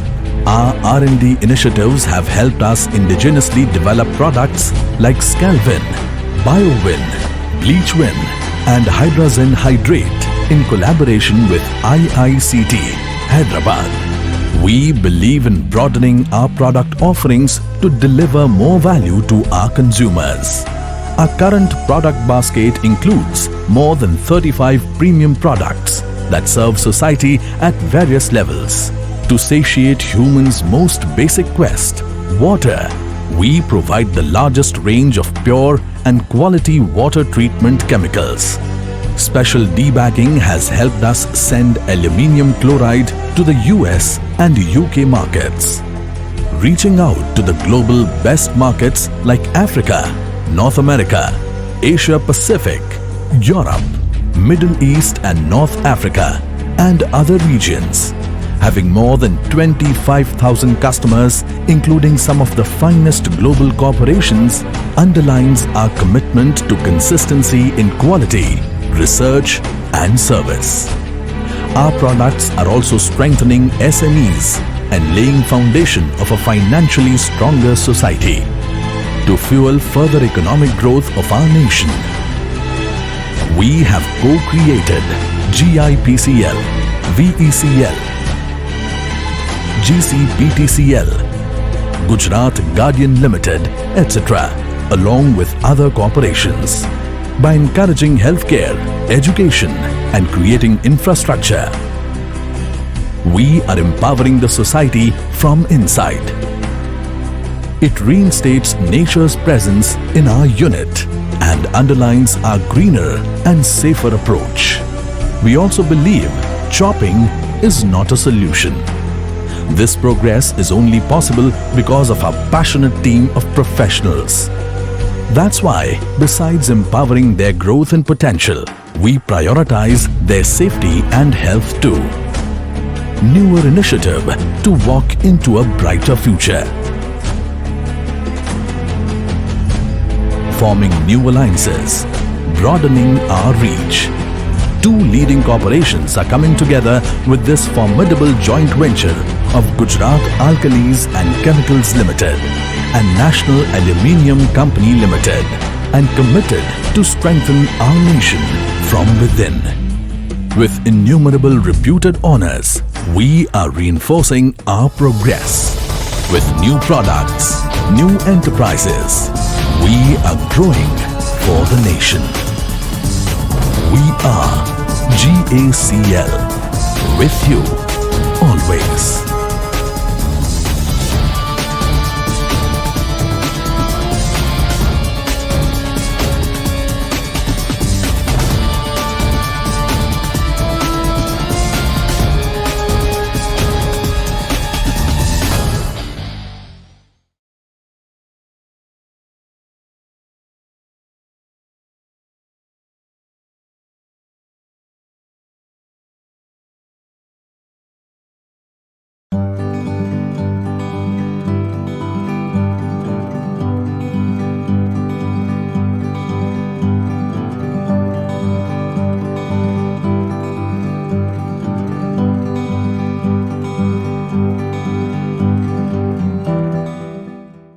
To all of our distinguished guests from India and those who've joined us from other parts of the world.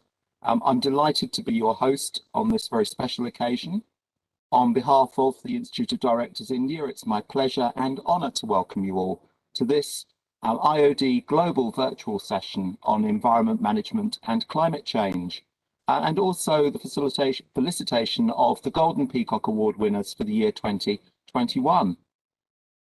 While COVID-19 is the most urgent issue that's been facing humanity really today, environmental governance and climate change remain the biggest threats to business sustainability, both now and in the future. We're at a very pivotal moment in the fight against climate change, which has long since gone from being a fringe issue to becoming universally recognised as the #1 global priority.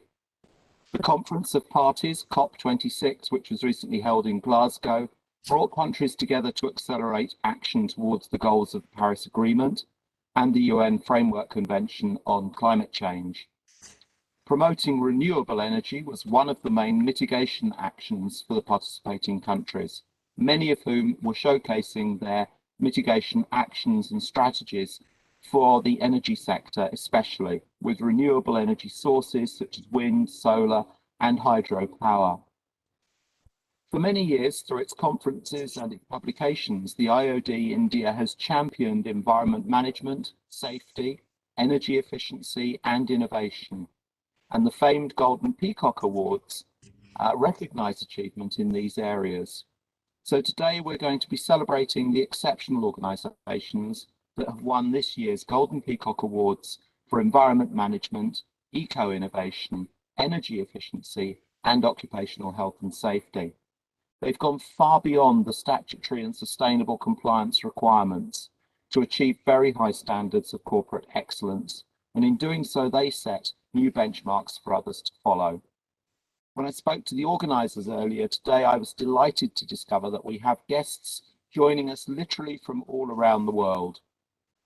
Apart from India, we're being joined from the USA, the UK, Europe, the United Arab Emirates, Australia, the Maldives, Singapore, South Africa, Bahrain, Sudan, Turkey, Uganda, and I suspect a couple more. A hearty welcome to all of you. We would like to offer a very big thank you to all of our partners and supporters of this special programme. We're particularly grateful to our principal partner, Greenco Group, India's first dispatchable renewables company. Our principal strategic partner is ACCA Global, which is the Association of Chartered Certified Accountants, and they operate in 180 countries. Our knowledge partner, Ernst & Young, one of the largest professional services networks in the world. Our gold partners include Borosil Renewables, the first and only solar glass manufacturer in India, and a part of the very powerful Borosil brand. The Gujarat Maritime Board GmbH, which is the first maritime board in India, created in 1982. The Gujarat Industrial Development Corporation, Gujarat Alkalis and Chemicals, the Solar Group, globally recognized industrial explosives manufacturer, Satluj Jal Vidyut Nigam, SJVN, the hydroelectric power generation and transmission public sector organization, and the Bihar State Power Holding Company. Our silver partners are Odisha Forest Development Corporation, Energy Efficiency Services Limited, the Damodar Valley Corporation, the SR Global Fund Limited, Gujarat Urja Vikas Nigam Limited, Gujarat State Forest Development Corporation, the Delhi Pollution Control Committee. And we have some associate partners as well, for whom we are also equally grateful. The Orissa Agro Industries Corporation, the Odisha State Cashew Development Corporation, the Avada Group, PTC India, the Power Trading Corporation, NHPC, and Odisha Hydropower Corporation. We're very grateful to all of you for your support. And so, without further ado, I'm going to request Dr. Vivek Agnihotri, who is the Director General of the Golden Peacock Awards Secretariat and former Secretary General of the Rajya Sabha, the Parliament of India, to deliver the welcome address. Over to Dr. Agnihotri. Excellencies, ladies and gentlemen, On behalf of the Golden Peacock Award Secretariat, it gives me great pleasure to welcome you all to the virtual Golden Peacock Awards presentation ceremony. A very warm welcome to all our distinguished guests joining us from various parts of the world. Let me begin with congratulating all the winners of Golden Peacock Awards for environment management, eco-innovation, energy efficiency, and occupational health and safety for the year 2021. You are a great source of inspiration to all of us as you have led your respective organization amid waxing and waning variants of COVID-19 pandemic. I am indeed honored to extend a very special welcome to our guest of honor, Mr. Pankaj Kumar, IAS Chief Secretary, Government of Gujarat. We are extremely grateful for your very gracious presence. We are also thankful to Mr. Sunil Sharma, IAS, Special Chief Secretary, Energy, Government of Telangana State, India, who has joined us today on this special occasion.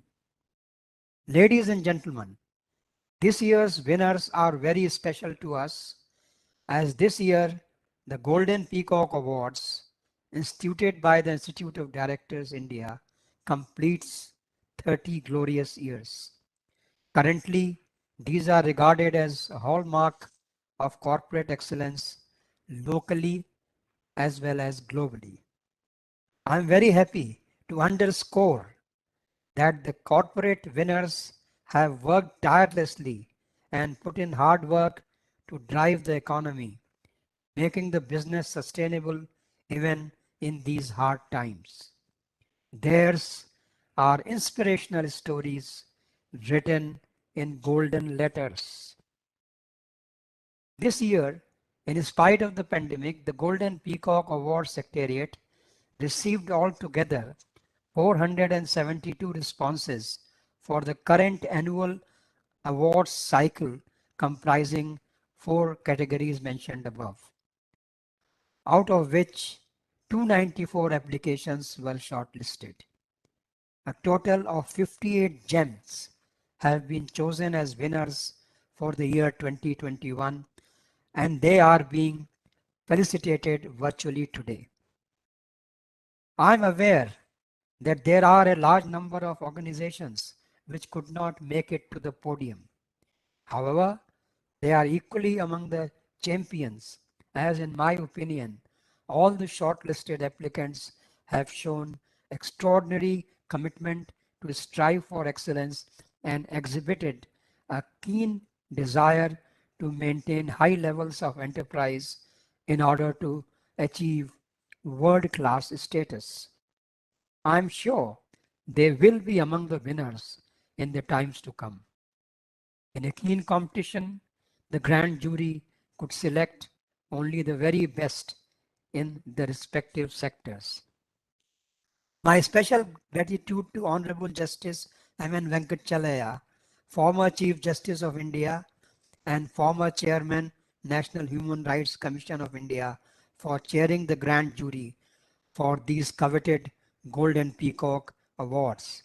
We are also thankful to all our esteemed jury members for their unstinted support and contribution. In spite of being amidst a new variant of the pandemic, we have reason to cheer for our corporate leaders and warriors, and also pay tribute to the winners of Golden Peacock Awards to keep them motivated. Congratulations once again to all the winners, and a hearty welcome to all of you for joining this special virtual Golden Peacock Award ceremony. Thank you. Over to you, Graham. Thank you very much indeed, Dr. Agnihotri. Thank you for your very warm welcome to the participants this afternoon.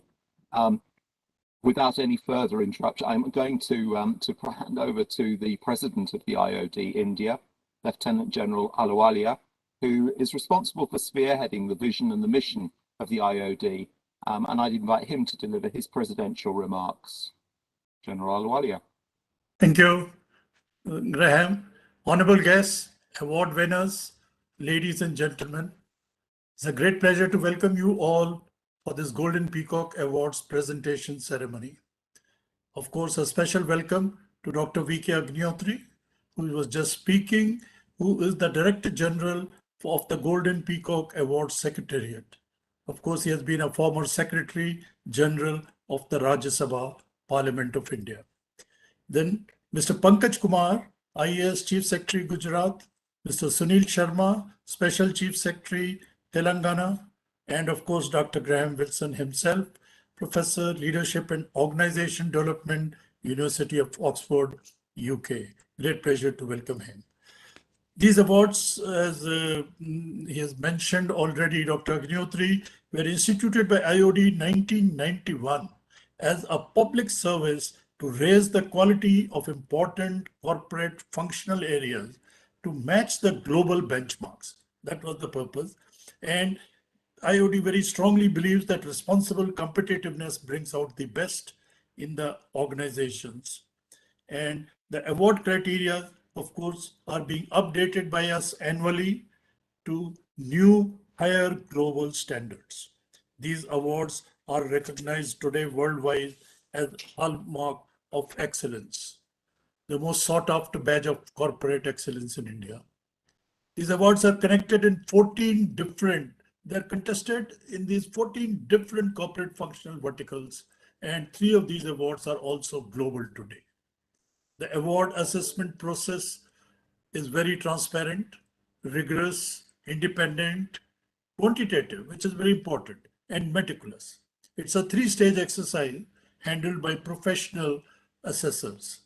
Of course, he mentioned about the grand jury headed by Justice M.N. Venkatachalaya, Padma Vibhushan, and who's the chairman of IOD and former Chief Justice of India. The awards are a powerful self-assessment process. They help improve the organizational performance of all participants. The Industrial Revolution, now because these are mostly today on environment-related areas, and just a few words on that. The Industrial Revolution in the 19th century, it marked the onset of environmental degradation through pollution and contamination.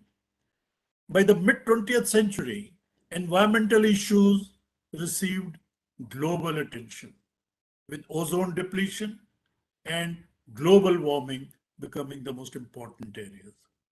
The environment protection and sustainability received worldwide attention during the Earth Summit held in Rio in 1992.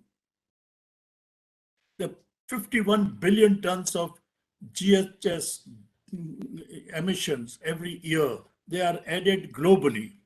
51 billion tons of greenhouse gases. The warming up of planet and climate disaster have become a global challenge. The climate change has become real and tangible, affecting people's lives worldwide. Extreme weather conditions are becoming more frequent, more intense.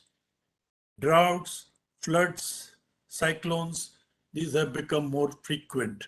The challenge has become a national priority, a rapidly expanding field for international cooperation. We have just gone through all these at the COP26 in Glasgow last month. And at the end, I would only, my special felicitations and congratulations to the Golden Peacock Award winners of today. And I would now hand over to Mr. Graham Wilson. Thank you. Thank you very much indeed, General Ahluwalia. And now, in order to introduce our guest of honor, Mr. Pankaj Kumar, I'm going to invite Ashok Kapoor, who is the General Director of the IOD, to extend. And distinguished friends, thank you. 1 minute I'll take to introduce Mr. Pankaj. Pankaj, I'll take 1 more. Friends, thank you, Graham. Friends, we have all heard about vibrant Gujarat. Today we have, IOD has the pleasure of introducing to you one of the most vibrant Chief Secretaries of India.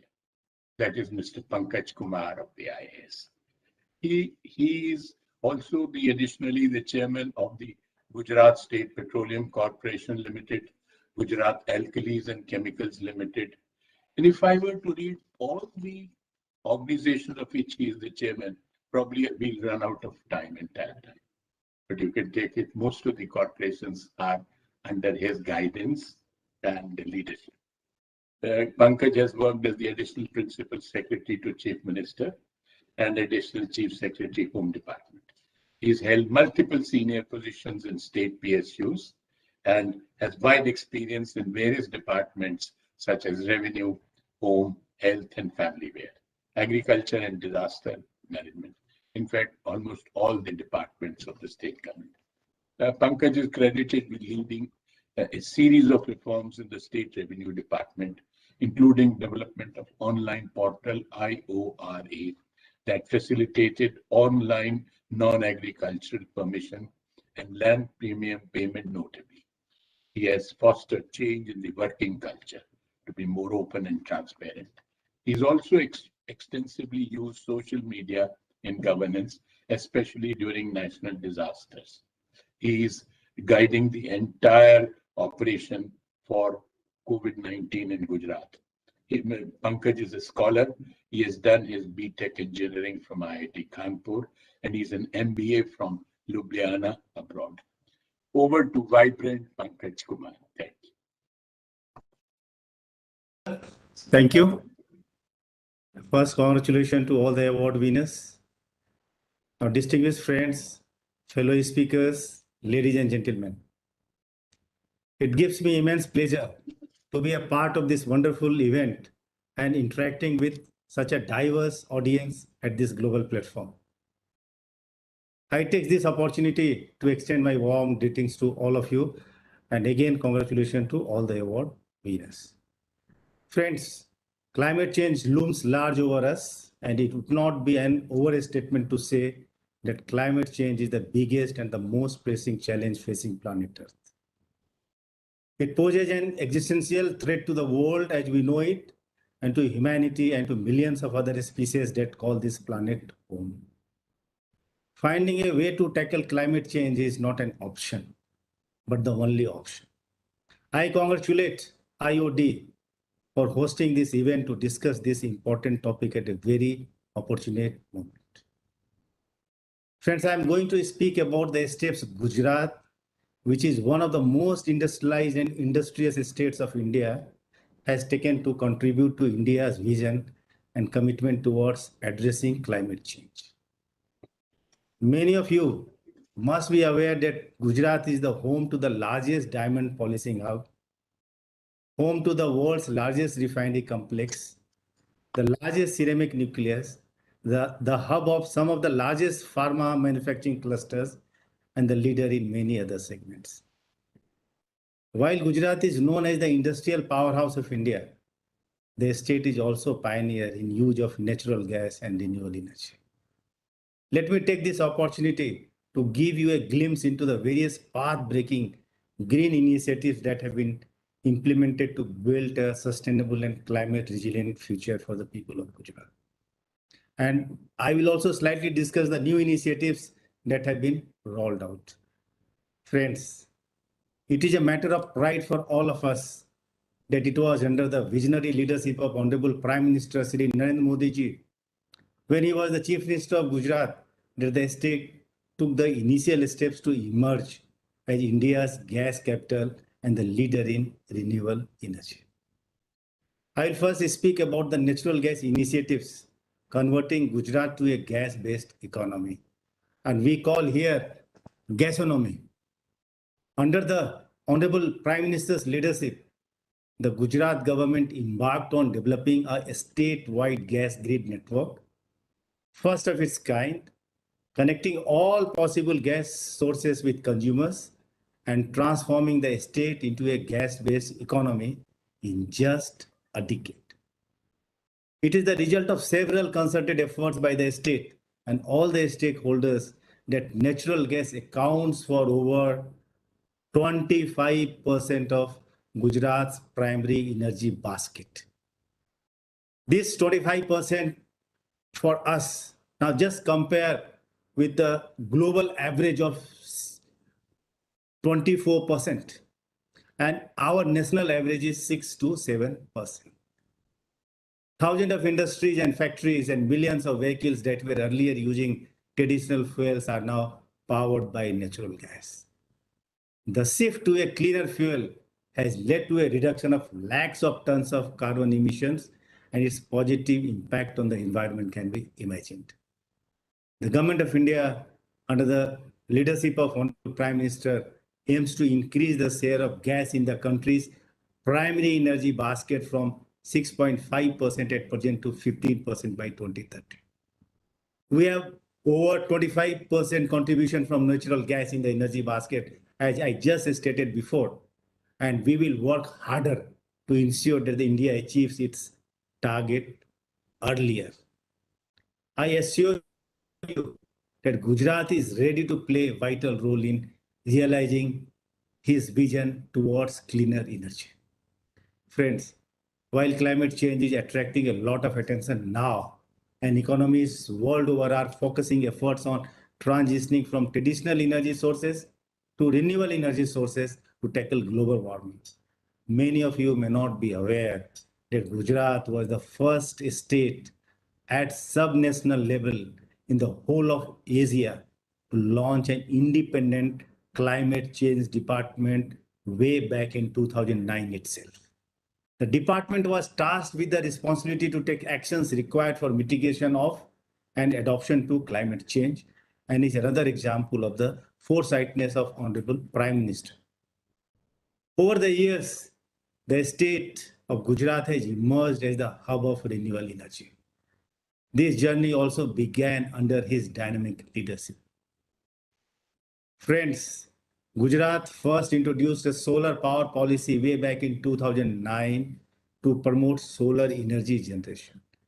Everyone knew the unlimited potential of sun as the planet's most abundant source of energy. But few solar power projects were operational in the country until then. Under this policy, the state established Asia's largest multi-developer solar park at a single location at Charanka village in North Gujarat with an installed capacity of over 730 megawatt. India has been worshipping the sun god since ages, but in 2009, few would have imagined that within a decade, India would be showing the world the path of one sun, one world, one grid. The solar power policy also played the role of a catalyst in transforming the state into an integrated solar generation hub. In just a decade, Gujarat has scaled up solar power generation capacity to more than 6,000 megawatt. I'm happy to inform you that the Gujarat government has formed up plans to increase this capacity many folds in the very near future by accelerating development of large solar power projects, a small scale distributed systems, and setting up ultra mega solar park. Gujarat government has also policies to encourage industries, farmers, and common households to generate their own electricity using solar power. We are also working on a mega policy for decarbonization of the whole manufacturing process and the industrial process. I would like to draw your attention to initiatives in the field of wind energy and solar energy, which are many. In the field of solar energy, we have example of Modera town in Mehsana, which is home to an ancient sun temple, into a net solar energy positive town by enabling it to meet its energy requirement through solar power. Gujarat was also the first state to set up rooftop solar panels on canals under the Canal Solar Power Project in 2014, doing away with the need to acquire land for setting up solar projects and at the same time limiting evaporation of water from the canals. Friends, Gujarat is also among the leading states in India as far as tapping wind energy is concerned. The state is home to nearly 9,000 megawatt of wind power generation capacity, one of the highest in the country. On the whole, the state accounts for more than 15,000 megawatt of renewable energy capacity, which is around 15% of the country's renewable energy capacity and 42% of the total energy capacity of Gujarat. I am very happy to present before you that we have started setting up the world's largest hybrid renewable energy park with more than 30,000 megawatt of wind and solar projects in the desert area of Kutch. Apart from the huge environmental impact, renewable energy has also made significant contribution in the socio-economic development of the state by creating employment opportunities, promoting entrepreneurship, strengthening energy security, and boosting infrastructure development in interior pockets as well as in the coastal areas. Earlier this year, the Gujarat government unveiled a state action plan on climate change aimed at building a sustainable and climate resilient future in line with the UN's Sustainable Development Goals. Besides health, the plan covers aspects such as renewable energy, energy conservation, forestry, coastal areas, tribal areas, animal husbandry, and agriculture. The plan will involve people, mobilize private and public investment, as well as various policy measures. Friends, most recently, we announced Gujarat State Electric Vehicle Policy, which aims for transition of the transportation sector towards electric mobility by encouraging investments into the sector and improving quality of environment by reducing air pollution. The policy offers subsidies on electric vehicles as well as for charging infrastructure and incentives on manufacturing of EVs and components. In fact, per kilowatt subsidy which has been offered by government of Gujarat, which is rupees 10,000, is among one of the highest in the country. Going forward, Gujarat emphasizes continuing to explore emerging areas like solar wafers, solar cells, solar batteries, energy storage, and many more. Since the topic of this conference is climate change, I believe it will be apt to share the story of environmental transformation of Morbi city, which is the largest ceramic manufacturing cluster in India. The National Green Tribunal banned use of coal gasifiers in ceramic units in 2019 due to environmental concerns. The whole industry was steering it as shutdown, but the state PSUs rose to the occasion, and within days, the infrastructure to supply gas to the units was put in place. Within months of this shift from coal gasifiers to natural gas, PM 2.5, PM 10, and SO2 concentration in Morbi town were down by 75%, 72%, and 85% respectively. Morbi's transition to a greener fuel and its transformation have become a global case study. Friends, as you are aware, and it has been mentioned also, that the world leaders that met at Glasgow for COP26 summit to discuss climate action, Honorable Prime Minister made India's commitment for increasing its non-fossil energy capacity to 500 gigawatt and meeting 50% of nation's energy requirement for renewable energy by 2030. He also pledged that India will achieve net zero carbon emissions by 2070. I am confident that the renewable energy push, coupled with a smarter use of cleaner fossil fuel and moving into emerging fuels like green hydrogen, will set India on course to achieve the net zero targets well within the deadline. I assure you that Gujarat is committed to further tapping renewable energy sources in a manner that would position them as the mainstream source of energy supply, as well as emerge as a key contributor to the 500 gigawatt renewable energy capacity target before the 2030 deadline. Friends, climate change is real, and the time to start addressing it is now. As Honorable Prime Minister had noted in his address at COP26, daily choices of billions of people around the world will take the fight against climate change billions of steps towards every day. I urge all of you to make conscious choices every day. Before I finish, I would like to say a few words about Vibrant Gujarat Global Summit, the payment industry event in India. the Gujarat government is hosting the 10th edition of the biennial summit in Gandhinagar with the central theme of From Atmanirbhar Gujarat to Atmanirbhar Bharat. Honorable Prime Minister will inaugurate the summit on January 10. The three-day summit will witness multiple seminars, roundtable conferences, conventions, B2B and B2G meetings, focusing largely on very important issues like what we are discussing: green mobility, clean energy, innovation, sustainability, natural agriculture, futuristic economy, and futuristic technology, and many more. I request all of you to block your dates and be a part of Vibrant Gujarat Global Summit 2022. In the end, I thank IOD for giving me this opportunity to interact with you all.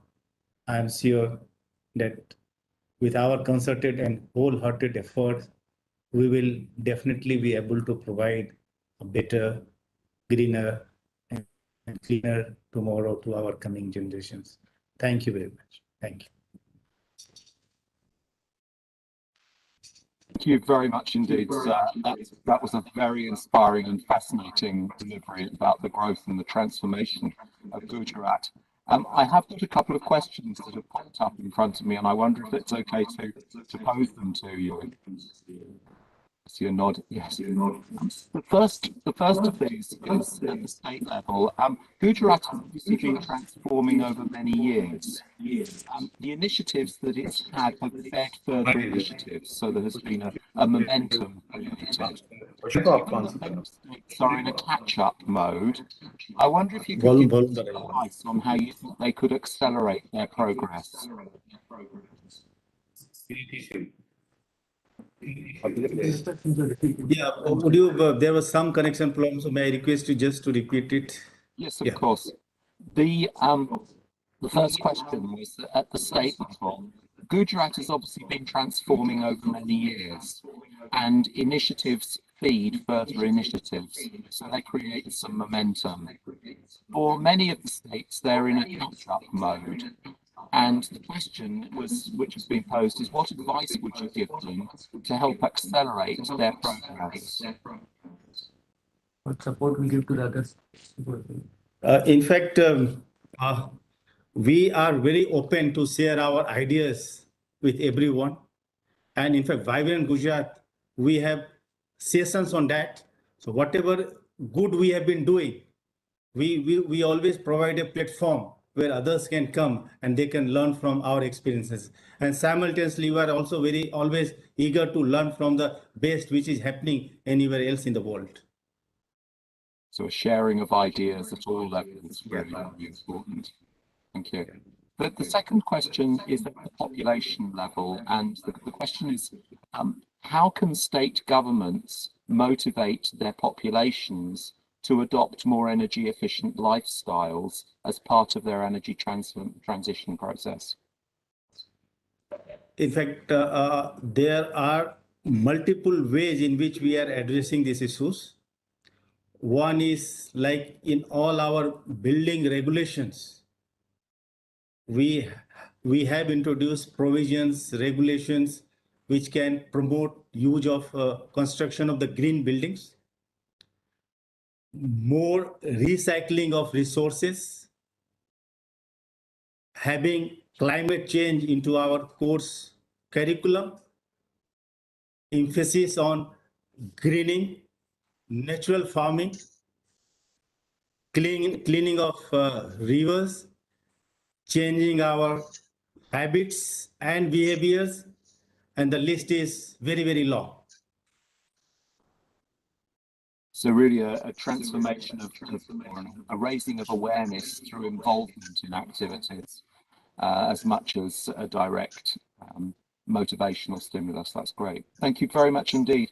I think that you'll be overwhelmed with requests for guidance and advice and support here. It looks as though there's a lot of interest in what you've been doing and a desire to learn more detail. So thank you very much indeed for your address, which I think really set the tone for the rest of the proceedings today. Thank you very much indeed, Mr. Kumar, for your support. Thank you very much. Thank you. For the guest of honour address, may I now invite Mr. Sunil Sharma, who is the Special Chief Secretary for the for Energy in the government of Telangana State, which is the youngest state in India and is a treasure trove of tourist destinations. Mr. Sharma is an officer of the Indian Administrative Service of the 1990 batch from Telangana Cadre. In his more than 3 decades of service to the government, he's held various leadership positions. Having worked in various departments, he's gained experience in rural development, urban development, women's self-help groups, watershed, women and child welfare, housing, agriculture, industry, the Panchayat Raj, the civil supplies, and many others. Presently, he is looking after the power distribution sector in Telangana state. The government there has been committed to encouraging a generation of renewable energy, and especially solar energy, to augment the conventional sources like thermal and hydro projects as power. These are obviously key to an emerging state, and so we're very honoured to have Mr. Sharma with us today. If I could hand over to you, sir, for your keynote address.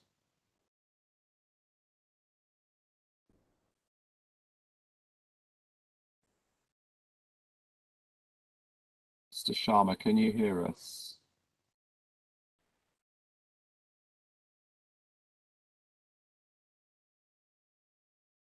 Good evening, everybody. Am I audible, please? Yes, you or are. there's Perfect. some disconnection. Okay, thank you so much. First of all, I would like to thank and congratulate IOD for running such an excellent session today for clean energy, and that will help the entire society in moving towards a better environment and better world to live in. And for Telangana state, I would like to present certain things which we are adopting in the state to bring about clean energy and which will be good for everybody. It will be a win-win situation. That includes the renewable energy measures we are taking up, waste energy plants we are taking up, similarly the capacity building of the DISCOM and the EV policy. So I would first like to start with the renewable energy capacity in Telangana state, which in 2014, when the state was formed, Telangana state was formed, it was 238 megawatts. And you'll be pleasantly surprised to know that it has risen up to 4,410 megawatts today. That has been a great leap. And we would like to further grow in this field and see that renewable energy percentage of that in the total energy produced in the state increases. Then regarding this, I would like to specially mention that the solar capacity has increased from 75 megawatts in 2014 to 3,975 megawatts today, around 4,000, from 75 to 4,000. So that again, we are very proud to say that this has been our achievement in solar energy. And coming to why it has gone up to this extent is because of the solar policy which we have, which has made things easier for everybody to adopt it. One is there is a single window clearance policy, and this is being widely appreciated by everybody, and everybody is adopting because of this. And a lot of exemptions are given, like Land Ceiling Act exemption is given, electricity duty exemption is given, supervision charge exemption is given, T&W charges for 10 years it is given exemption, and CSS charge exemption is given for 5 years, and a refund of the VAT and stamp duties. So naturally, with these type of exemptions, this policy becomes more and more attractive, and would like to further take up such measures to see that more and more people adopt it. Then coming to the very, very important program which is going on in the state and which is picking up like anything day by day is the net metering policy. And why it is very popular and people are adopting is because of the net metering regulations 2016 for solar rooftop. Now in this, all TS DISCOMs, Telangana state DISCOMs, they are eligible to establish the solar rooftop power plants in their premises. Any excess power which is pumped back into the grid after self-utilization, and it will be settled at average power purchase cost, pooled cost through net metering.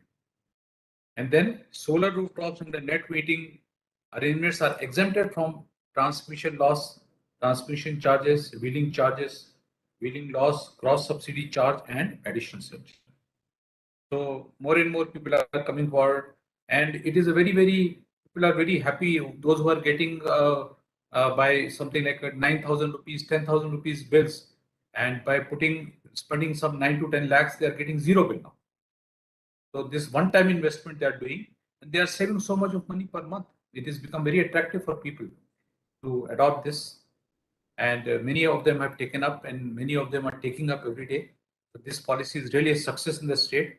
Then we have a as in other states also, I believe they are doing it. We also have taken up this EV and ESS policy, 2020-30.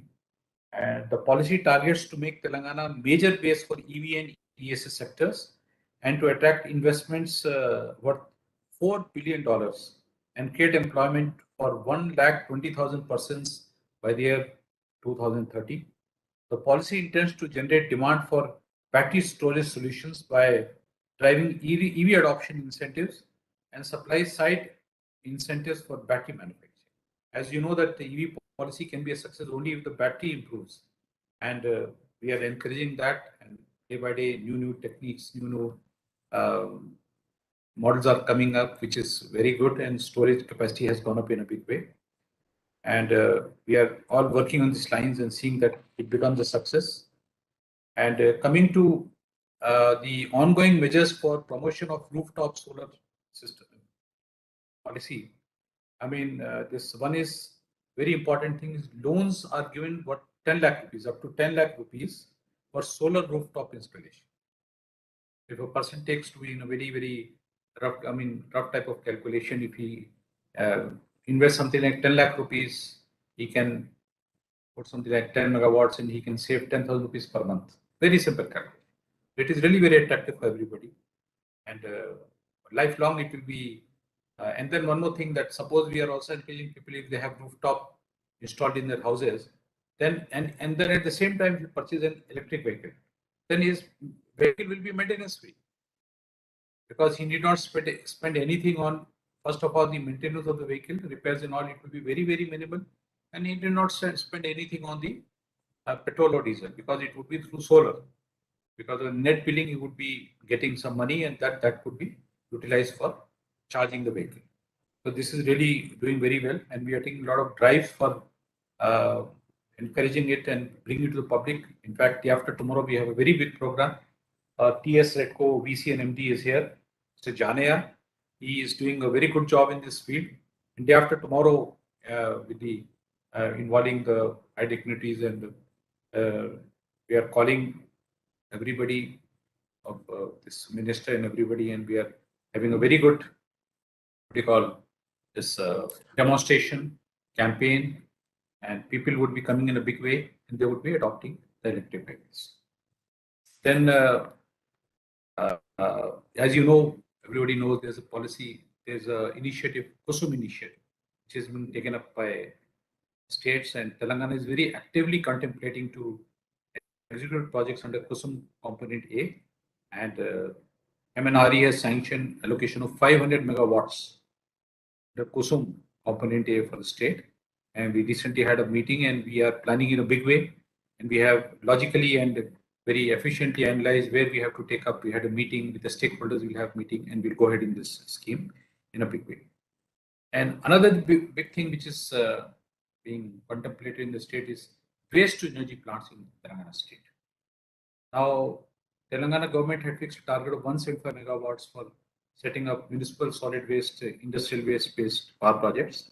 Organic, degradable, and inorganic degradable types of waste have been included, and policy benefits are applicable. So in this also, we would like to go in a big way and see that the waste can be taken as an asset. It will be seen as an asset too, so that electricity is generated out of it. Then now, to meet the local demands for agriculture with local generation to solar, the program has resulted in an estimated annual savings due to the avoidance of transmission losses of around 40 crore rupees by adopting this policy. So this also has helped in a big way. And we are very happy to inform, and we feel proud to share with all of you that Telangana has been ranked second in overall state rooftop solar attractiveness index, SARAL. And the SARAL index evaluates Indian states based on their attractiveness for rooftop solar project development. And Telangana has bagged first place in the consumer experience and overall second most conducive state for solar rooftop implementation. And we would like to go further in this direction, in this field, and ensure that it is adopted in a big way, and we go more towards this green energy. Then we are taking a lot of energy conservation measures in the state. Now, today only we had a very big program in which, on the same lines, building is being planned. Our Electricity Regulatory Commission building. Now, in this energy conservation building code is mandatory for the commercial building in the state. Without that, permission would not be given to any of the building. And Telangana is one of the leading states in India to adopt a mandatory energy conservation building code, and first in the country to incorporate the mandatory compliance through online building approval system and practically implementing the same successfully. And we are not, it is not only in paper, but it is being practiced, and we are having a lot of meetings regarding this to ensure that it is implemented. And not only one very important thing which are discussed in the meeting, or it should not be seen, we had a very big seminar on this. So we said that it should not be seen as something which is regulatory and which is being forced on you, but it should be seen as an opportunity for you to take this type of building that will help you. Because the building is taken up in this way, it will definitely help you to have a better building, live in a better place, and so that you get good ventilation and you save on the electricity. In the long run, you only benefit. So that sort of awareness is being brought about in the public to take it as an opportunity rather than something which is being forced on them. So we are going in a big way in this direction. Now, another thing which is being taken up in a big way is that capacity building of the DISCOMs is being taken up. Distribution companies, we have 2 in the state. And the objective of this is to carry out load management program development of DSM plan and implementation of DSM activities in their respective areas, thereby reducing peak electricity department. This is very important. And TSPDCL and NPDCL, that is Southern Power Distribution Company and Northern Power Distribution Company, we have they have participation for phase 2 for initiating the program in Telangana state. And TSERC has also notified DSM regulations in the state.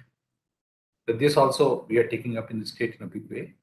And as I said earlier, that the municipal demand side, and one is from waste to energy we are converting. At the same time, the demand, we are seeing that is all the lights are replaced by LED lights, so that there is a lot of savings. Because whatever is saved, as you know, that it is produced. Something we are saving, that means that much more electricity is produced. So across 142 ULBs, urban local bodies, we have taken up this program, and we have taken up some of the panchayats also, where we are installing such LED lights, and they will be saving on the electricity cost. And different models are there in this, there are different models we are taking it up, but we are ensuring that most of the lights are taken up as LED lights. And TS Redco has conducted 19 number of 2-day hands-on training program to Metro Water Works officials with support of Bureau of Energy Efficiency in this direction. Similarly, with other departments also, public also, they are taking up such program. Now, a very important thing which is being taken up in the state is that energy efficiency demonstrations are being taken up. Now, TS Redco is implementing various energy efficiency programs in the state, such as State Partnership for Energy Efficiency Demonstration Speed, Modern Energy Efficiency Village Campaign, MEVC, EE in hospitals, etc., and saved around 4.6 million units per annum energy in the state. This is the saving in the state because of this program. And then very important thing which has been taken up initiative is the State Energy Conservation Fund. Now SECF. Under SECF, Government of Telangana successfully completed the energy conservation study in the NIMS and initiated the implementation process. By implementation of the identified measures, it is estimated that around 3.12 million units energy per annum would be saved. But different methods are being taken up. That by this method we are saving 4.6. By this method we are saving 3.2, and then so on the whole we will be saving a lot of energy because of these measures we are taking with the state. And another very important initiative, energy efficiency through installation of appliances in the state. For example, installation of, as I said, LED street lights, promotion of utilization of 9 watts LED bulbs, promotion of utilization of LED tube lights, promotion of utilization of fans. Now, by this per annum, I'm very happy to share with you that we have said 1,005 million units per annum. Also, okay. And, now you can take. Yes, switch on the audio as well as. Okay. And another important is the National Energy Conservation Award. We are proud to share with you that TS Redco, Government of Telangana, has achieved second, as I have already mentioned, the national level during the 30th NICA program for the financial year 1920 by Minister of Power, Government of India. And we would like to not stop here, we would like to go further in this direction. And as I said that we would like to encourage the solar policy in the state by encouraging more and more people to go for it. And then we would like to encourage people to go for electric vehicles. We had so many awareness programs, and we are doing it in the colonies now, in the gated communities, in the colonies. We are taking a big way. As I said, day after tomorrow, we are having a very big program in Necklace Road. So, and then waste to energy plant, LED lights, then this what you say, capacity building of the discounts. So all these measures are being taken up in the state to ensure that we go for cleaner energy. At the same time, we go for saving of the energy, and then it should be a win-win situation where the Government of Telangana benefits, where the public benefits by getting a cleaner atmosphere, cleaner environment, and also saving. And because, as I said earlier, that if they go for rooftop, they will be saving on the electricity bill, and also they will be saving on the petrol charges or diesel charges. So this is the policy which are taken up in a big way. And Redco, the department which is coordinating all these things, Mr. Jania is the VCNMD. They are very active in this field, and we will definitely we would like to be the model in the entire country, and go in this direction and see that along with the other states we also contribute something new, something innovative, and contribute towards the entire country so that we have cleaner energy in the country and everybody benefits. Thank you, sir.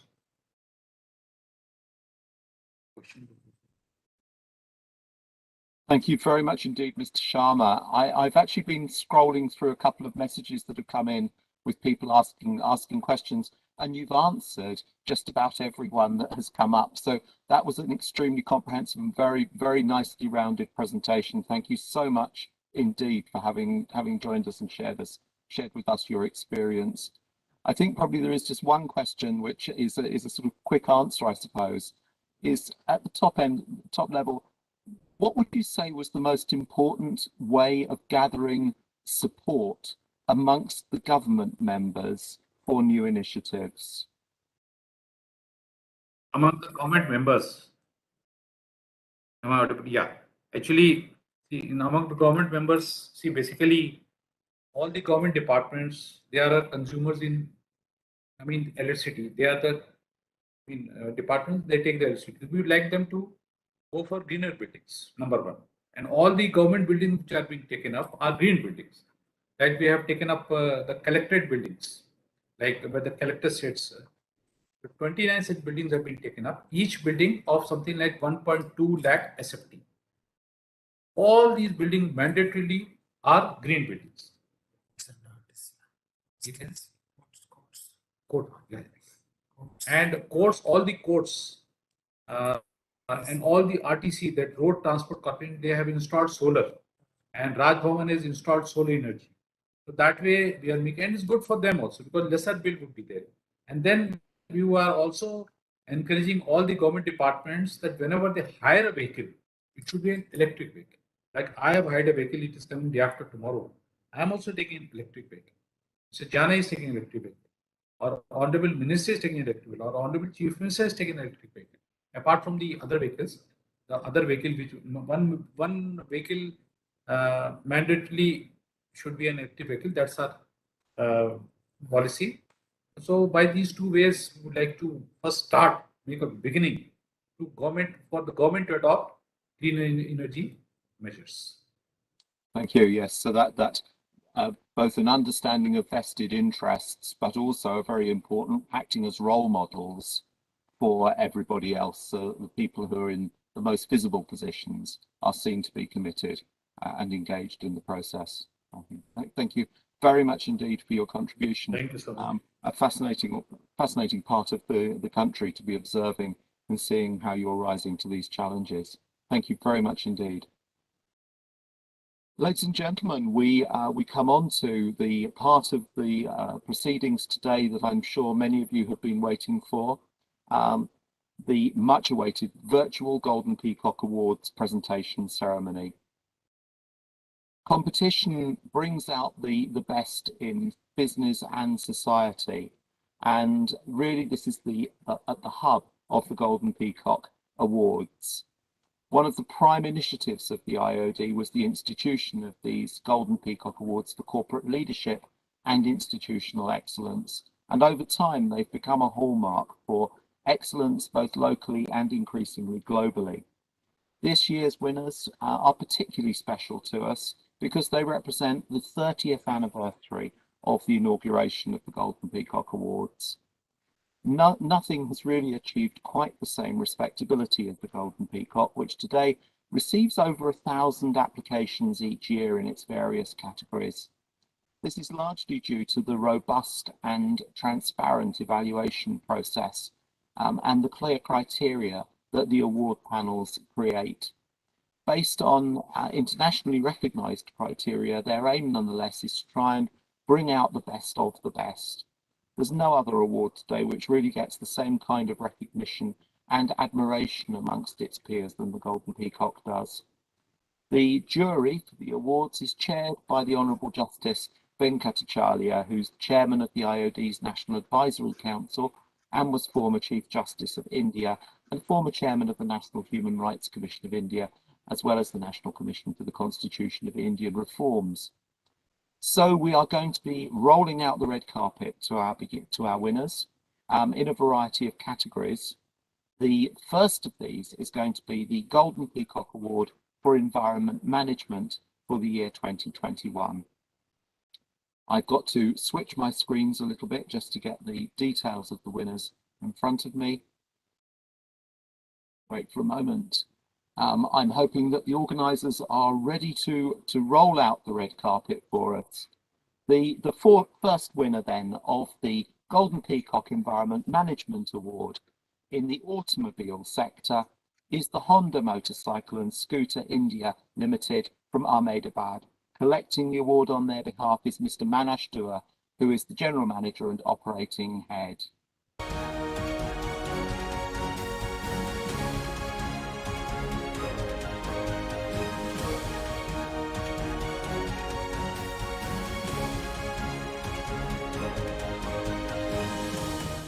In 2019 to 18 kilograms of vehicle production in 2020-21.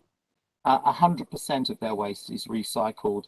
Mr. Manish Dua, if you would like to say a few words, you're very welcome to do so. A very good afternoon, sir. Sir, am I audible, sir? You are indeed, yes. Yeah.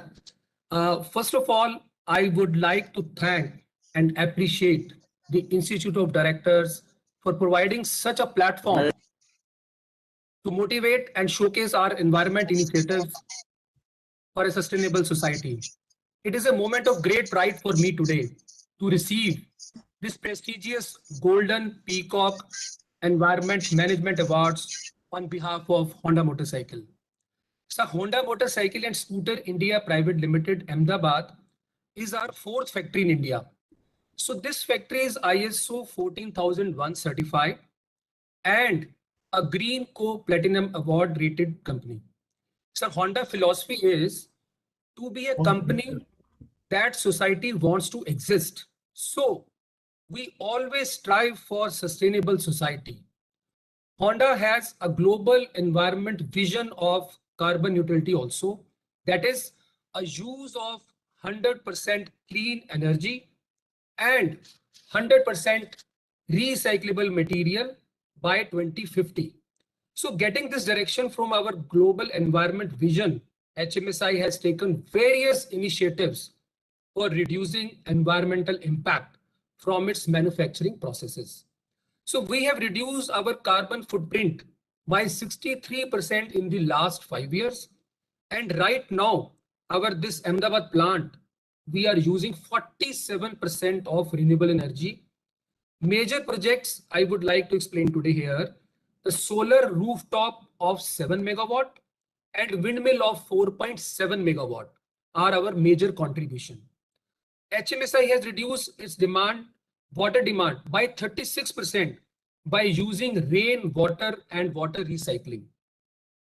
So HMSI 4F is a zero liquid discharge plant and zero waste to landfill company. Solid waste is sent for co-processing to the cement manufacturing companies. So right now government is promoting use of renewable energy, which is now a very cost viable also.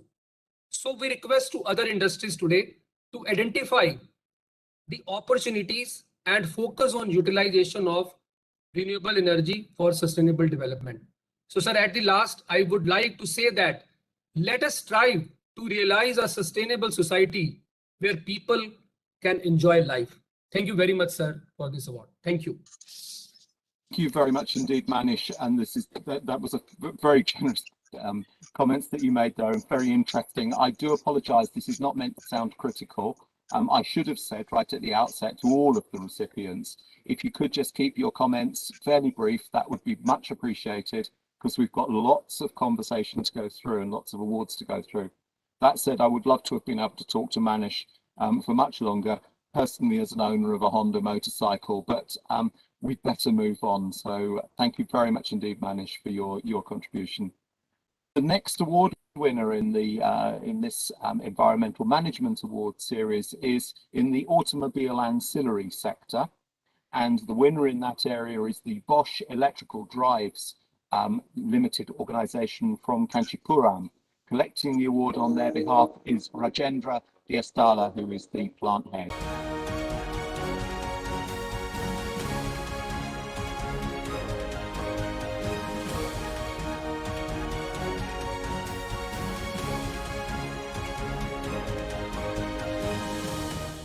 Before we hear from Mr. Diastala, just to explain to anybody who isn't aware of it, Bosch Electrical Drives is owned obviously by the Bosch Electrical Group.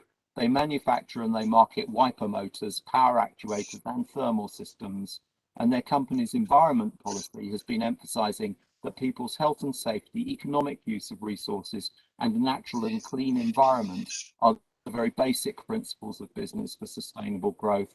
Mr. Diastala, if you'd like to say a few words, you're welcome. Yeah, good afternoon to all. I am very much thankful to the juries and Institute of Directors for giving us the recognition of our environment sustainability efforts. We are located in Chennai. You already spoke about that. We are manufacturing electrical motors and assemblies. Bosch has an important value of responsibility and sustainability. In responsibility, we take care through our CSR projects, focusing on holistic village development, education, and women empowerment. Regarding environment sustainability, we are continuously working, and our Bosch Group Global took the decision to be carbon neutral by 2020. And starting from 2017 to 20, we conducted a structured program to become carbon neutral. Most important has been the rooftop solar, which caters to 70% of our power requirement. And many various energy saving projects. With all these efforts, which have been set in our report, have been really appreciated by juries, and I once again thank them for recognizing our efforts. Thanks all. Thank you very much indeed, sir, and congratulations to your organisation. The third sector that we are awarding tonight is the BPO sector, and the winner in that area is Concentrix Dash Services Limited from New Delhi.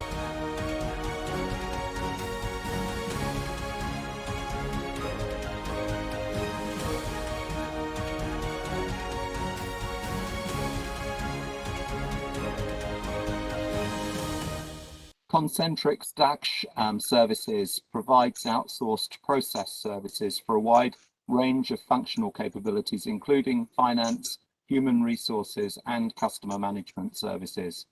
Around about 60% of non-hazardous waste for this organisation is being recycled and reused. Their environment monitoring is done for air and noise emissions, water discharge analysis, and waste management. Collecting the award on their behalf is their Senior Director for Real Estate, Captain Niran Kumar.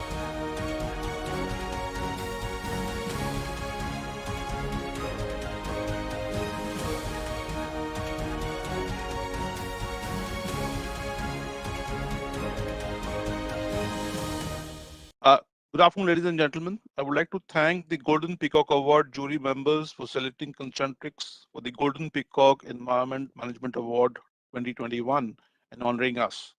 This is a very special and proud moment for me, my team, and Concentrix, as the journey of environment and sustainability started way back, and this award recognizes that effort. The Concentrix leadership team, the real estate operations and environment team, and the employees of Concentrix have worked hard to reach this milestone and have set up environment and sustainability benchmarks. Our environmental sustainability encapsulated 3 environmental commitments on climate, waste management and ecosystems, and the power of one Concentrix driving environmental action across the world. It is based on the foundation of education, awareness, driving staff engagement, and sustainability action, which in turn translates to both a quantifiable impact on climate and waste targets, as well as driving environmental stewardship, especially on the protection of habitats and diversity across the world. Even during the COVID-19 pandemic, we maintained the traction on environment and sustainability through initiatives on digital plantation drives, environmental awareness e-modules, trainings, and environmental sessions. We also conducted internal assessments, audits, and review of environmental and legal rights. Our efforts on energy, especially with LED, has been on an ongoing basis, embracing solar and renewable energy across the portfolio has been something which is very constant, and we do take a lot of initiatives around it. The journey of environment and sustainability over the last few years has been good, and we have driven environment and sustainability practices adoption by all our employees and business partners. I want to thank you for your continued support, and we will continue on this journey of environment and sustainability. Thank you. Thank you very much. We move on to the 4th sector, which is the cement sector. And the winner of the award is Prism Johnson Limited, cement division from Satna.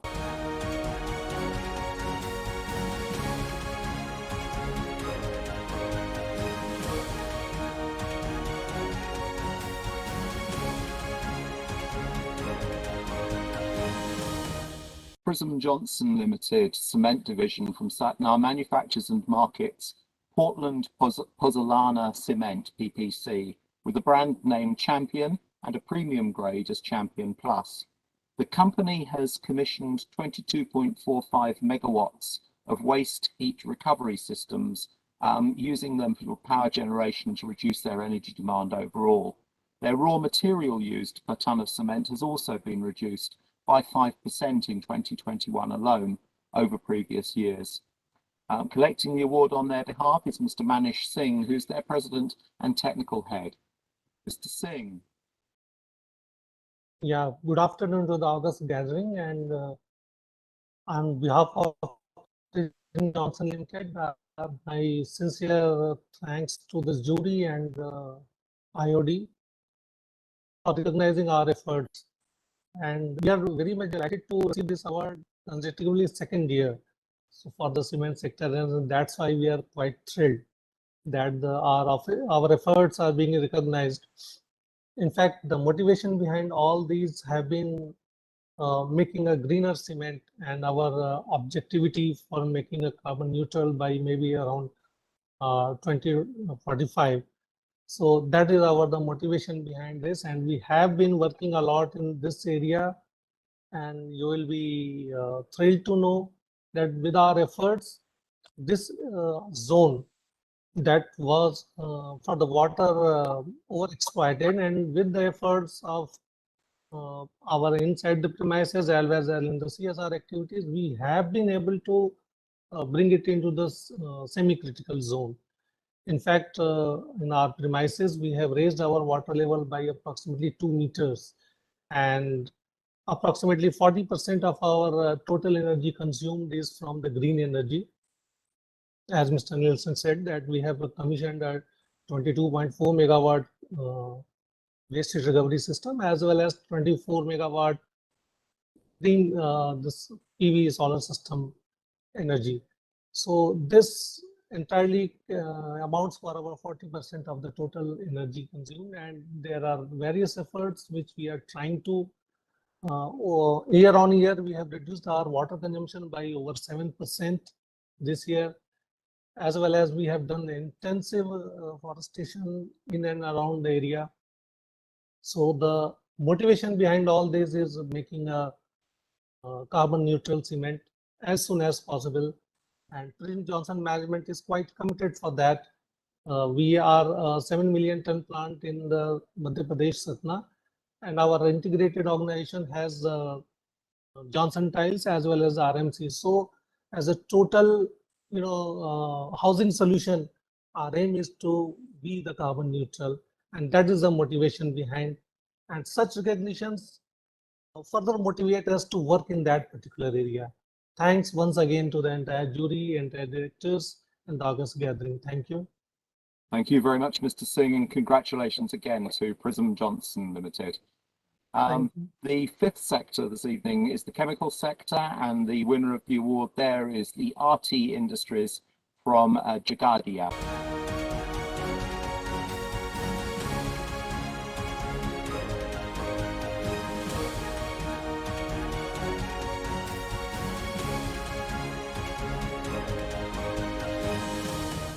RT Industries Unit 2 from Jagadia is a large-scale private sector chemical unit responsible for manufacturing dye and dye intermediates. The company's environment policy has committed to sustainability as a main criteria for business decision-making. Their supplier sustainability program started to build business resilience and achieve business sustainability across their wider network of suppliers. Collecting the award on their behalf is Mr. Subhat Jindal, who is their Senior Vice President and their Zone Head. Mr. Jindal. Yeah, thank you, Graham. Good afternoon, everybody.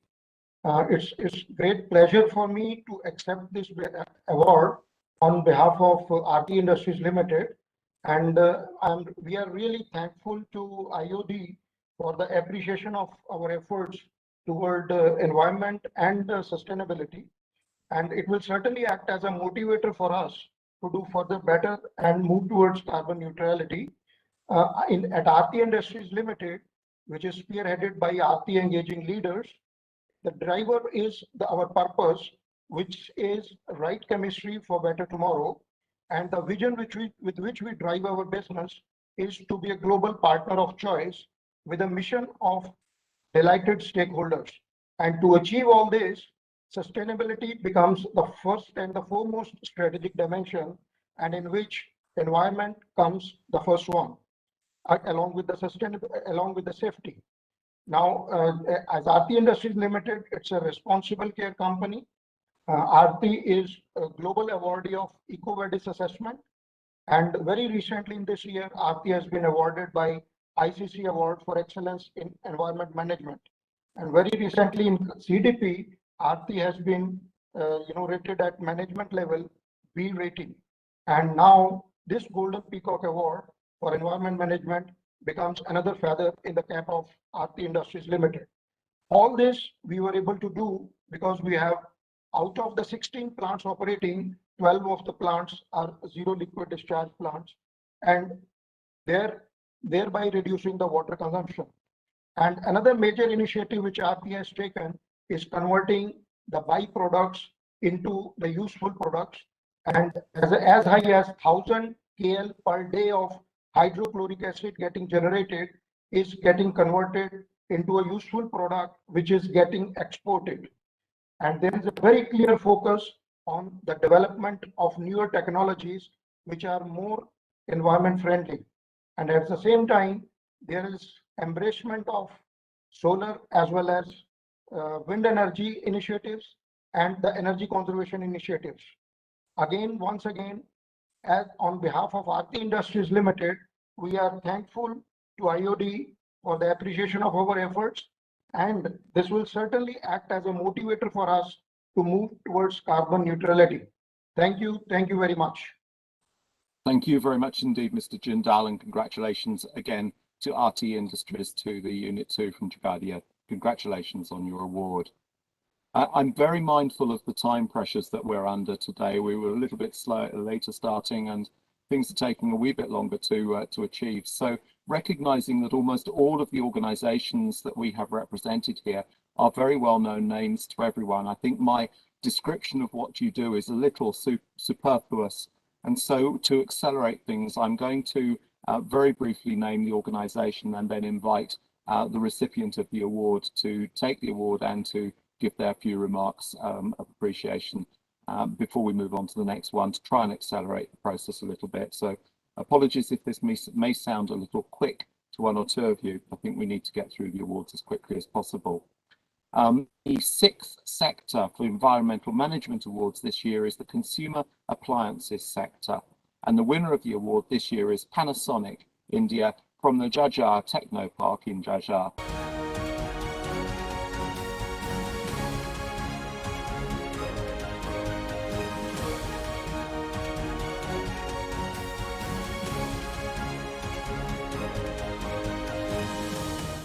Collecting the Consumer Appliances Award on behalf of Panasonic India is Ms. Ritu Ghosh, who is the Associate Director of Corporate Affairs and Environment and CSR. Ritu Ghosh. Thank you. Thank you very much for giving this opportunity. As Panasonic, we are really proud to have been conferred with this award. It really acts as a big motivator to the contributions that we are committed towards. Panasonic has its vision of better life, better world. As a commitment to better life, better world, Panasonic has always believed in contributing positively to the environment, not only by inculcating good and best practices for manufacturing as environmental practices, but also contributing to the society by generating ambassadors and training them in terms of a holistic view through the outreach programs called Haritumang and I Recycle. We also promote that the community should be nurtured to practice good environmental practices. Thank you so much. Thank you very much indeed, Ms. Ghosh, and congratulations again to Panasonic for your award. Moving on to the seventh sector, the education sector. The winner of the award in this area is the Engineering Staff College of India from Hyderabad.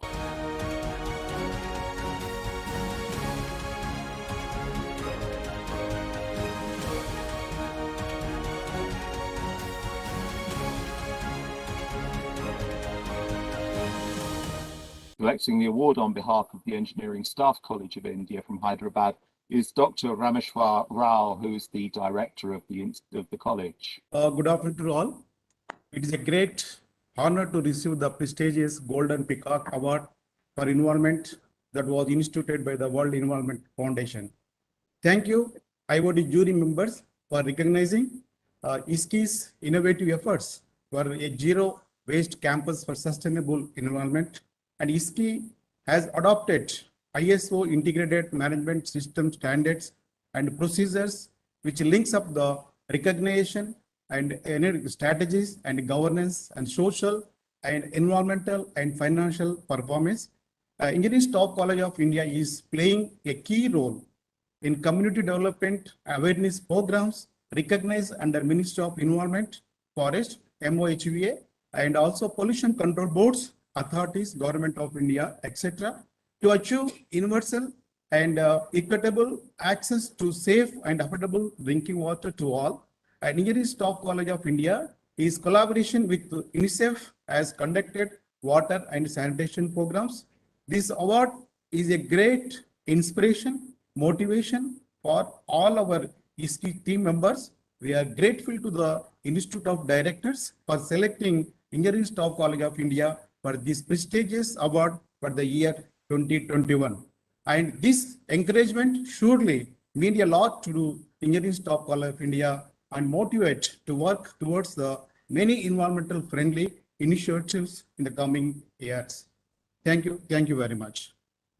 Thank you very much indeed, Dr. Rao, and congratulations again to the Staff College. I think this really indicates the diversity of organisations that are engaged in the environment management sector.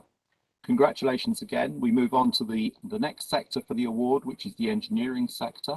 And the winner of the award in this area is Eaton Industrial Systems from Pune.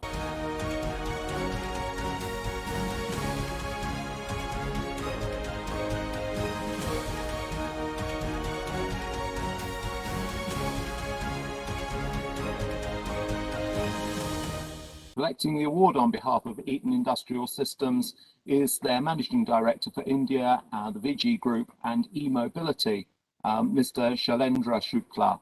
Over to you, Mr. Shukla. Thank you so much, sir. And I'll try to be brief.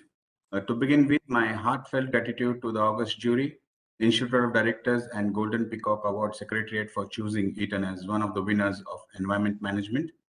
I, on behalf of my entire team at Eaton Vehicle Group, happily and humbly accept this award. Sustainability is part of the fabric of our company, and we at Eaton are powered by our vision, driven by our strategy, guided by our goals, and committed to doing business right. On a long-term sustainability, we are committed to resource optimization, and Eaton aims to become carbon neutral by 2030. On a concluding note, we reiterate our brand promise, we make what matters work. I'm very happy and congratulate our Eaton employees and our partners who have supported us in our sustainability journey while we receive this award. Thank you, everyone, and thank you once again, IOD and Golden Peacock Award Secretariat. Thank you so much, sir. Thank you very much indeed, Mr. Shukla, and congratulations again to Eaton from Pune. Congratulations on the award. We move on to the ninth sector, which is the fertilizer sector. And the winner of the award in this area is KRIB HCO Fertilizers from Shahjahanpur.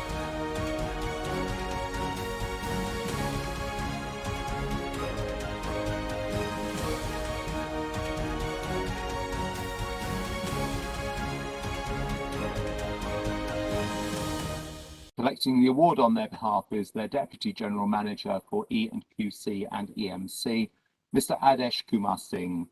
Mr. Singh, over to you. Good afternoon. Good afternoon. I'm audible. You are perfectly, yes. Thank you. On behalf of our organization, I'm very thankful to receive this prestigious award from IOD. Basically, recognition through receiving an award from IOD motivates us towards more focus on continual improvement in EMS. Our organization believes that we are a part and parcel of the Earth's ecosystem, to always advocate green environment and preservation of nature. Our operational activities as well as process optimization approach are linked with an environment protection. Our production units are well equipped with latest machine and equipment that consume less water and energy, thus causing optimum wastage of water and energy. We believe regular awareness and retaining of the manpower is one of the most important aspects of the EMS. In the organization, the water consumption has been reduced drastically through recycling, reuse, and prudent use. The specific energy consumption and natural gas consumption are decreasing gradually through efficient and regular mapping of operation, preventive maintenance, and best practices adopted. In our views, in spite of all the technological innovation, the significant positive impact in the environment can only be achieved through behavioral change in the attitude of the society. For that, regular awareness regarding impact on environment due to our day-to-day undesirable activities should be identified and communicated in a local language. Thank you very much. Thank you very much indeed, Mr. Singh, and some really important messages in there about the way in which the whole of the community needs to be engaged. Thank you so much. It would be great to hear a little bit more about the role of Krishak Bhatti's cooperative in this process. Thank you very much indeed. Congratulations on your award. We move on to the FMCG sector, where the winner is Rekit Benkaiser from Mysore.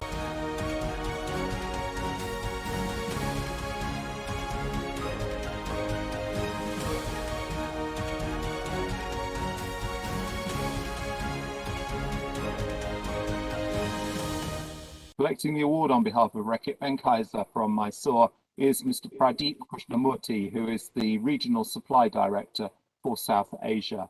Over to you, Mr. Krishnamurthy. So, good afternoon to everyone.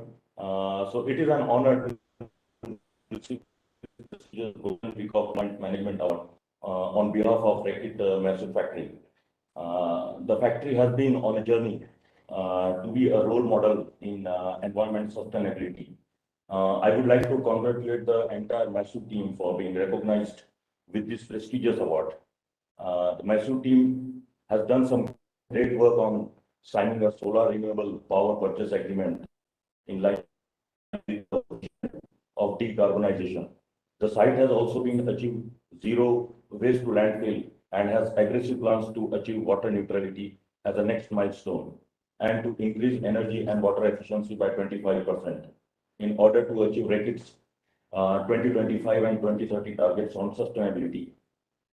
We at Rekit put sustainability at the core of our operations, and this is firmly embedded in everything we do. The award coming from the Institute of Directors is testament of our commitment to environment sustainability.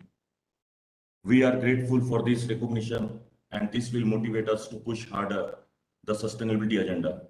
Our best wishes to all the participants and compliments to the other winners. Thank you. Thank you very much.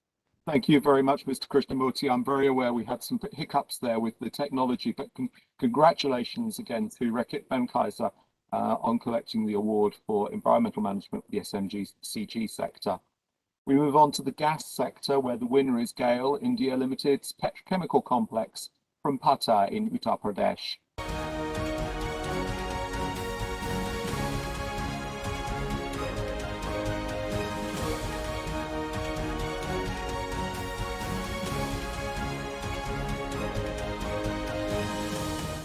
The award on behalf of GAIL's petrochemical complex is their executive director and OIC, Mr. AJ Tripathi. Mr. Tripathi, over to you. Okay, thank you. Respected jury members and participants, a very good afternoon to all. We at GAIL Pata Petrochemical Complex are honored to be awarded the winner of Golden Peacock Environmental Management Award 2021. Sustainability at GAIL is integrated with our core business strategy.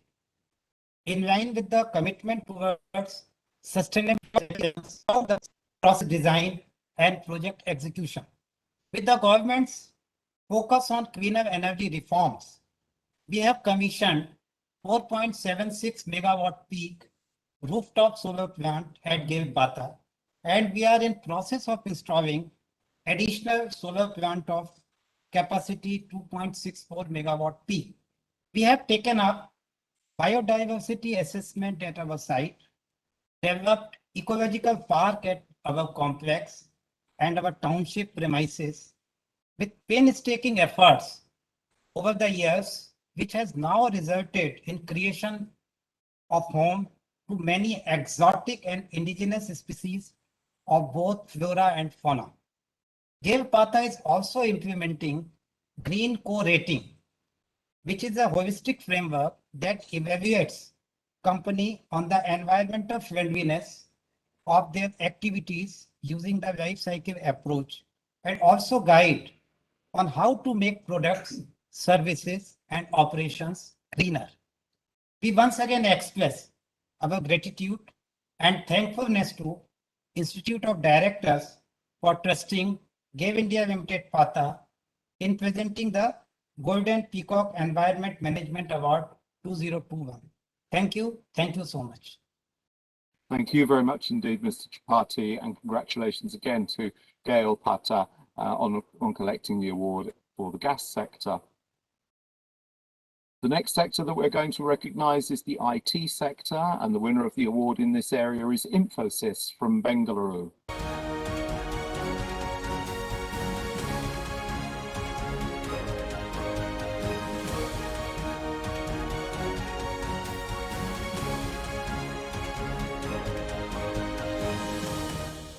Collecting the award on behalf of Infosys is Mr. Sunil Kumar Dareshwar, who is the Senior Vice President and Head of Facilities, Infrastructure, Taxation and Corporate Accounting. Mr. Dareshwar. Thanks, Graham, very much. It gives me great pleasure in accepting the Golden Peacock Award for Environment Management. I'd like to express my deepest gratitude to the jury and also the Institute of Directors for bestowing this award on Infosys. Infosys ethos has always been in building a sustainable workplace and environment protection. And in this direction, our efforts have been in enhancing environmental management through climate change action, achieving carbon neutrality, sustainable resource usage, and waste management through building designs and operational control. In fact, we achieved carbon neutrality in 2020, 30 years ahead of the 2050 deadline that was set in the Paris Agreement. Setting up of the ESG committee with oversight on organizational initiatives is a further commitment that we are showing towards environmental management. I'd like to take this opportunity to congratulate the team at Infosys, which has always delivered on each of its commitments. We will continue in our pursuit for the protection of our planet for future generations by ensuring that we conduct our business in a sustainable manner. Once again, thank you very much for the award given to Infosys. Good day. Thank you. Thank you, Mr. Dareshwar, and congratulations again to Infosys on collecting the award for the IT sector. The next sector that we're going to look at is the mining and metallurgy sector, and the winner of the award in this area this year is the Hindustan Zinc Organisation's Kayad mine from Ajmer.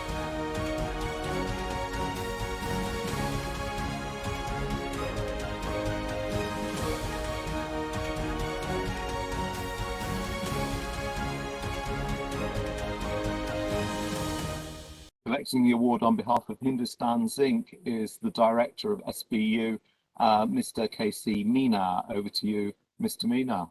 We have Mr. Meena on the line. Yes, good afternoon, Mr. Graham and all the juries. I thanks to all of you that we got this award. It's a prestigious awards, and really I thanks to all of the juries. Mr. Graham, just I want to take this opportunity that mining industries, we are working against the natures, and you know that in the mining industries we have underground mining operations, and that we have a very highly mechanized and equipments we have that we can take 65 tons of trucks and 21 tons of LSD. This is the world largest equipment in the mining operations. And looking to this environment and all this, we are working very hard, and we have got this FIMI award regarding this our environment excellence. Also, we got this 5-star rating in the edges of the IBM. And we are water positive in the Kayad mines. And if you talk about the Hindustan Zinc, we are very seasoned and working for the environment strategy. And you know that this in the underground mining operations, we are bringing the electrical equipments, and by end of this March, we are getting around maybe 10 this electrical equipments for the underground mining operations. So we are working on the environment front in the various corners. So I really appreciate you people and giving this award to the Hindustan Zinc as a Kayad mines. It's a really, I pride on this, and I thanks to all of you. Thank you very much. Thank you very much indeed, Mr. Meena, and an enormous organisation that you're responsible for, with tremendous opportunities to support the environment. Thank you very much indeed. Congratulations on the award. Collecting the award on the for the oil production sector, winning the award, is the Oil and Natural Gas Corporation from New Delhi.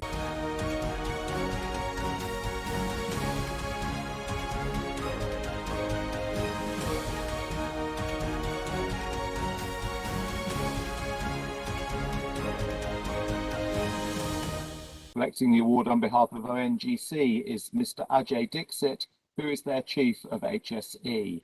Mr. Dixit, over to you. Thank you, Mr. Graham, and good afternoon to all. At the outset, I would like to express my gratitude to the jury of the Golden Peacock Awards and the Institute of Directors for bestowing the coveted Golden Peacock Environment Management Award to Oil and Natural Gas Corporation Limited, the energy anchor of the country. It is indeed an honor to receive this prestigious award from this credible organization like Golden Peacock, a hallmark of excellence globally. The award is a testimony of ONGC's commitments towards environmental excellence and sustainability. And let me tell you, it is the hat trick of this award for ONGC. For the last 3 consecutive years, we have been winning this award, and that's it gives me great pleasure that to tell all of you that ONGC is having the most robust environment management system. All installations of ONGC are ISO 9001, for quality ISO 14001, for environment, and ISO 14001 for occupational health and safety management system. And we promise that ONGC will continue to put its best foot forward for environment performance through eco-friendly technological interventions, while maintaining our established position as a global leader in integrated energy business through our vision, sustainable growth, knowledge excellence, and exemplary governance practices. And it's high time we take a pledge that we all need to gear up and contribute meaningfully towards creating a sustainable planet for ourselves and for our future generations. Thank you very much. Thanks a lot. That's all. Thank you very much indeed, Mr. Dixit, and congratulations again to ONGC. Triple congratulations, I guess, to ONGC. I look forward to seeing you next year as well. Moving on to the oil refining sector, the winner of the award this year is the Indian Oil Corporation's Mathura refinery from Mathura.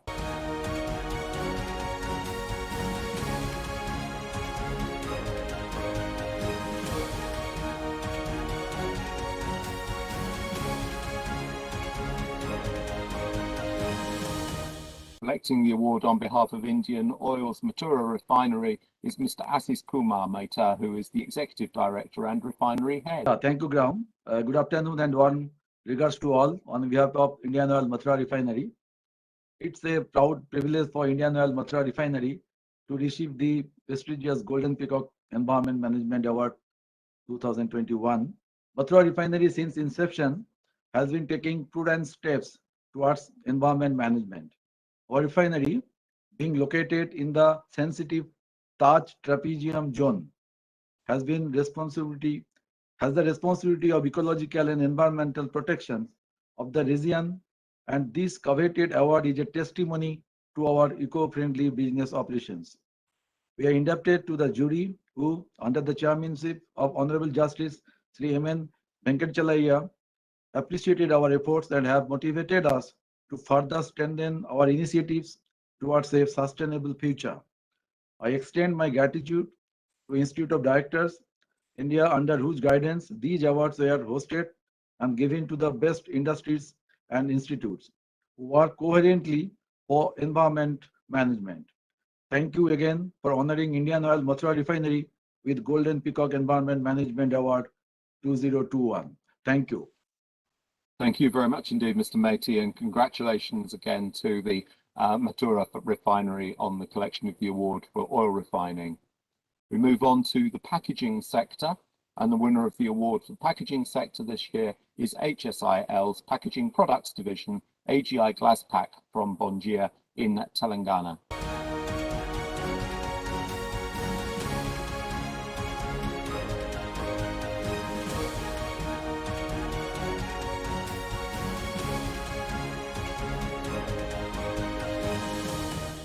Collecting the award on behalf of HSIL's Packaging Products Division is Mr. Subba Rao, the Senior Vice President of Works. Over to you, Mr. Subba Rao. Yeah, good afternoon, ladies and gentlemen. I am Subba Rao, participating on behalf of HSIL. First of all, thank you very much for giving this opportunity, giving this award. It's a great pleasure for us. We are very thankful to jury and Golden Peacock management.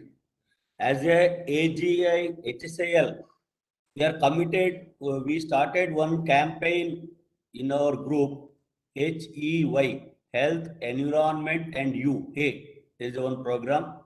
We are following the Hey, Health, Environment and You. And we are committed. We are the persons who started ESP in glass sector in India to maintain the norms of SOx and NOx. We have 2 furnaces.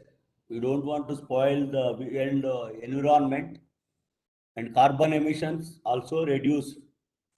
And we started zero water discharge. Zero water discharge means our wastewater. So STP and ETP water we converted into RO, reverse RO water, and we are using this water to compressor cooling. That means we are not sending any water to land or outside contamination. It's almost zero discharge of water from our company. We are using 600 KL of water every day. With this process, we are saving around 350 KL per day. And solar, we have started solar, 13 megawatt solar in our company. This one, 50% is rooftop. Rooftop means we utilize all warehouses and packing stores and main building. And 50% ground top, around 15 acres of land utilized for this. We have total 150 acres of land. 50 acres of land we utilize for this solar energy. And cullet, we are in the manufacturing of glass bottles, container glass bottles. Whatever rejection, we are trying to reduce the rejection, first of all, rejection percentage. Earlier, our pack percentage was 86, 87. Now we are at 90, 91%. That means we are reducing the defects percentage. And whatever broken glass pieces we are using in the furnace, recycling of cullet we are doing. And last but not the least, even lights and all, we went for LED lights. And we are upgrading the motors to energy efficient motors. So we are committed as an AGI, HSIL management, we are committed to environment and we are working. Once again, thank you very much for this opportunity. And it's a great pleasure for AGI, HSIL management and staff. We are very much delighted with this with this prize. Thank you very much. Thank you very much indeed, Mr. Subbarao, and congratulations again to HSIL's AGI plant. Congratulations, award well deserved. We move on to the 17th sector, which is the pharmaceutical sector. And the winner of the award in this area from Jagadia is Abbott Healthcare's organization.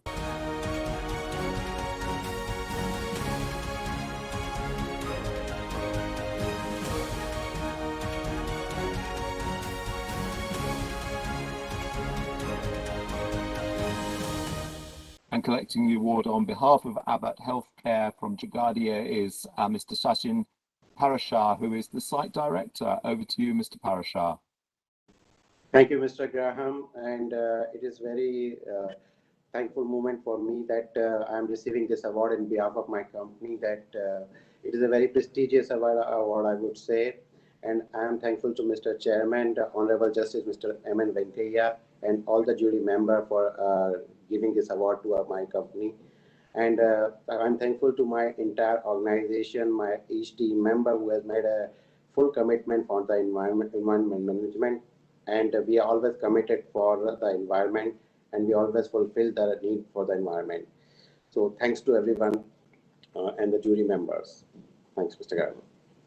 Thank you very much indeed, Mr. Parashar, and congratulations again to Abbott Healthcare.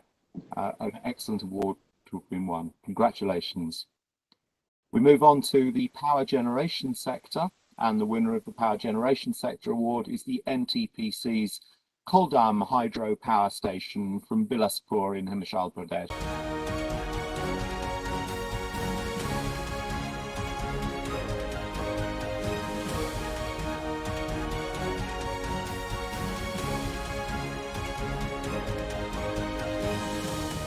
Collecting the award on behalf of NTPC from their Koldam Hydro Power Station is Mr. Nandan Singh Thakur, who is the General Manager and Head of the project there. Over to you, Mr. Thakur. Good evening, Mr. Graham Wilson and other fellow awardees. I am thankful to the jury and Institute of Directors for recognizing Koldam Hydro Station for awarding the Golden Peacock Award in Power Generation category. Koldam is the only operational hydro power station of NTPC, which you all are aware that is the largest power generating company in India. Koldam is generating around 3,200 million units every year green energy, thereby contributing to the reduction of the carbon emission. At NTPC, we believe that sustained economic gain is twinned with substantiated environmental gain. Some of the initiatives being followed in Koldam station are the large-scale plantation, zero discharge of domestic wastewater, zero disposal of plastic waste, online environmental flow measurement for preservation of aquatic life, and involvement of all stakeholders for environmental improvement. Other NTPC plants are also doing great work in field of waste utilization, water conservation, and improvement of air quality by installation of FGD plants, that is. And I am confident that in the coming years, Koldam or one of the other NTPC plant will be bestowed with this Golden Peacock Award. Finally, I assure on behalf of our team that we will keep on going highest priority to continual environment improvement. Thank you. Thank you for this award. Thank you very much indeed, Mr. Thakur, and congratulations again, Koldam Hydro Power Station. An excellent contribution to the environment that you're making. A tremendous achievement. Thank you very much indeed. We move on to the power equipment sector, and the winner of the award in that area is the Bharat Heavy Electricals Limited from New Delhi.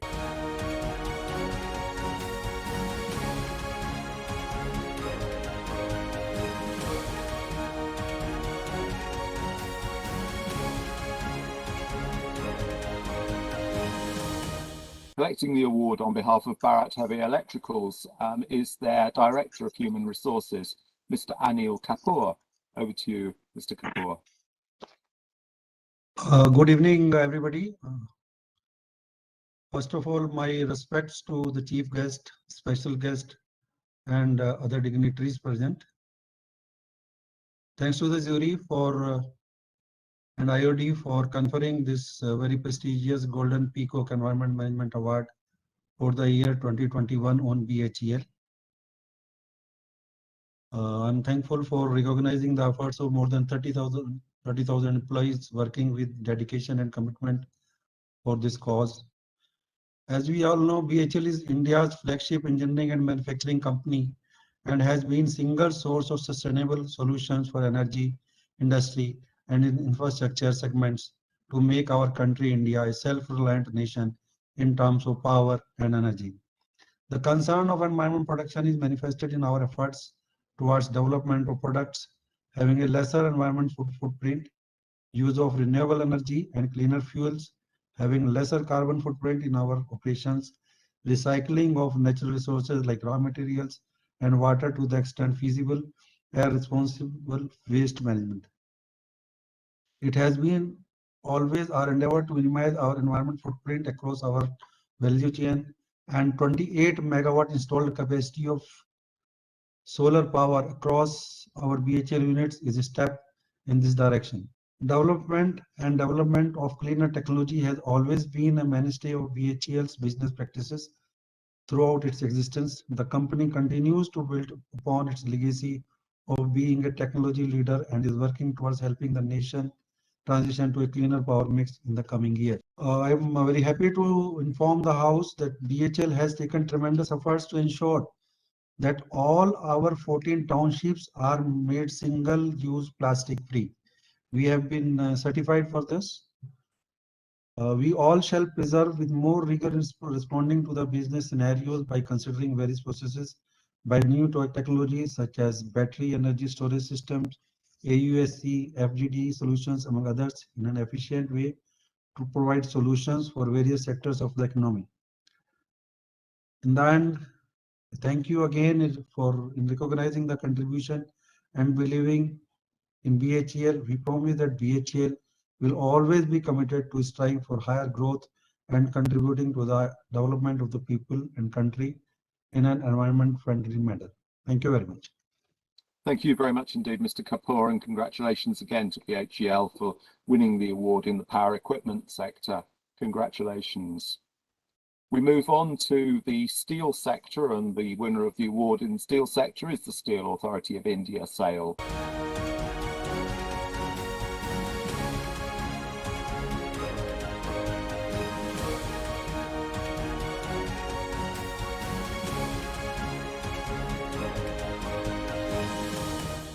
Collecting the award on behalf of SAIL is one of their executive directors, Mr. S.K. Das. Over to you, Mr. Das. Thank you, Mr. Graham. Good afternoon, everybody. Thank you, Institute of Directors, for organizing such an exuberant award ceremony.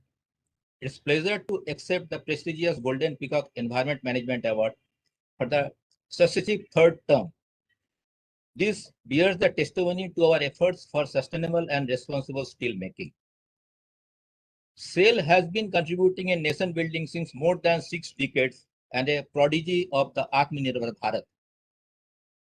You would appreciate the fact that during the challenging times of the COVID-19 pandemic, SAIL has taken up the initiative to oxygenate the country and supplied more than 1 lakh tons of liquid medical oxygen across the country, braving all the odds.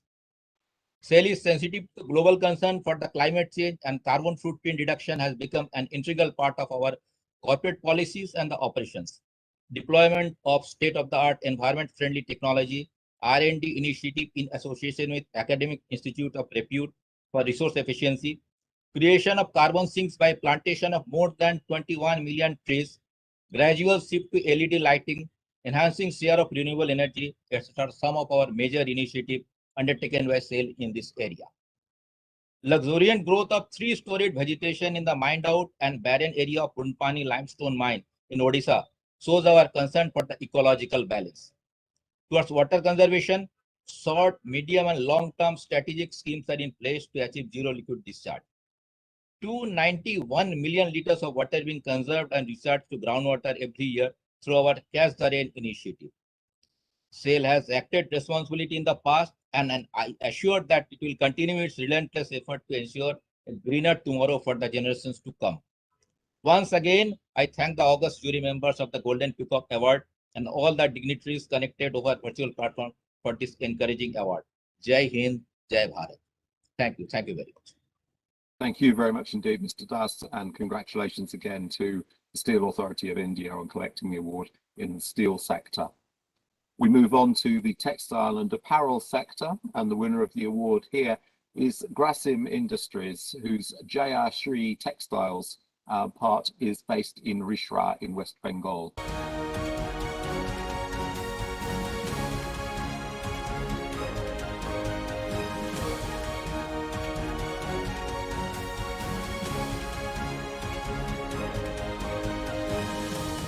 Collecting the award on behalf of Grasim Industries is Mr. Jasvinder Kataria, who's their joint president and chief manufacturing officer. Over to you, Mr. Kataria. Thank you, Ram, and good evening to everyone. It's an honor and privilege to accept this award on behalf of Grasim Industries, Jayashree Textiles, which is located in near Calcutta. I sincerely thank Golden Peacock's Award Secretariat, IoT, and awards jury for recognizing to our organization. It's really a proud moment, not for me, but for the entire team, which has taken initiative to enhance governance and sustainability practices. For us at Grasim Industries, which by the way is also celebrating its 75 years this year, which coincides with the independence of India also.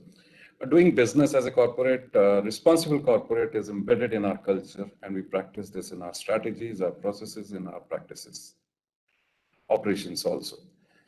This award is special for us and makes us believe that we are moving in the right direction. So thank you again on behalf of my entire team at Grasim Industries. Thank you so much. Thank you, Mr. Kataria, and congratulations on your double award, the winning of the Golden Peacock and your 75th anniversary. Congratulations. Tremendous. We move on to the transportation sector, the ports area in particular, and the winner of the award is the marine infrastructure developer company from Chennai.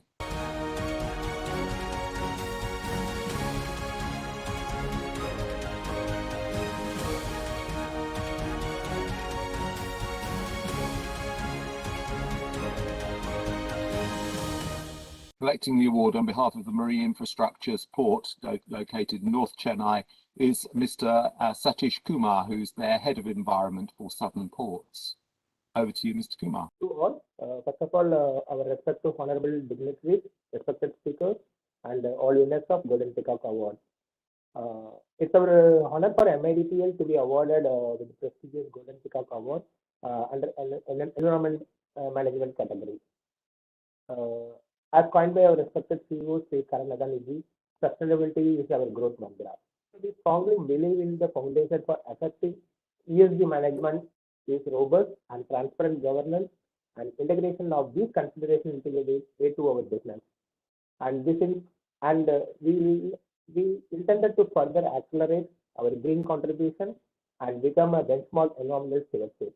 Our commitment to the environment, social, governance norms is inextricable component and how we approach our business. We have embedded the ESG network framework in our core philosophy of value creation, keeping the interest of investors, community, and the environment in focus. Our sustainability roadmap is based on formulating appropriate policies, conforming to regulatory norms, mitigating the risk, making regular disclosures, setting targets for minimizing our environmental footprint, and strengthening the corporate governance to meet these targets. We have embraced the philosophy of growth with business, where along with focus on the financial and operational performance, environmental conservation, optimum utilization of resources, community effort, and engagement with all such stakeholders anchored in our business strategy.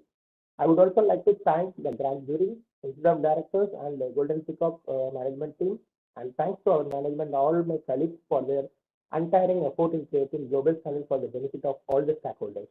We at Adani are strongly committed to continuously improving our performance in sustainable business practices. Thank you very much. Thank you, Mr. Kumar, and congratulations to the marine infrastructures ports around Chennai. Congratulations again. That brings us to the end of a rather marathon first session of the Golden Peacock Awards, the award for environment management for the year 2021. I think we just have a breather for a moment, and then we will be moving on to the second of the award sessions. This is the Golden Peacock's Eco Innovation Award, GPEIA, as we're referring to it rather affectionately within the organisation. The second award, the Eco Innovation Award, the first of the sectors to win in this area is the chemical sector, and the award winner is Galaxy Surfactants from Navi Mumbai.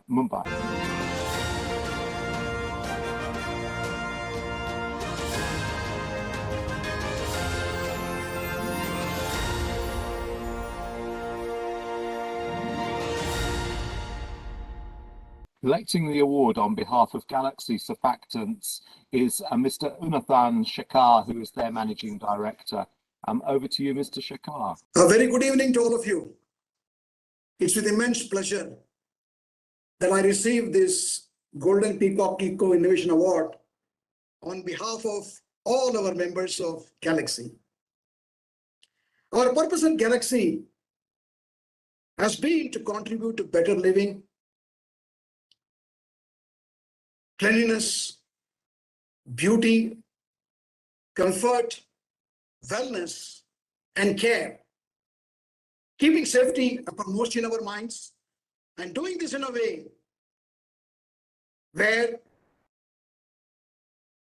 we provide a clean and safe working environment to our people as well as the community around us. Over the last 10 to 15 years, we have strived to deliver this purpose, keeping care uppermost in our minds. And this has led to our innovation of developing chemistry and technologies, keeping the imperatives of sustainability and eco-friendliness uppermost in our minds. Manufacturing our products through clean industrial processes, recycling byproducts for making value-added products, eliminating waste has been some of our approaches. We are very glad that this effort of ours has been recognized and acknowledged, and we thank the Institute of Directors for this Golden Eco Innovation Award, Golden Peacock Eco Innovation Awards. Thank you very much. Thank you very much once again. Thank you very much indeed, Mr. Shekhar, and congratulations to Galaxy on winning the award this year in the chemical sector. We move on to the government sector, and the award for the railways in particular goes to the Rail Wheel Factory from Bangalore.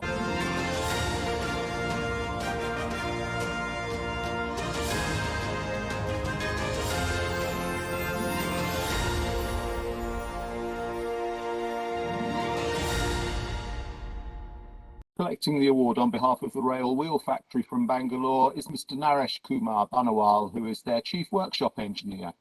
Over to you, Mr. Banawal. Thank you, Ram. Good afternoon to you all. It is a really great moment for me to receive the prestigious Golden Peacock Award for Eco Innovation on behalf of Rail Wheel Factory. Rail Wheel Factory is a premier production unit of IR, Indian Railway, engaged in manufacture of wheels, axles, and wheel sets for railway as well as non-railway customers. Being a red category energy-intensive process industry located in city like Bengaluru, RWF has all along been deeply concerned and interested for environmental sustainability and conservation of precious environmental resources. It is not out of place to mention that with our concerted efforts, we have converted our factory, this red category factory, into some kind of green lungs for this locality. On the waterfront, we have developed and implemented innovative methods of water conservation, such as rainwater harvesting, surface runoff harvesting, water recycling, sedimentation, infiltration, rooftop harvesting with mega rainwater investors with great outcomes and financial savings. Getting our efforts recognized with such a prestigious award is really a great thing to happen. We proudly say that we are not just great manufacturers of wheels axles, we are also great eco-innovators. It really gives great inspirations for us to work together, to work further. Thank you very much, GP Award Jury, Institute of Directors. Thank you all. Thank you. Thank you very much indeed, Mr. Barnawal, and congratulations again to the Rail Wheel Factory from Bangalore. Wonderful award to be won for the eco-innovation sector, for eco-innovation. Congratulations. We move on to the oil refining sector, and the winner of the 2021 Golden Peacock Award for Eco-Innovation in this sector is the Bharat Petroleum Corporation's Corporate Research and Development Centre from Greater Noida.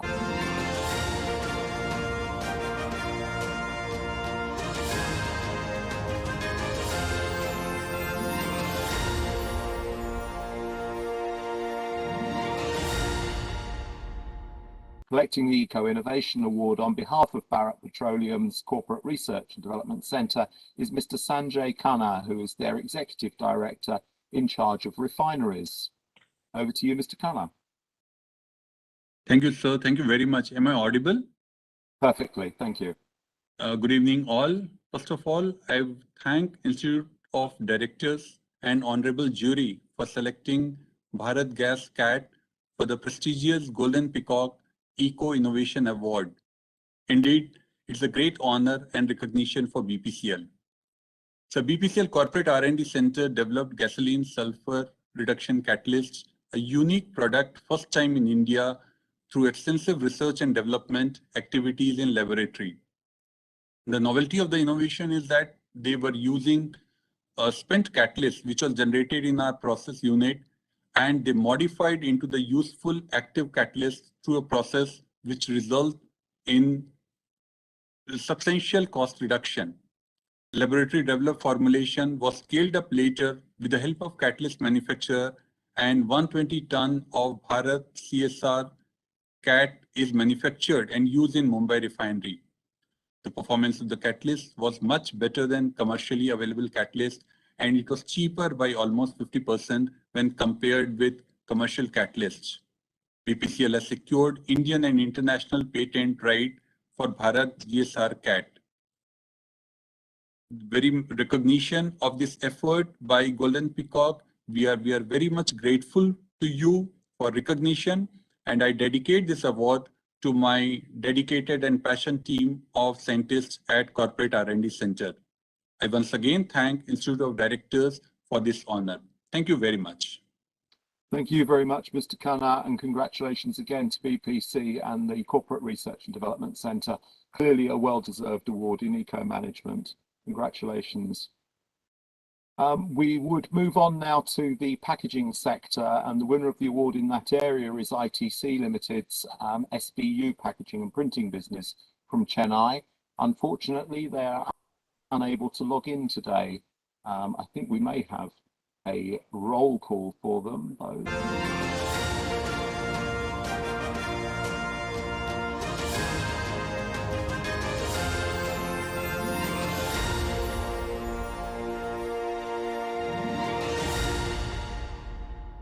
Had they been able to join us, we would have been congratulating ITC's SBU packaging and printing business for being involved in carton packaging and flexible packaging, tobacco packaging.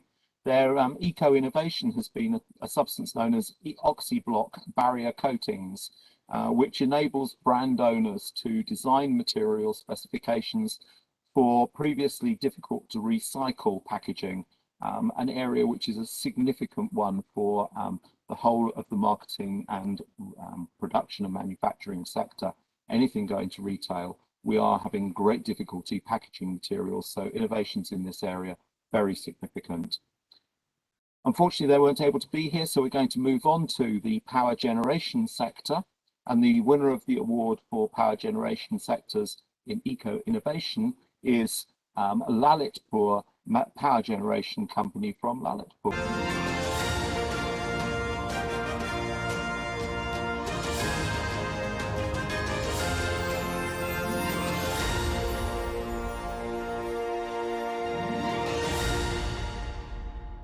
Collecting the award on behalf of Lalitpur Power Generation Company for eco-management is their Chief Executive Officer, Mr. A.N. Saar.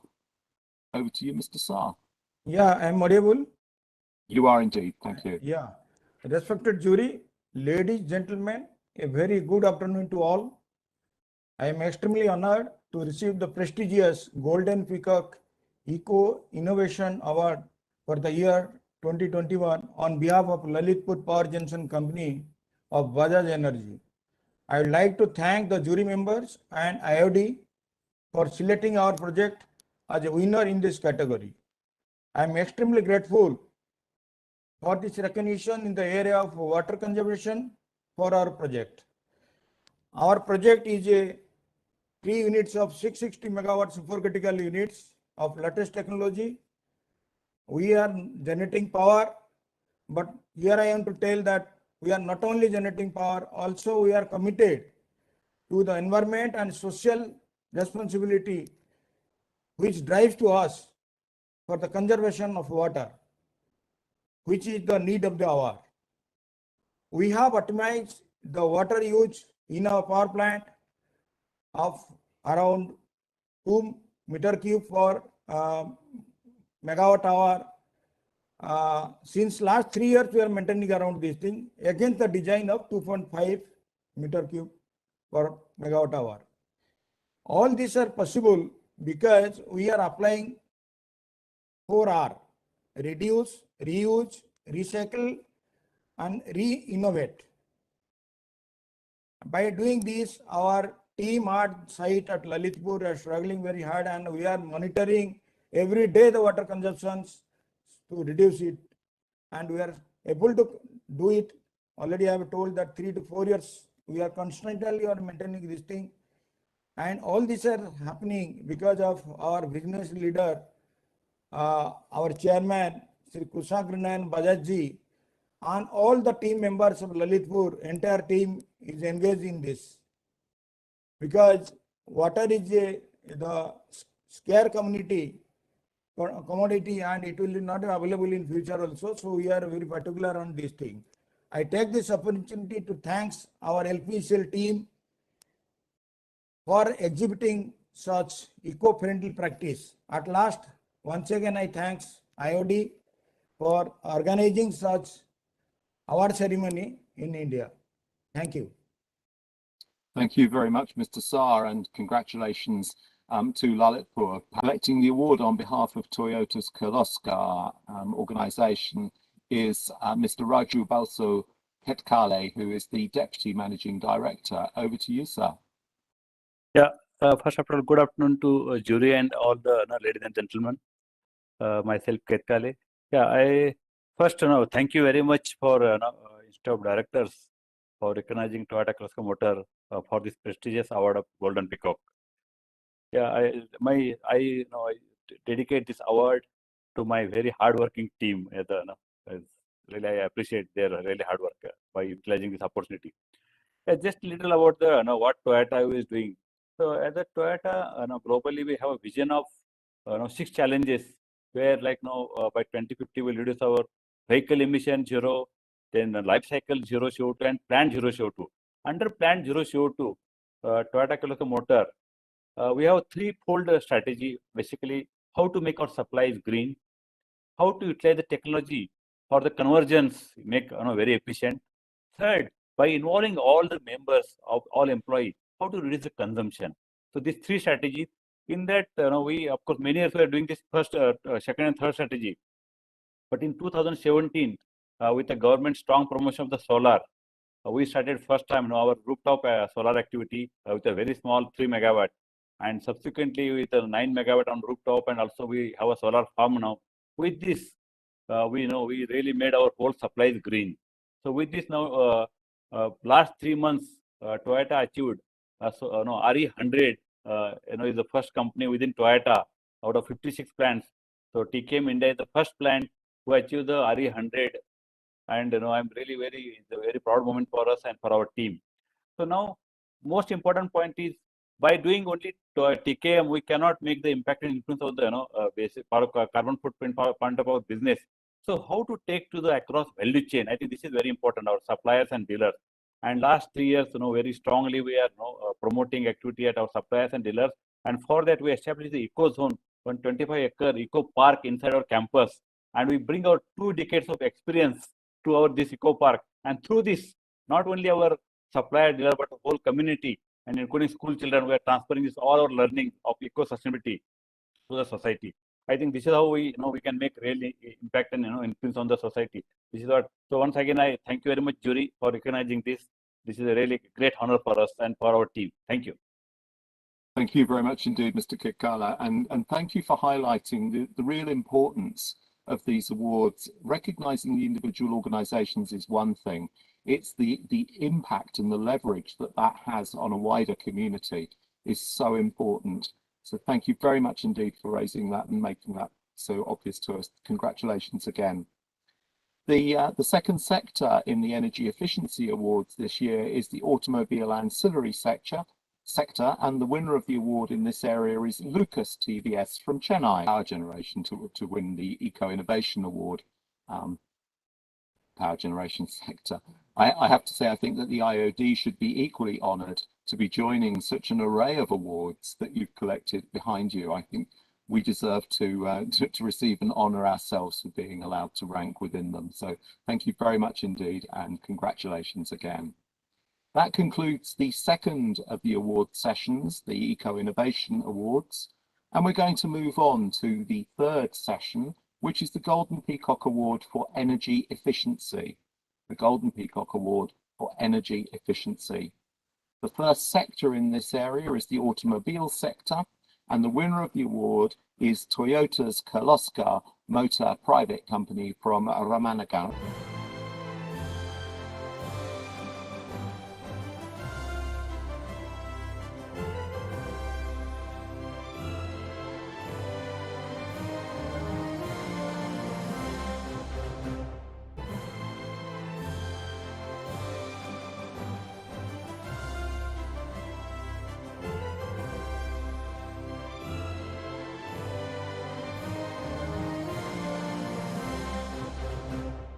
Collecting the award on behalf of Lucas TVS is Mr. Vishnu Vardhana Rao, who is their plant head.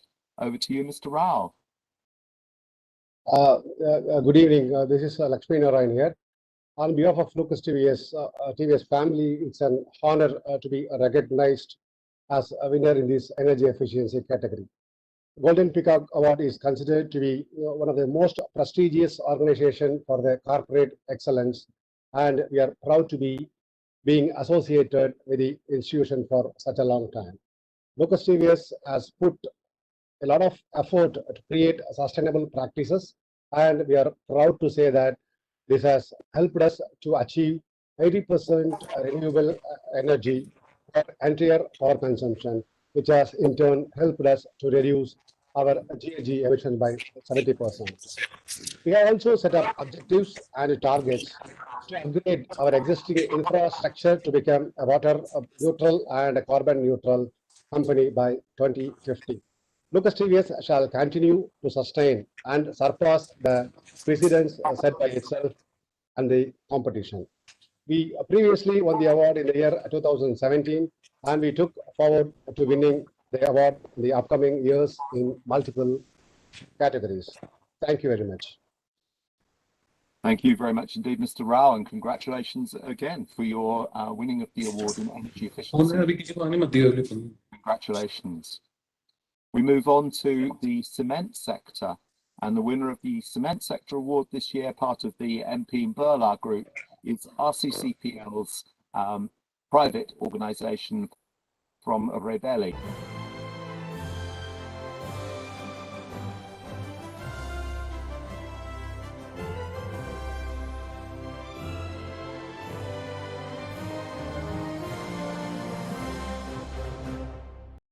Collecting the award on behalf of RCCPL for energy efficiency is Mr. Jayant Kandpal, one of their additional vice presidents.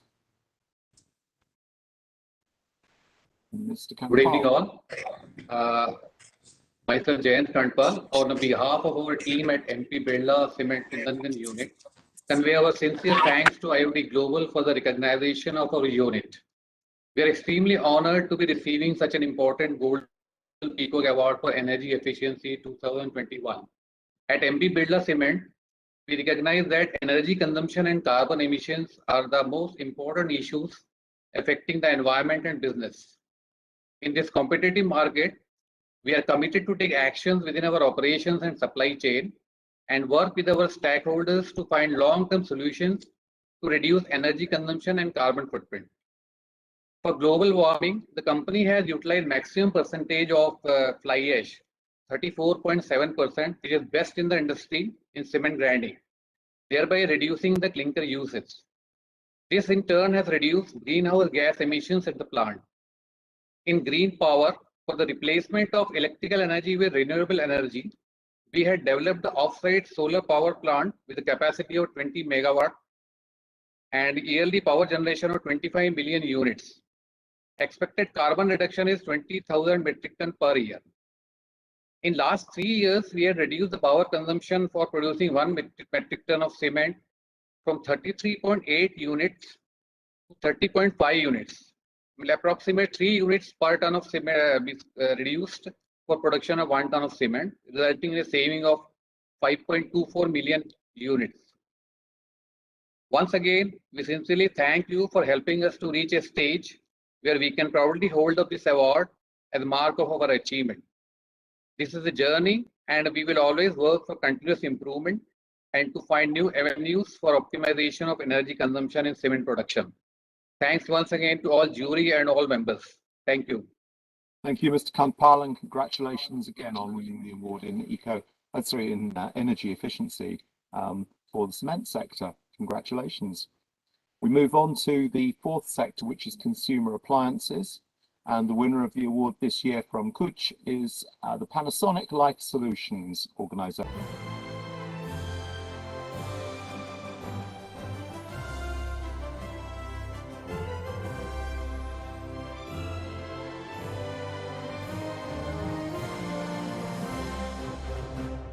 Collecting the award on behalf of Panasonic Life Solutions is Mr. Ashish Singh, their General Manager.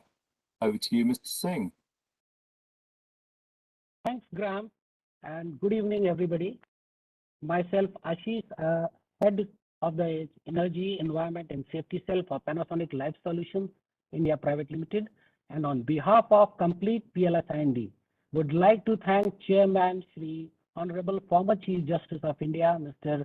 M.N. Venkatachalya, Dr. V.K. Agnihotri, and complete Golden Peacock team for carrying out detailed 3-stage assessment of our energy efficient activities.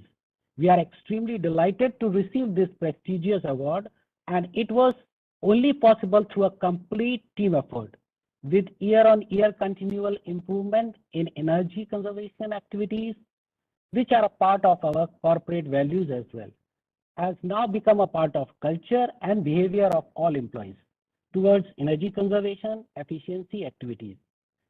We will continue to our efforts with more zest across all units to achieve many more such milestones in future.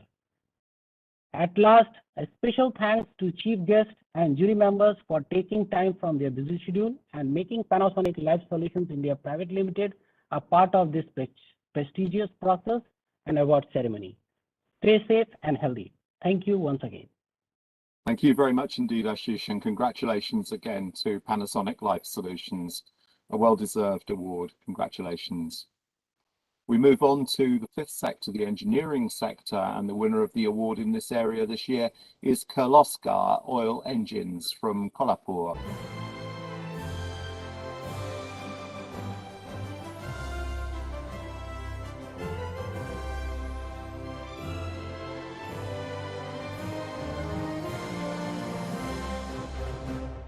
Collecting the Golden Peacock Award for Energy Efficiency on behalf of Kirloskar is Mr. Chandrahas Ranade, who is the plant head from Kalapur. Thank you so much, sir. Good evening to one and all, honorable dignitaries, respected jury panel, ladies and gentlemen. We express our sincere thanks for this honor and great appreciation for the third consecutive year. Hat-trick of prestigious Golden Peacock Award is really a pride moment to entire team Kirloskar Oil Engines Limited Kagal plant. Institute of Directors is our inspiration in this green journey. We are committed to protect environment through our products and manufacturing processes. Ours is a zero discharge factory. We also received carbon neutral certification by UNFCCC. Very soon, we will become water neutral plant. We are also certified CII Greenco Platinum rating, and we received Platinum Award from Indian Green Building Council. Our mission is to become 100% renewable energy manufacturing unit by 2023. Upcoming projects are undertaken in thermal energy saving through heat recovery and Karakuri Kaizen to enable zero energy management. Our strong commitment towards Mother Earth is driving organic farming initiatives in nearby villages to achieve goal of nutritious feed, flourishing nature, and healthy society. We are fortunate for getting instant support from our executive chairman, MD, and senior management for implementing all these green initiatives. Once again, big thank you to Institute of Directors and all organizers for their valuable guidance and this great appreciation. Green work makes the dream work. Green work makes the dream work. Together we can. Together we can. Thank you so much. Thank you very much indeed, Mr. Ranade, and congratulations to all of your team. An excellent presentation afterwards as well. Congratulations. Thank you very much indeed. We move on to the sixth sector, the fertilizer sector, and the winner in this area is Rashtriya Chemicals and Fertilizers from Bay Unit from Mumbai.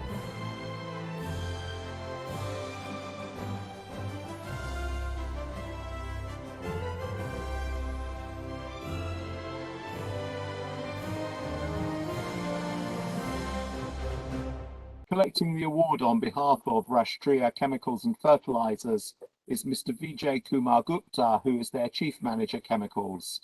Over to you, Mr. Gupta. Yes. Am I audible? You are indeed, yes. Thank you. Good evening to all. Sir, receiving this prestigious Golden Peacock Award is a moment of pride, joy, and happiness for us. I am grateful to have been chosen to receive the award by our management. I thank you all for being here to share in the occasion. I thank my fellow colleagues and employees who have put great efforts for implementation of energy efficiency schemes by putting their hard work. As we all know, Golden Peacock Award jury comprises eminent personalities and well-known experienced public figures. Considering RCF Tombe for the award is a moment of great pride for us. We are so honored to have our energy efficiency initiatives recognized in this way by Golden Peacock Award jury of Institute of Directors. These initiatives will be showcased in Winners Digest also for the benefit of fertilizer industry. We at the RCF Tombe producing 1 million tons of fertilizers and a number of chemicals, methanol, and we do not have any limitation for funding the energy efficiency projects and innovative ideas. We have energy policy, various modes of fetching energy efficiency schemes like energy management system, ISO 50001-2018, quality circles, Six Sigma, suggestion schemes, etc. During last 3 years, we have implemented 47 energy efficiency projects, small or large, with rupees 130 crores of investment leading to saving of rupees 102 crores per year. Our cogeneration plant with about 400 crore rupees of investment is set to start by January 2022, saving 0.3 million kilocalories per metric ton of urea. Apart from this, all our 15 plants in complex will be benefited as the price of electricity will be reduced. The implementation of these schemes and use of renewable energy sources had led to substantial reduction in GHG emissions by reducing the use of fossil fuels. And also, the energy efficiency has reduced our production cost and demand for energy imports, and the stringent energy efficiency norms set by the governments were also met by these energy efficiency schemes. Apart from this, RCF Trombe is generating 30 million liters of treated water from sewage treatment plant, which goes to the community around in the Mumbai, Chembur area. We have donated during COVID oxygen plant at the Satabdi Hospital and opened vaccination center for the whole community in the Chembur area. We look forward to further improve our efficiency through innovation, along with emphasizing on health, safety, and environment. I thank you for this award, and thank you and good night.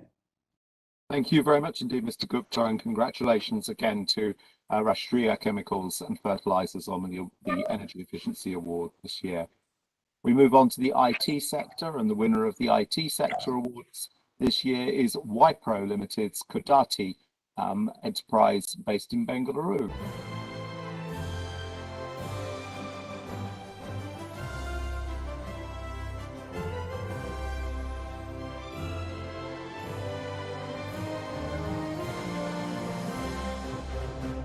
Collecting the award on behalf of Wipro Kodati is Mr. Eswaramurthy, who is their senior manager. Over to you, Mr. Eswaramurthy. Hi, good evening, everyone. I would like to thank Institute of Directors and Golden Peacock jury members for selecting Wipro for this prestigious award. Kodati is a new campus, and we started the operations from 2018 onwards. A lot of green energy features were taken into consideration while building this campus. We were very sure that everyone who will experience this facility and the futures would appreciate the hard work and thought process behind the construction of this sustainable campus. We are humbled by the fact that this is now getting recognized in the forums like this. A big thanks to everyone who have been part of this wonderful journey. Thank you so much. Thank you very much indeed, Mr. Eswaramurthy, and congratulations again to Wipro's Kodati organisation. We move on to the 8th sector in the Energy Efficiency Golden Peacock Awards. This is the mining and metallurgy sector, and the winner of the award in this area this year is Bharat Aluminium Company from Korba.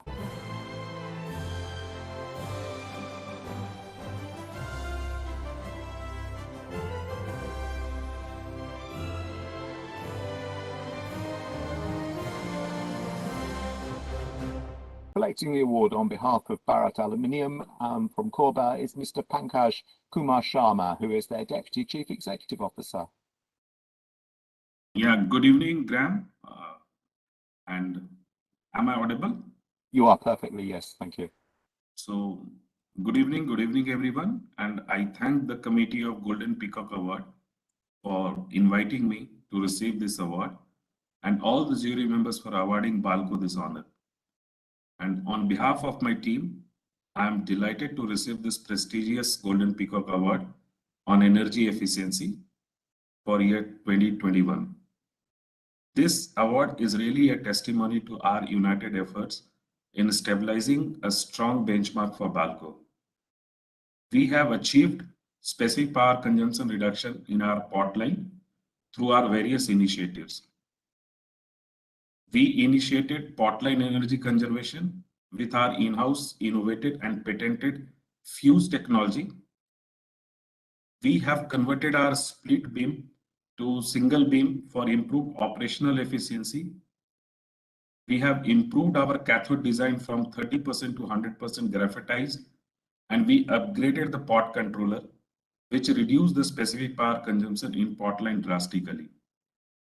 Along with the technology advancement, we also worked on operational efficiency, and these activities help us to achieve DC power consumption and best in class current and current efficiency, which has also resulted in reduced GHG emission. And I'm very, very delighted to share with everyone that Balco is the company where we are benchmark in Indian aluminum industry, and we are striving to be a benchmark in global market. So we strive to further innovate and improve, and we are planning to achieve SPDC target of 12,000 kilowatt hour per metric ton, for which we have started pilot initiative in our potline and create a new benchmark globally. Our vision is to be a world-class integrated aluminum and power producer company and create sustainable value for all stakeholders. Balco is the lowest power consumer kilowatt hour per metric ton in Indian aluminum industry, and we do try to achieve more on this front by constant in-house innovation, digitization, and technological collaboration with world-class business partners. Once again, thank you for selecting Balco for Golden Peacock Award. Thank you very much. Thank you very much, Mr. Sharma, and congratulations again to Balco for winning in the mining and metallurgy sector the Golden Peacock Award for energy efficiency this year. We move on to the ninth sector. This is the paper sector, and winning the award for energy efficiency this year is Century Pulp and Paper, a division of Century Textiles and Industries from Nainital.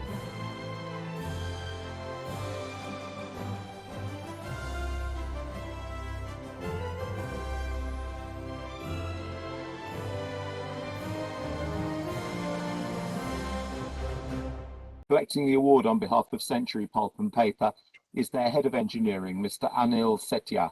Over to you, Mr. Setia. Please. Am I audible, sir? You are indeed, perfectly. Yeah.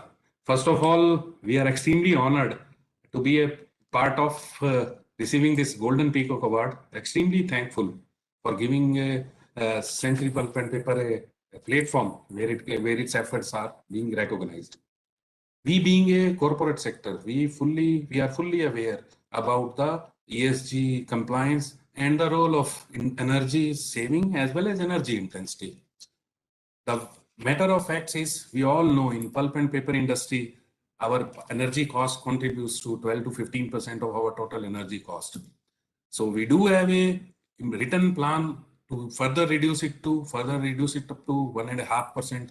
In the past also, based upon our PAT 1 and PAT 2 cycle, we have already overachieved those targets given by some of the technologies where Century is having a edge. We can proudly say it as we are the first in the industry from agro residue. We have generated a CMG plant.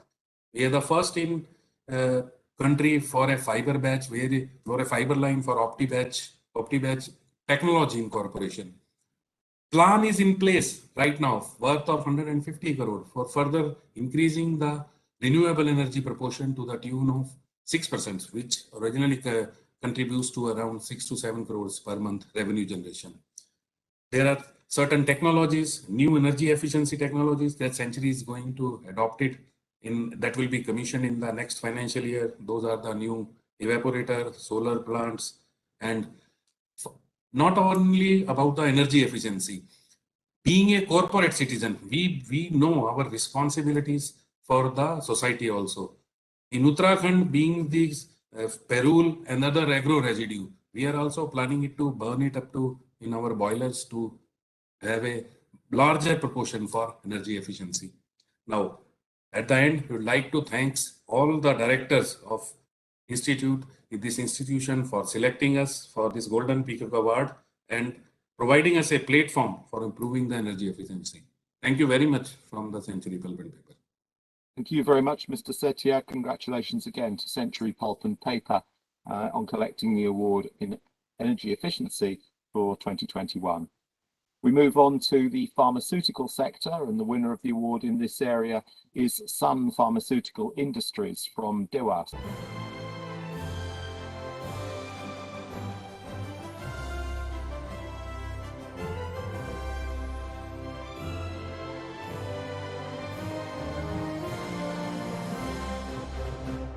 was going to have been collected by Davinder Singh.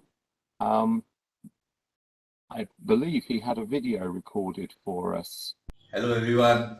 It's a big honor for our employees to receive such an accolade from the Prestige Institute of Directors, IOD. The award will motivate all of us to excel more in sustainability. We are committed towards sustainability and caring for resources for our next generation.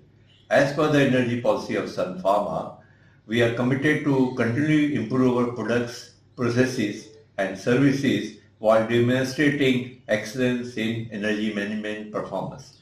Sun Pharma is a global leader in pharma industry, realizing the role of energy efficient operation and to reduce the carbon footprint so that at national and global level, clean energy may remain available easily and energy security can be eliminated and pollution can be brought down.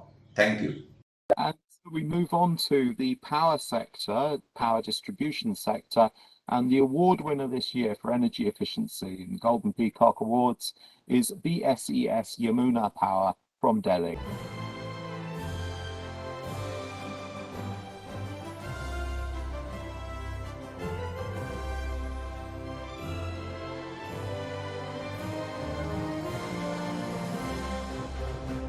Collecting the award on behalf of BSES Yamuna Power is the head of their power management group, Mr. Jitendra Nalwaya. Over to you, Mr. Nalwaya. Yeah, good evening, everybody. Am I audible, sir? Perfectly, thank you, yes.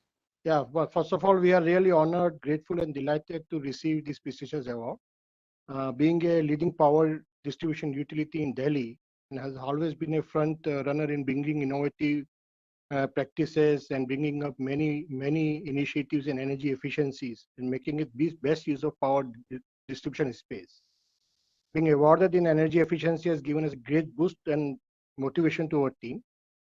Also, as a distribution utility, we are well connected with the customers. We are having around 1.7 million customers. So it becomes our duty and imperative to inculcate energy efficiency culture among the customers. And such awards gives really a big motivation to us.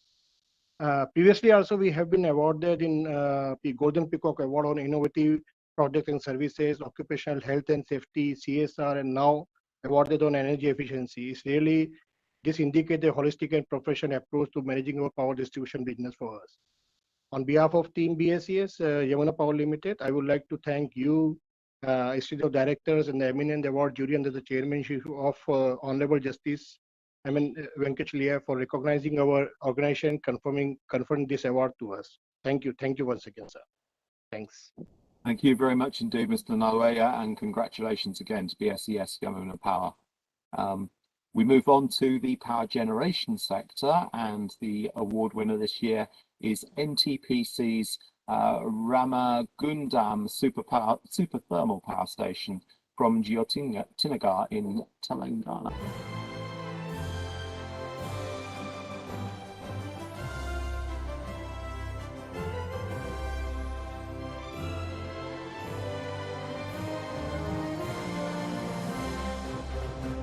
Collecting the award on behalf of the Ramagundam Super Thermal Power Station is Mr. Sunil Kumar, who is the Chief General Manager and Head of Plant. Good evening to all on this virtual platform. NTPC Ramagundam team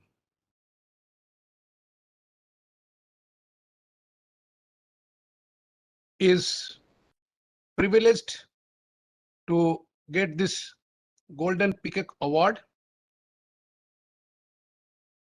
This station is one of the 4 stations that NTPC set up 39 years back, and since 1983 Ramagundam station is powering the growth of all the southern states of India by supplying reliable, efficient, and affordable power. During its journey of 38 years, many initiatives have been taken so as to conform to the stringent norms that is getting imposed, and the station is still doing better and achieving all the milestones. On behalf of NTPC Ramagundam, I would thank Institute of Directors to recognize the station for its energy efficient performance. The station is also doing a lot of CSR works in its vicinity and also taking up many afforestation projects through Miyawaki technology. This award boosts the morale of the team Ramagundam. I thank once again Institute of Directors for recognizing the performance, the initiatives of the station. Thank you. Thank you. Thank you very much indeed, Mr. Kumar, and congratulations again to NTPC's power station plant. A tremendous pedigree that you have got there. Congratulations. We move on to the 13th sector, the steel sector, and the award winner in this area is Jindal Stainless Hisar plant.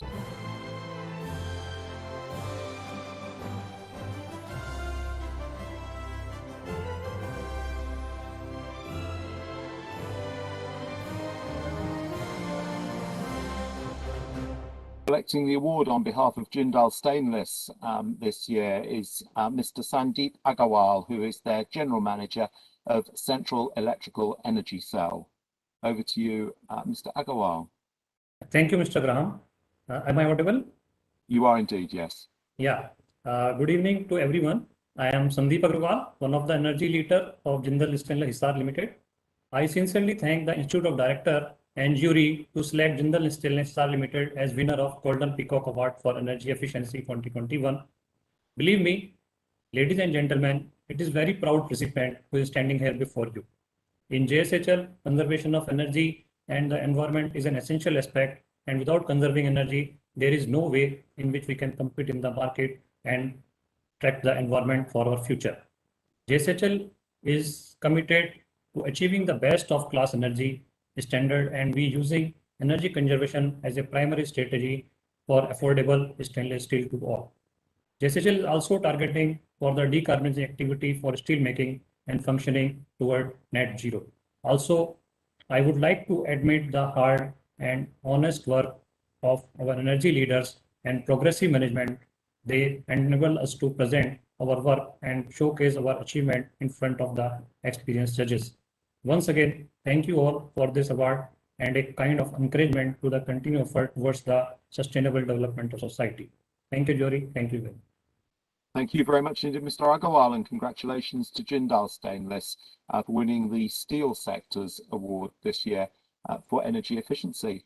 Congratulations to all of the winners of that session. There are a number of you, 13 in total, all deserve very, very good, warm and hearty congratulations on winning your awards. We move on to the 4th award session this evening, and this is the Golden Peacock's Occupational Health and Safety Award for 2021. The winner of the first of these awards in the automobile sector is Tata Motors from Mumbai.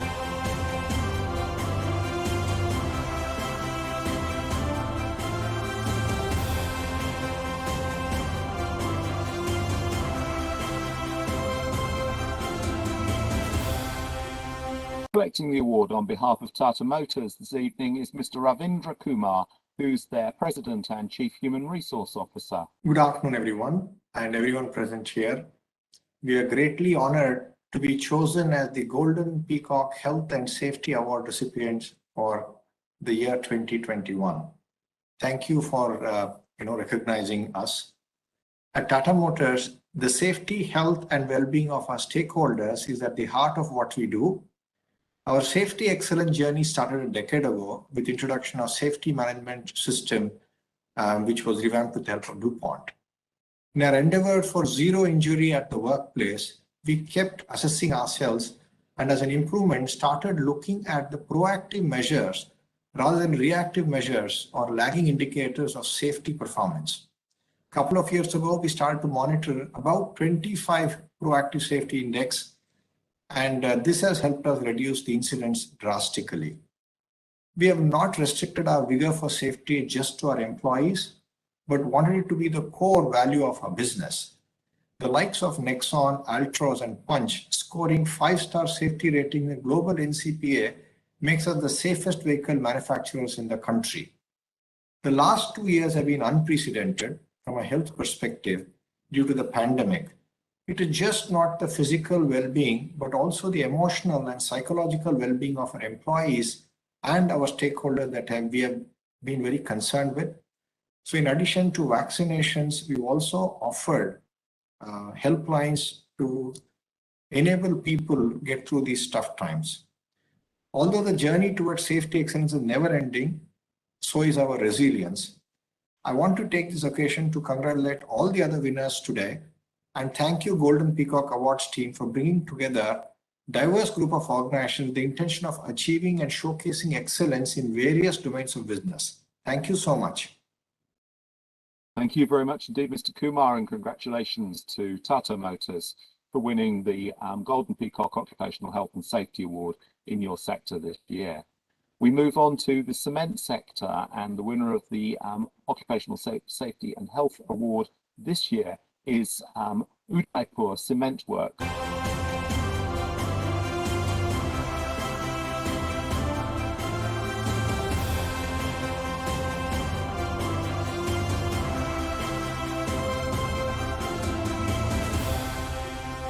Collecting the award on behalf of Udaipur's Cement Works is Mr. Naveen Kumar Sharma, who is the whole-time director of the organisation. Over to you, Mr. Sharma. Yeah, good evening all. Thank you very much for this award.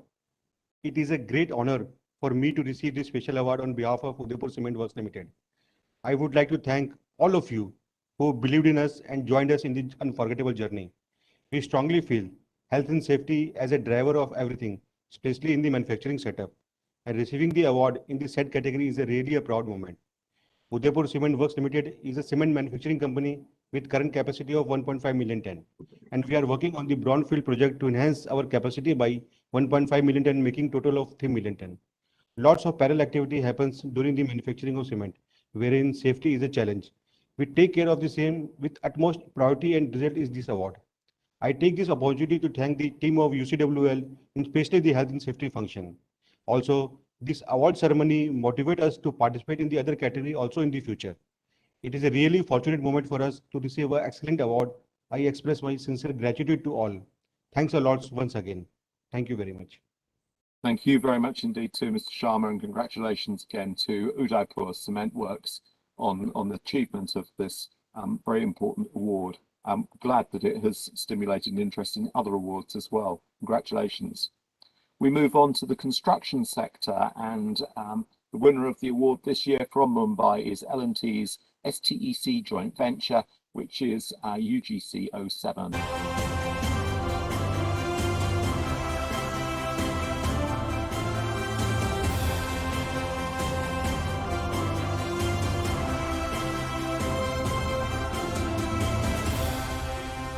Collecting the award on their behalf is Mr. Alok Kumar Day, who is the project director.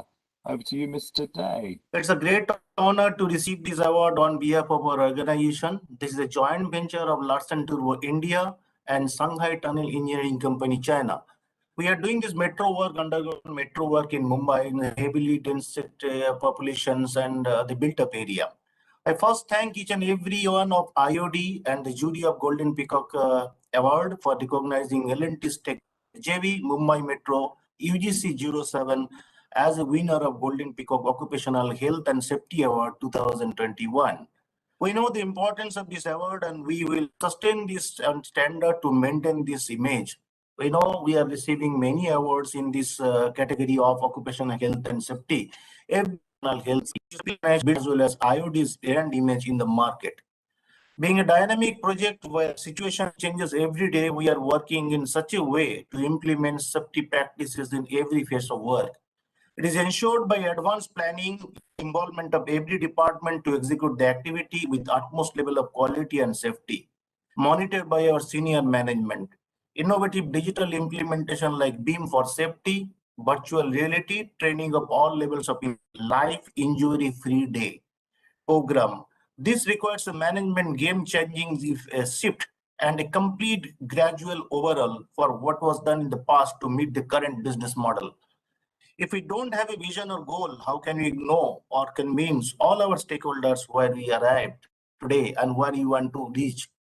We thank you, everyone. We thank you, IOD, Golden Jury member, and the participant of this event. Thank you once again. Thank you very much, Mr. Day, and congratulations again to the joint venture on winning the award in the construction sector. We move on to the e-commerce sector, a very different kind of environment, and the winner of the award this year is Flipkart's internet organization from Bengaluru.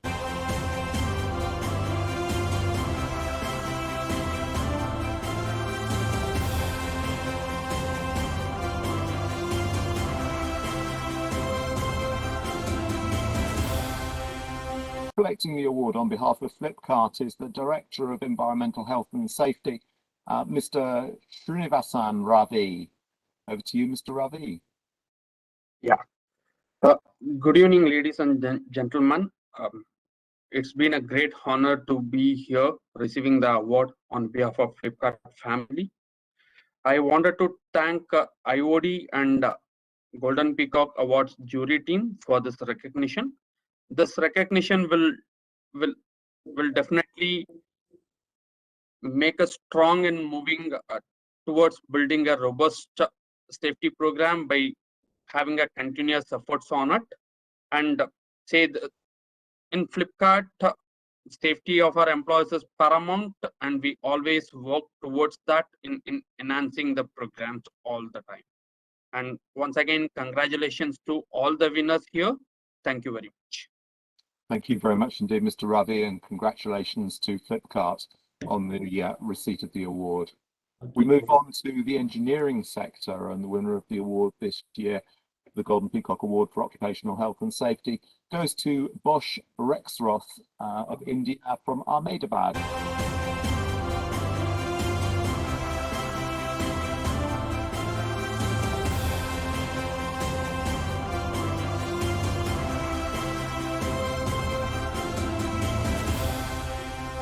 Collecting the award on their behalf is the plant technical head, Mr. Mallikarjuna, who comes from Bosch Rexroth. Over to you, Mr. Mallikarjuna. Good evening. First of all, thanks a lot from our Bosch Rexroth team for this award, and I really thank the organizing committee and also the jury members for giving us a platform to showcase the safety practices which we are doing, and also the initiatives which we are as an organization we are doing also in the company as well as outside also.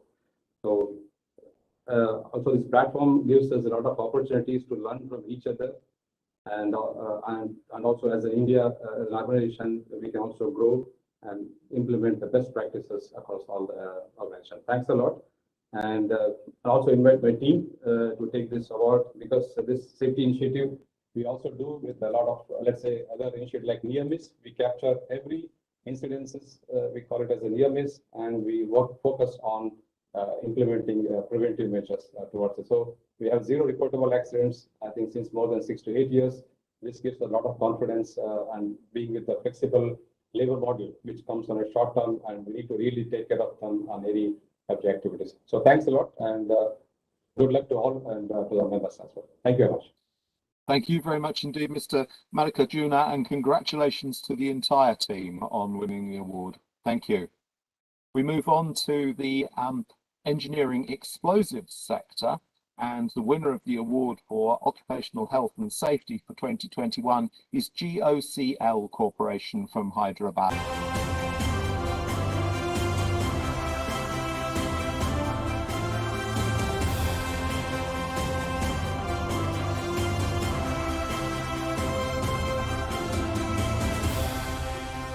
Collecting the award on behalf of GOCL Corporation's Hyderabad operation, formerly the Gulf Oil Corporation, is Mr. Pankaj Kumar, their Chief Executive Officer and whole-time Director. Over to you, Mr. Kumar. Yeah, good evening all. It's a great honor to receive this award, especially for an industry like ours dealing in explosives and energetics. It's of utmost importance that safety is given the prime importance. I'm glad to say that we have a wonderful team here who have worked very hard for this award, and this will definitely provide an encouragement to them to maintain the highest standards of safety. I thank the jury of Golden Peacock and hope to get more awards for this company in future. Thank you very much. Thank you very much indeed, Mr. Kumar, and congratulations. I think the statistics bear out the justification for you receiving this award. Nearly 2 million accident-free man-hours is really quite an extraordinary achievement. Congratulations. We move on to the fertilizer sector, and the winner of the award this year in the fertilizer sector is Indorama India, Medinipur from West Bengal.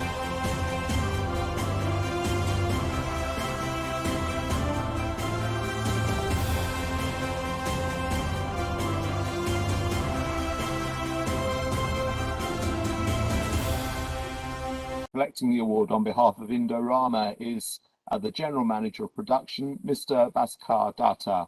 Over to you, Mr. Datta. Good evening, ladies and gentlemen. I sincerely thank the jury for bestowing this prestigious award to Indorama India and received this award on behalf of our team. One of our key principles is people first, and safety has been for value for the last 30 years. Many program runs in-house help in achieving high level of result in safety in operation.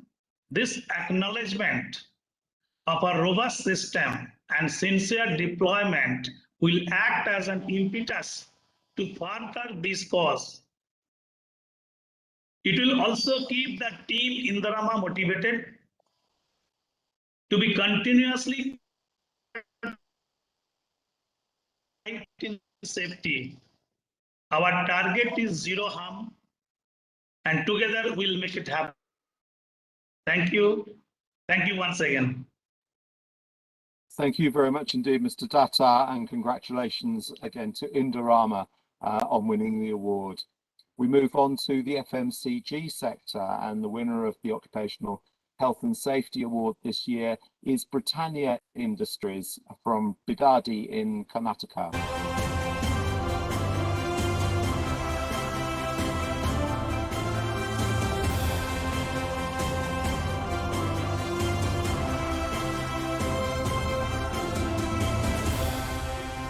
Collecting the award on behalf of Britannia Industries from Karnataka is their factory manager, Mr. Saurav Agarwal. Over to you, Mr. Agarwal. Hi, good evening, everyone. On behalf of Britannia Industries Limited, I would like to thank you, IOD and the jury members, for honoring Britannia Biddi Factory as a winner of Golden Peacock Occupational Health and Safety Award for 2021. At Britannia, the safety of our people is always paramount. We adopt a zero tolerance approach to any lapse of safety and constantly strive to provide a secure eco-space for our people to work and thrive in. The unflinching dedication of the factory team, coupled with the mentoring and experience of our leadership, contributed to the stellar output. With sharp focus and commitment to value the safety of our people and ensure protocol at every process, initiatives were taken and continue to sustain in form of campaigns, improvements, council calls, training, etc. Challenging all the odds and keeping the workforce strong and protected even in the face of adversity, the team came together yet again to make things happen. As an outcome, Biddi Factory did not have any recordable injury for the last year. While it is of immense pleasure for us as an organization to receive this recognition, it is also a testimony to the rigor, discipline, and hard work invested by the entire team and the value we have built as a competitive advantage while driving our safety agenda even through this stellar rough weather. Thank you once again for this prestigious award. Thank you. Thank you very much indeed. So I'm going to assume that we haven't yet heard from the Mining and Metallurgy Award winners. Let's hope for that. So continuing the Occupational Health and Safety Awards for 2021. After that brief interruption, the winner of the award this year in the mining and metallurgy sector is the Odisha Mining Corporation from Bhubaneswar.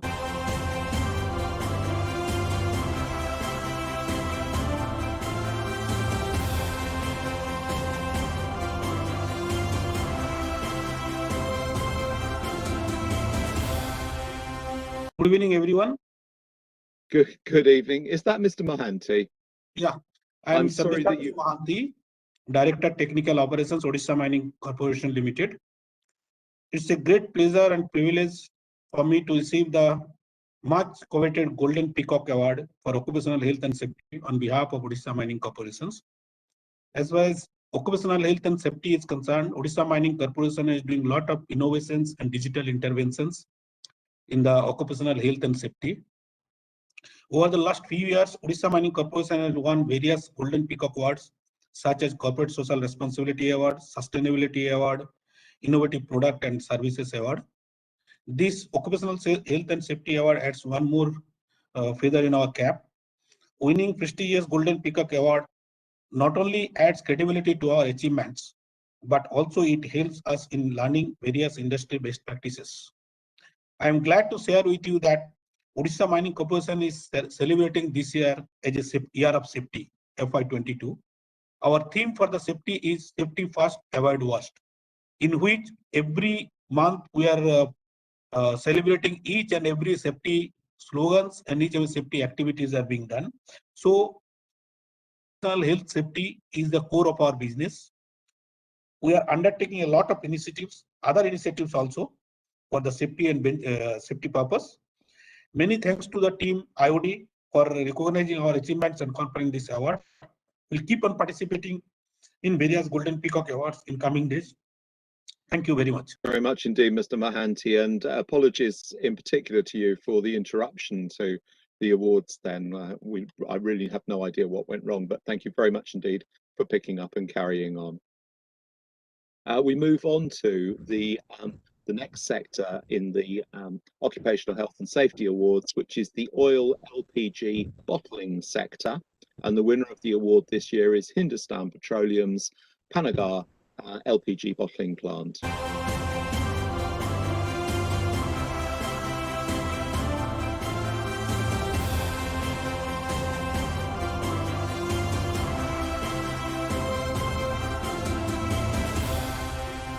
Collecting the award on behalf of HPCL's Panagar plant is Mr. Ramchandra Saha, who is their Senior Plant Manager.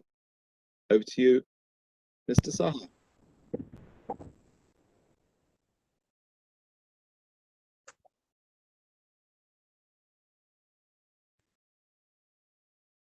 I think we've lost Mr. Saha there, so congratulations to HPCL.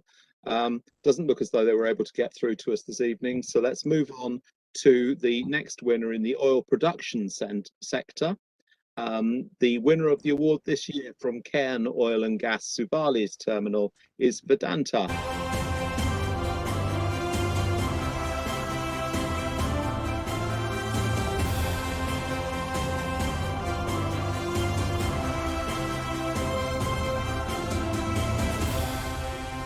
Collecting the award on behalf of Vedanta is Mr. Viresh Patel, the installation manager. Over to you, Mr. Patel. Yeah, good evening, everyone. First of all, let me thanks to Executive Director, jury members, and entire team from Golden Peacock Award to honor Vedanta Limited Suvali Operations with this prestigious award.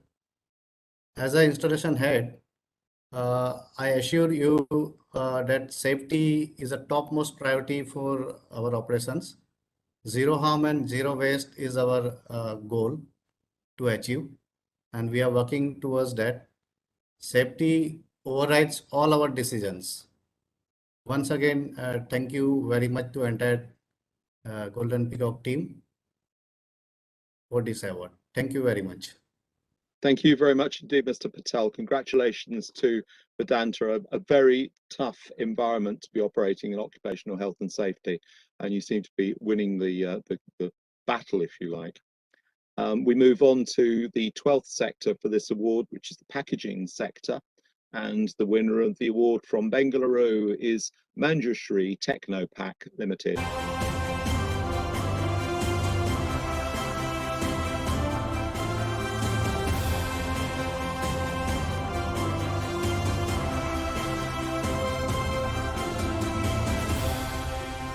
Collecting the award on behalf of Manjushri Technopack is their Chief Operating Officer, Mr. Anil Tomar. Hi, good evening, ladies and gentlemen. I'm extremely honored to be receiving the Golden Peacock Award for Occupational Health and Safety in Packaging Industry category. I'm grateful for the recognition we have received, and I congratulate all the other nominees as well. A very special thanks to IOD for selecting us for such a prestigious award. And of course, thank you to all my colleagues here at Manjushri who were able to execute our vision of injury-free workplace and safe workplace. MTL is leader in rigid plastic packaging in India, and we have more than 15 plants across India. Through plastic packaging, we ensure safety and performance of thousands of products for hundreds of our customers. At MTL, health and safety of our teammates is our top priority. We are a learning organization, and we continue to motivate our teams to identify risks and to implement innovative safety solutions. As I receive this award on behalf of all my MTL colleagues, we are inspired by winning Golden Peacock Award, and we're committed to rise to the challenge of occupational safety and health, especially during this pandemic situation. Thank you, jury. Thank you, everyone. Thank you very much indeed, Mr. Tomar, and congratulations to you and your team who are clearly assembled behind you. Thank you very much indeed, and congratulations to your organisation. We move on to the paint sector, and the winner of the Golden Peacock Award for Occupational Health and Safety in the paint sector for 2021 is Asian Paints Limited's Patancheru plant from Hyderabad.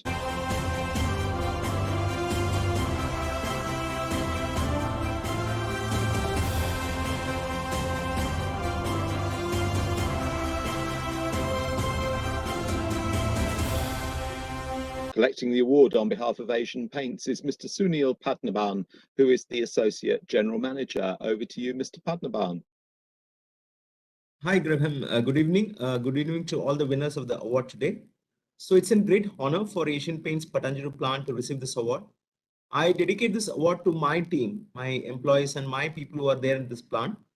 And this is a commitment which Asian Paints has taken towards safety. So we have a demonstration of unflinching commitment towards safety and environment, and this is a global benchmark we are working for. And we are also on a journey towards behavioral based safety, where we have a mascot called Champ. So we are all taking us as champs towards safety. We have already won a Golden Peacock Award in 2011 for environmental management, and we are British Safety Council certified plant for last 2 times in 2003 and 2005 for this Sword of Honor. And we are also in a journey towards TRFR and TSR reduction, which is a kind of a world-class benchmark for the injury reduction. And we are also doing this process safety, the process safety management. And we are also taking care of people in all walks of life, irrespective of the people who are coming within the plant, the contractors, the employees, the visitors, and people are traveling from our plant to their homes as well.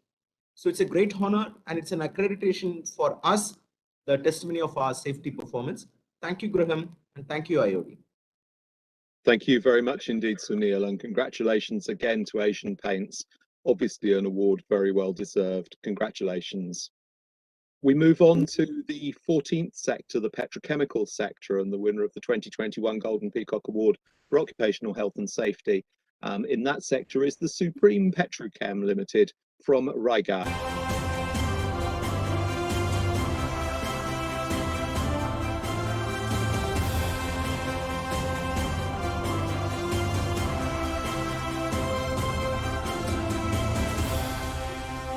Collecting the award on behalf of Supreme is their Director of Operations, Mr. Mujumdar.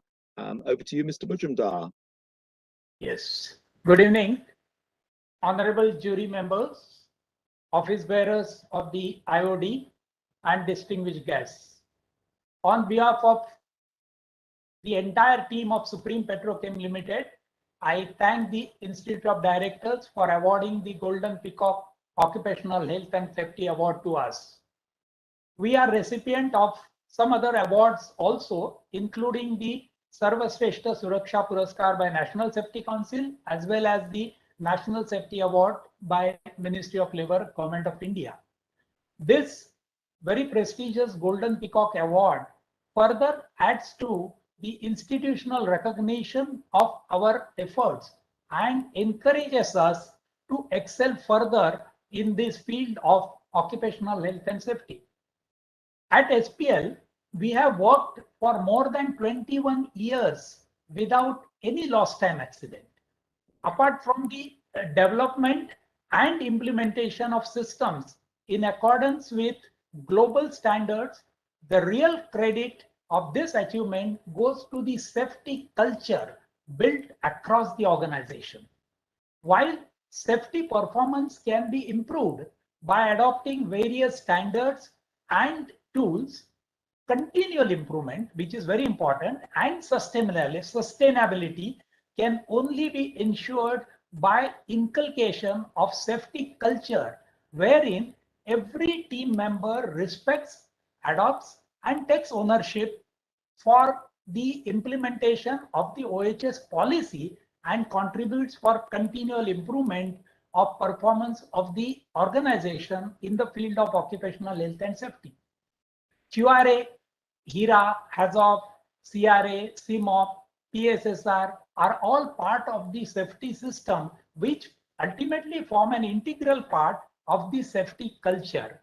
So it is because of such safety culture that we could successfully manage to keep our plant operating even safely, even during the entire pandemic period. We were continuously running the plant without stopping. So that was only possible for this type of safety culture across the organization. I compliment the entire team of SPL on this achievement, and once again thank the IOD for encouragement given to us through this coveted award. Thank you very much. Thank you very much indeed, Mr. Mujumdar. I do apologise. I'm really rather taken aback by the 21 years. That is an incredible achievement. On any scale, I think that's a global achievement. So congratulations. Wow, that really is quite taken the wind from my sails. Congratulations. We move on to the 15th sector, the pharmaceutical sector, and the winner of the award in occupational health and safety this year is Aurobindo Pharma Limited from Visakhapatnam.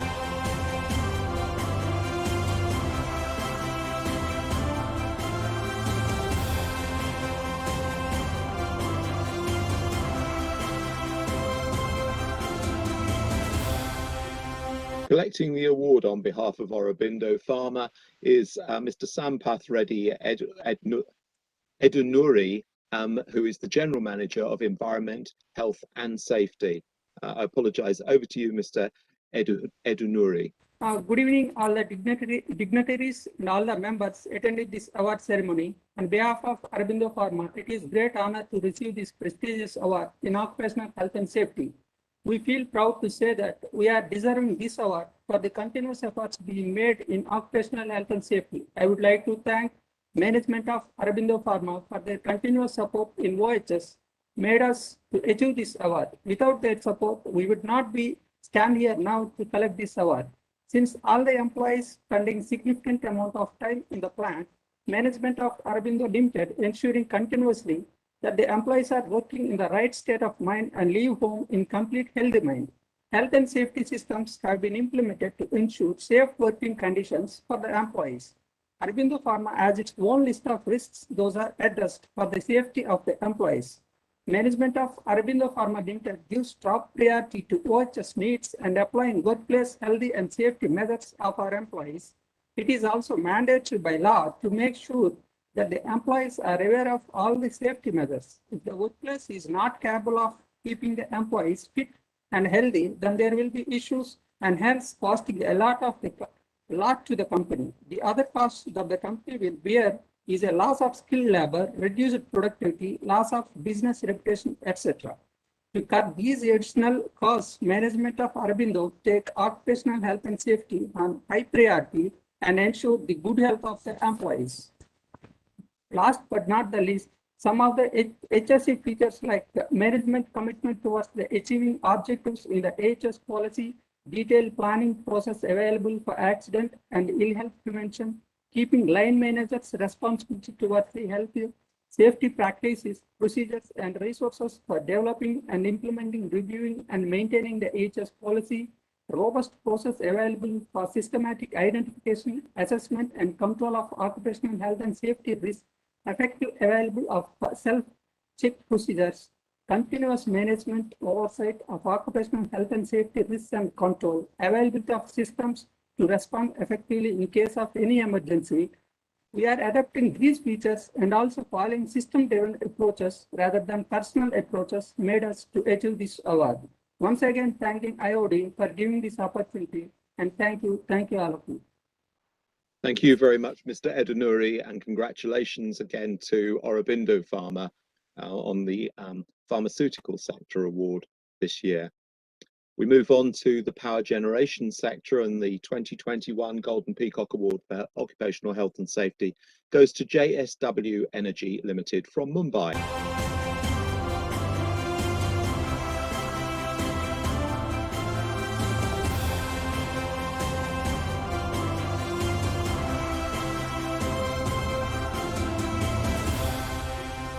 Accepting the award on behalf of JSW Energy Limited is Mr. Prashant Jain, their Joint Managing Director and Chief Executive Officer. Over to you, Mr. Jain. So this is Rakesh Mehta, Mr. Prashant Jain to make it today. So first of all, I would like to thank the jury of Golden Peacock for giving us this prestigious award. And we are really honored to receive this.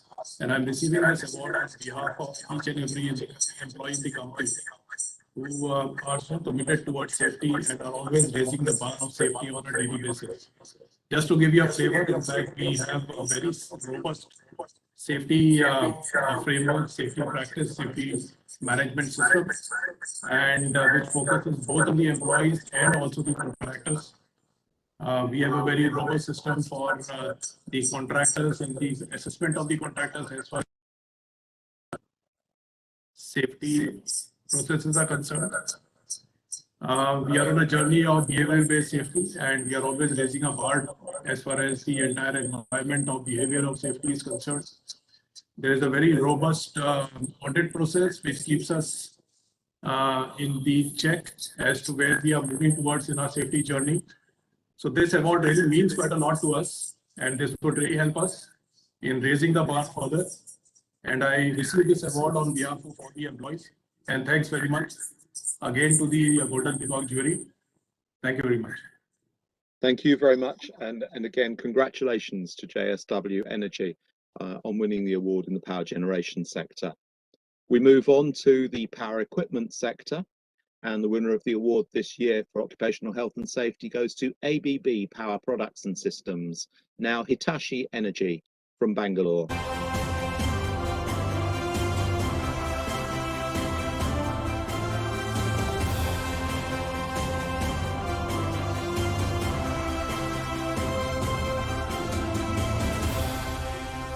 And collecting the award on behalf of Hitachi Energy should be Mr. Mukesh Arora, who is the Head of Health, Safety, Environment and Sustainability.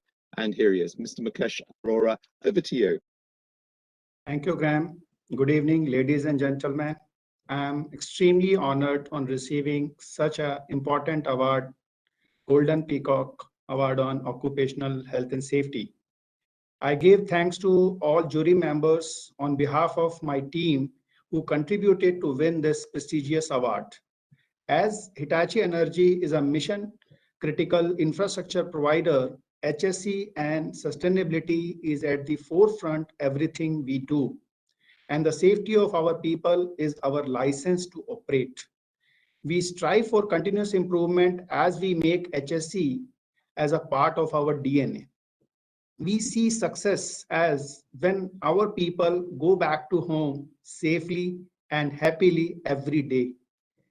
In Hitachi Energy, sustainability is about balancing economic success, environmental governance, and social progress to benefit all our stakeholders.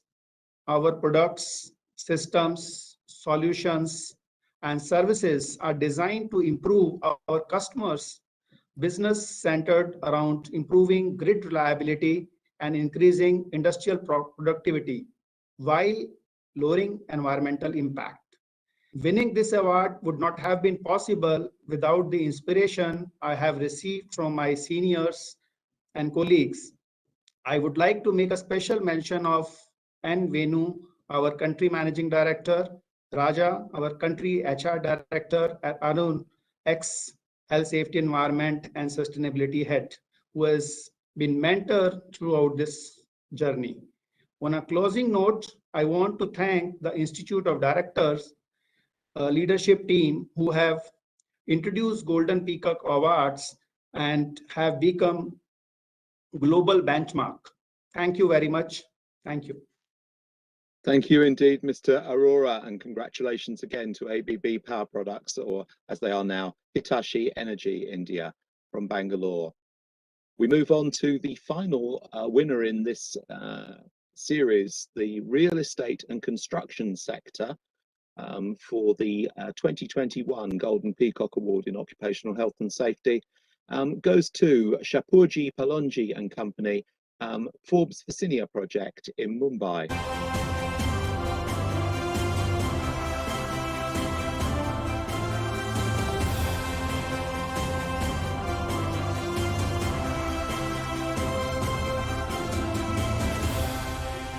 Collecting the award on behalf of Shapurji Palonji and Company is their Mumbai Regional Head and Assistant Vice President, Mr. Sandesh Vaivude. If we can have Mr. Vaivude over here, please.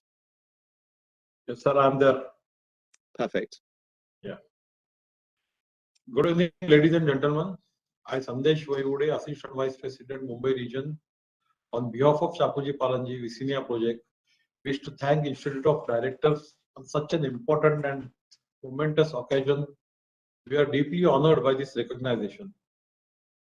During our existence of over 156 years, Shapurji Palonji came across many glorious moments, which includes recognition of capabilities, beliefs, and practices in the form of felicitation and awards. Strong faith in HSC is one of the bedrock on which glorious history and prosperous future of Shapurji Palonji stands firmly.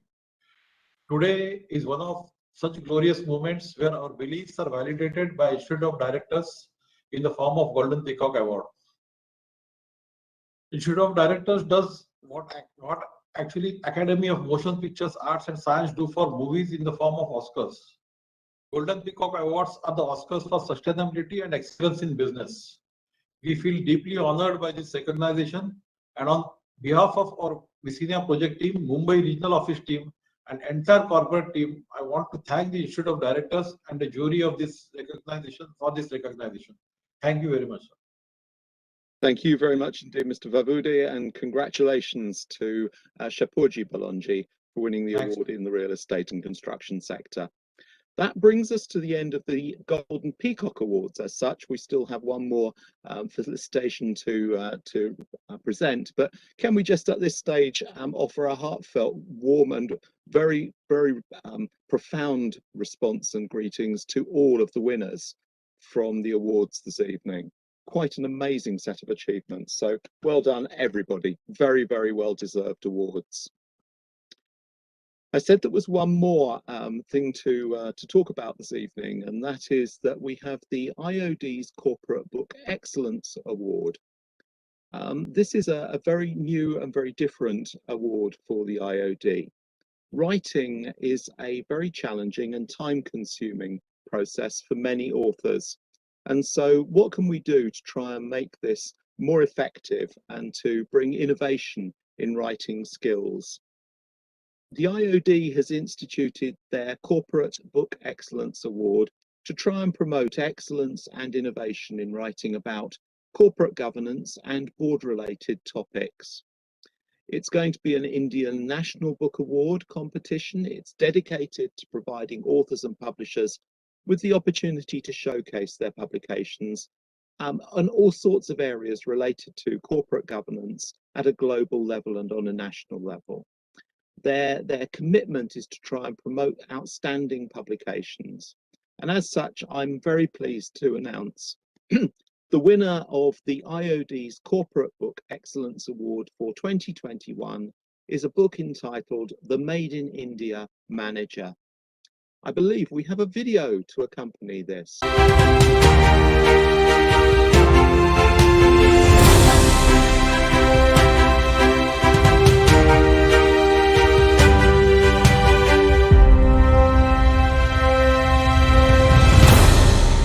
The Made in India Manager is published by Hachette India. It's authored by Mr. Gopal Krishnan, who has been corporate advisor and former executive director and board member of Tata Sons, and has been co-authored with Professor Ranjan Banerjee, who is the Dean and Professor of Marketing at the BITS School of Management. They are both stalwarts of Indian business and academic achievement around the area of governance. They examine a very little studied phenomenon of innumerable instances of chief executive officers born in India who are leading the Standard & Poor's 500 companies. They present a compelling argument that a unique combination of factors has actually led Indian management thought and practices to become a soft power with the potential to decisively impact global managers of tomorrow. Written in a very readable, anecdotal style, the book is anchored in Indian tradition and culture, and it comprises a very astute business sense, a sharp competitive instinct, and the ability to think in English and act in Indian, which make for a unique skill set, equipping these people for positions of significant influence and power around the world. They are truly made in India managers. So if I could request Sriti Jaguri, who is the head of product and marketing at Hachette India, to take the stage and share a brief acceptance remarks with us. Over to you, Riti. Thank you, Mr. Wilson, and good evening, everyone. It's an honor and privilege for me to accept this award on behalf of our authors, Mr. R. Gopalakrishnan and Mr. Ranjan Banerjee, and the entire team at Hachette India. We've known for years that women and men brought up and educated in India have made their mark as corporate leaders in companies across sectors.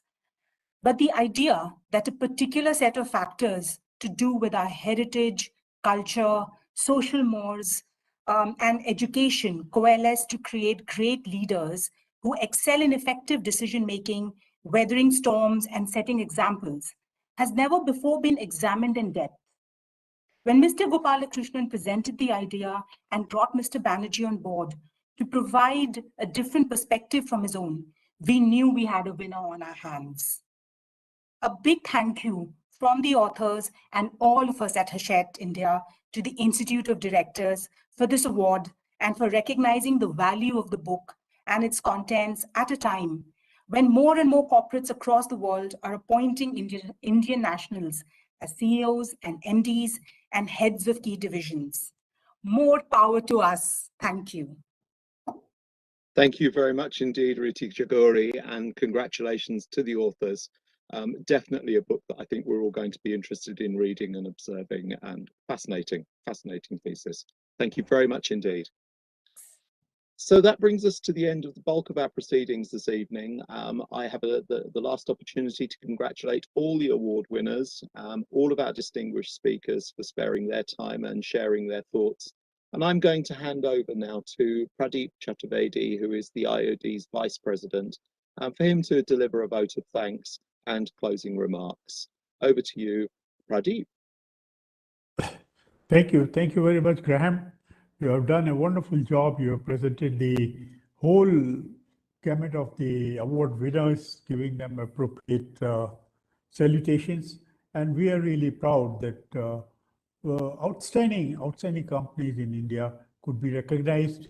They too, when we are discussing about the takeaways from COP26 and steering the board towards effective climate governance, many of these companies who have been awarded, they have done work which could be benchmarked with other global companies.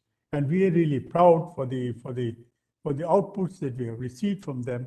And we wish we could have spent more time describing what they have done. Now, today we have, IoT is quite proud that we had a discussion in the forenoon focusing on the outcome of the COP26. Some of the people feel that COP26 did not deliver the kind of output that were expected. But then if you have a look at the international conferences that have taken place over the last 30, 40 years, you never get all the 100% outcome as you expect. But if you look on various things, some people go out with that the COP26 reality check shows that pledges made would result in a temperature rise of about 2.4 degrees centigrade from pre-industrial levels by 2100, rather than the hope for 1.5. And also some people say that 2030 pledges are not delivered, the rise could be higher, but even if they're delivered, it would be 1.8 degrees centigrade. But then they forget that if the pledges are overdone and companies go into the overdrive, the results could be much better, and you might even be able to contain the temperatures down to on the path which will take it out only to 1.5 degrees centigrade. But this also shows the outcome also indicates that the countries, although there have been last-minute changes in the statement, but most of the countries can read what they were expecting out of the COP26. They need time. They need time to develop technologies. They need time to develop finances, and they need time to really think about the net zero pledges. And the best part is that all the countries have talked of the carbon neutral path, which is far more important. You see, net zero doesn't mean that you are all carbon neutral. You could be polluting and buying the credits from elsewhere and ultimately get to the net zero. But the carbon neutral path is the one which says that you will not be producing carbon dioxide, or you'll be using the path where the carbon dioxide production would be very low, and the whole process will be sustainable. We are not going to harm the natural resources. And that is what is really done. But there have been quite a promising progress in Glasgow with regard to net zero pledges, deforestation, methane emission control, and the availability of the private investment for climate-related projects. Some of you will remember that in 1992 Rio conference, and later at the 2012, that is Rio Plus 20 conference, everyone realized that it is the businesses and the industries that have to play a much bigger role. And more than 3,000 industries, worldwide businesses have signed the pledge for the net zero emissions by 2030, which in itself is a big thing. And they are also saying that they're going to promote their companies, their suppliers, the whole supply chain, their vendors, also to be on the same bandwagon. That means if you look at the whole impact, it will be much greater than what you're seeing. More than 100 nations have pledged what could be really taking us to the 1.50 path. In this respect, our discussion this morning were really of a remarkable level, where we had our distinguished Professor Thomas Heller talking about how do you account for the risks, how do you account for the financing, the technologies that are required for controlling our carbon emissions and moving on to the net zero, and very ably supported by the studies done by ACCA, which really goes out to prove that what has been presented is supported by the scientific facts and the data, and it's not just merely a statement, a political statement. That means we are we have verifiable and monitorable results, and we are certainly moving far ahead. And I'm sure, I mean, these experts did a wonderful job about it. The key takeaways from COP26 and steering the board towards effective climate governance session also gave us an overview of what all the companies are doing, what all the companies are moving on. We had the government's participation as well as some of the companies and the groups who have really involved, and again the scientific and data analytics that were being presented, and that gives us a much more firm output consciousness that we are on the right path. And this is what IOD has been playing around, and IOD has been pleading that this is where we should be going. And the last session on creating a cyber secure ecosystem for the power sector was really a wonderful opportunity to really get into the cyber security ecosystem of the whole power sector. Whether we remain on the coal thermal power plants or we move on to the other systems, everywhere the cyber security is going to play a very important role for the whole economic and social development in the world. We can't be just thinking only of our country alone. We are talking of the carbon neutrality. We got to really think of the whole global phenomena. To that extent, I'm glad that now many boards have already started thinking. They have started thinking as to what kind of policies are required, what kind of policies will really be for the sustainability effort, the thrust on ESG, the thrust on financing, the thrust on technologies, and then the accepting the fact that even when we want the long-range futuristic technologies as the option, the real option, the available technologies need to be fully utilized and managed with the finances that could be made available. Now, in all, I must say that today's presentations and today's discussions really open out a very good opportunity for those who attended our conference, and to have a real view of where the COP26, the COP26 took us, and ultimately it also focused on where we have the physical building blocks, the economic and societal adjustments, and governance, institutions, and commitments. These are the three pillars on which the future of whole humanity depends, and that is the basic outcome of the COP26. We have been able to do it very well, and I'm grateful that Graham did a wonderful job with presenting all our award winners and the work that they have done. I once again, on behalf of the IOD, I add our own thanks to all the award winners. But we'd like to say a special big thank you to all the sponsors who made this possible, because you can't just be doing it without it. Our principal partner is Greenco Group. Thanks to them. Our principal strategic partner is ACCA Global, the Association of Chartered Certified Accountants. And our knowledge partner is Ernst & Young, one of the largest professional services networks in the world. And our gold partners are Borosil Renewables Limited, Solar Group, Gujarat Maritime Board, Gujarat Infrastructure Development Board, Satluj Jal Vidyut Nigam Limited, Gujarat Industrial Development Corporation, Gujarat Alkalis and Chemicals Limited, Bihar State Power Holding Company Limited.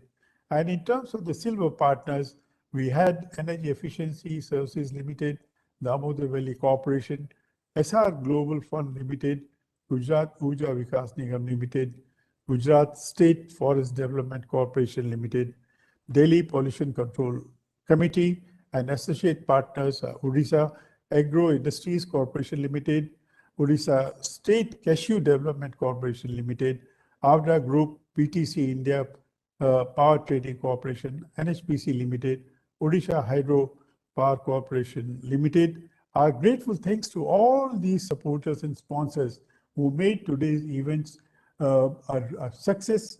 It is their real partners with us, and they have contributed a great deal in are moving forward. We look forward to their continued help and support in future too.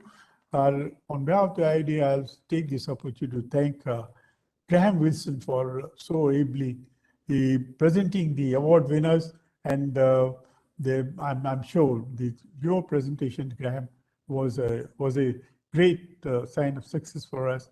We look forward to your continued help and support. I'd also like to mention that the whole our events team with Mr. Ashok Kapoor, Sushil, Rakesh, and all his team, and George, etc. They have done a wonderful job. Our technical team of Ravi and others. And I must, at the end, I must also mention that our CEO, Mr. Raut, did a wonderful job in putting all the things together. I'm sure that he has burned the midnight oil. What midnight oil? He might not have slept for a number of days trying to do this. So all our Manoj, our appreciation to Mr. Manoj Raut and the whole team for managing it, and obviously our leadership, Mr. General J.S. Ahluwalia, as I did it. Our administration helped with Mr. Matthew. So Manoj, thank you very much. Thank you very much, Graham, for all this, and thanks to all those who participated on behalf of the IOD. And big thank you. Look forward to you at the next event. Thank you, sir.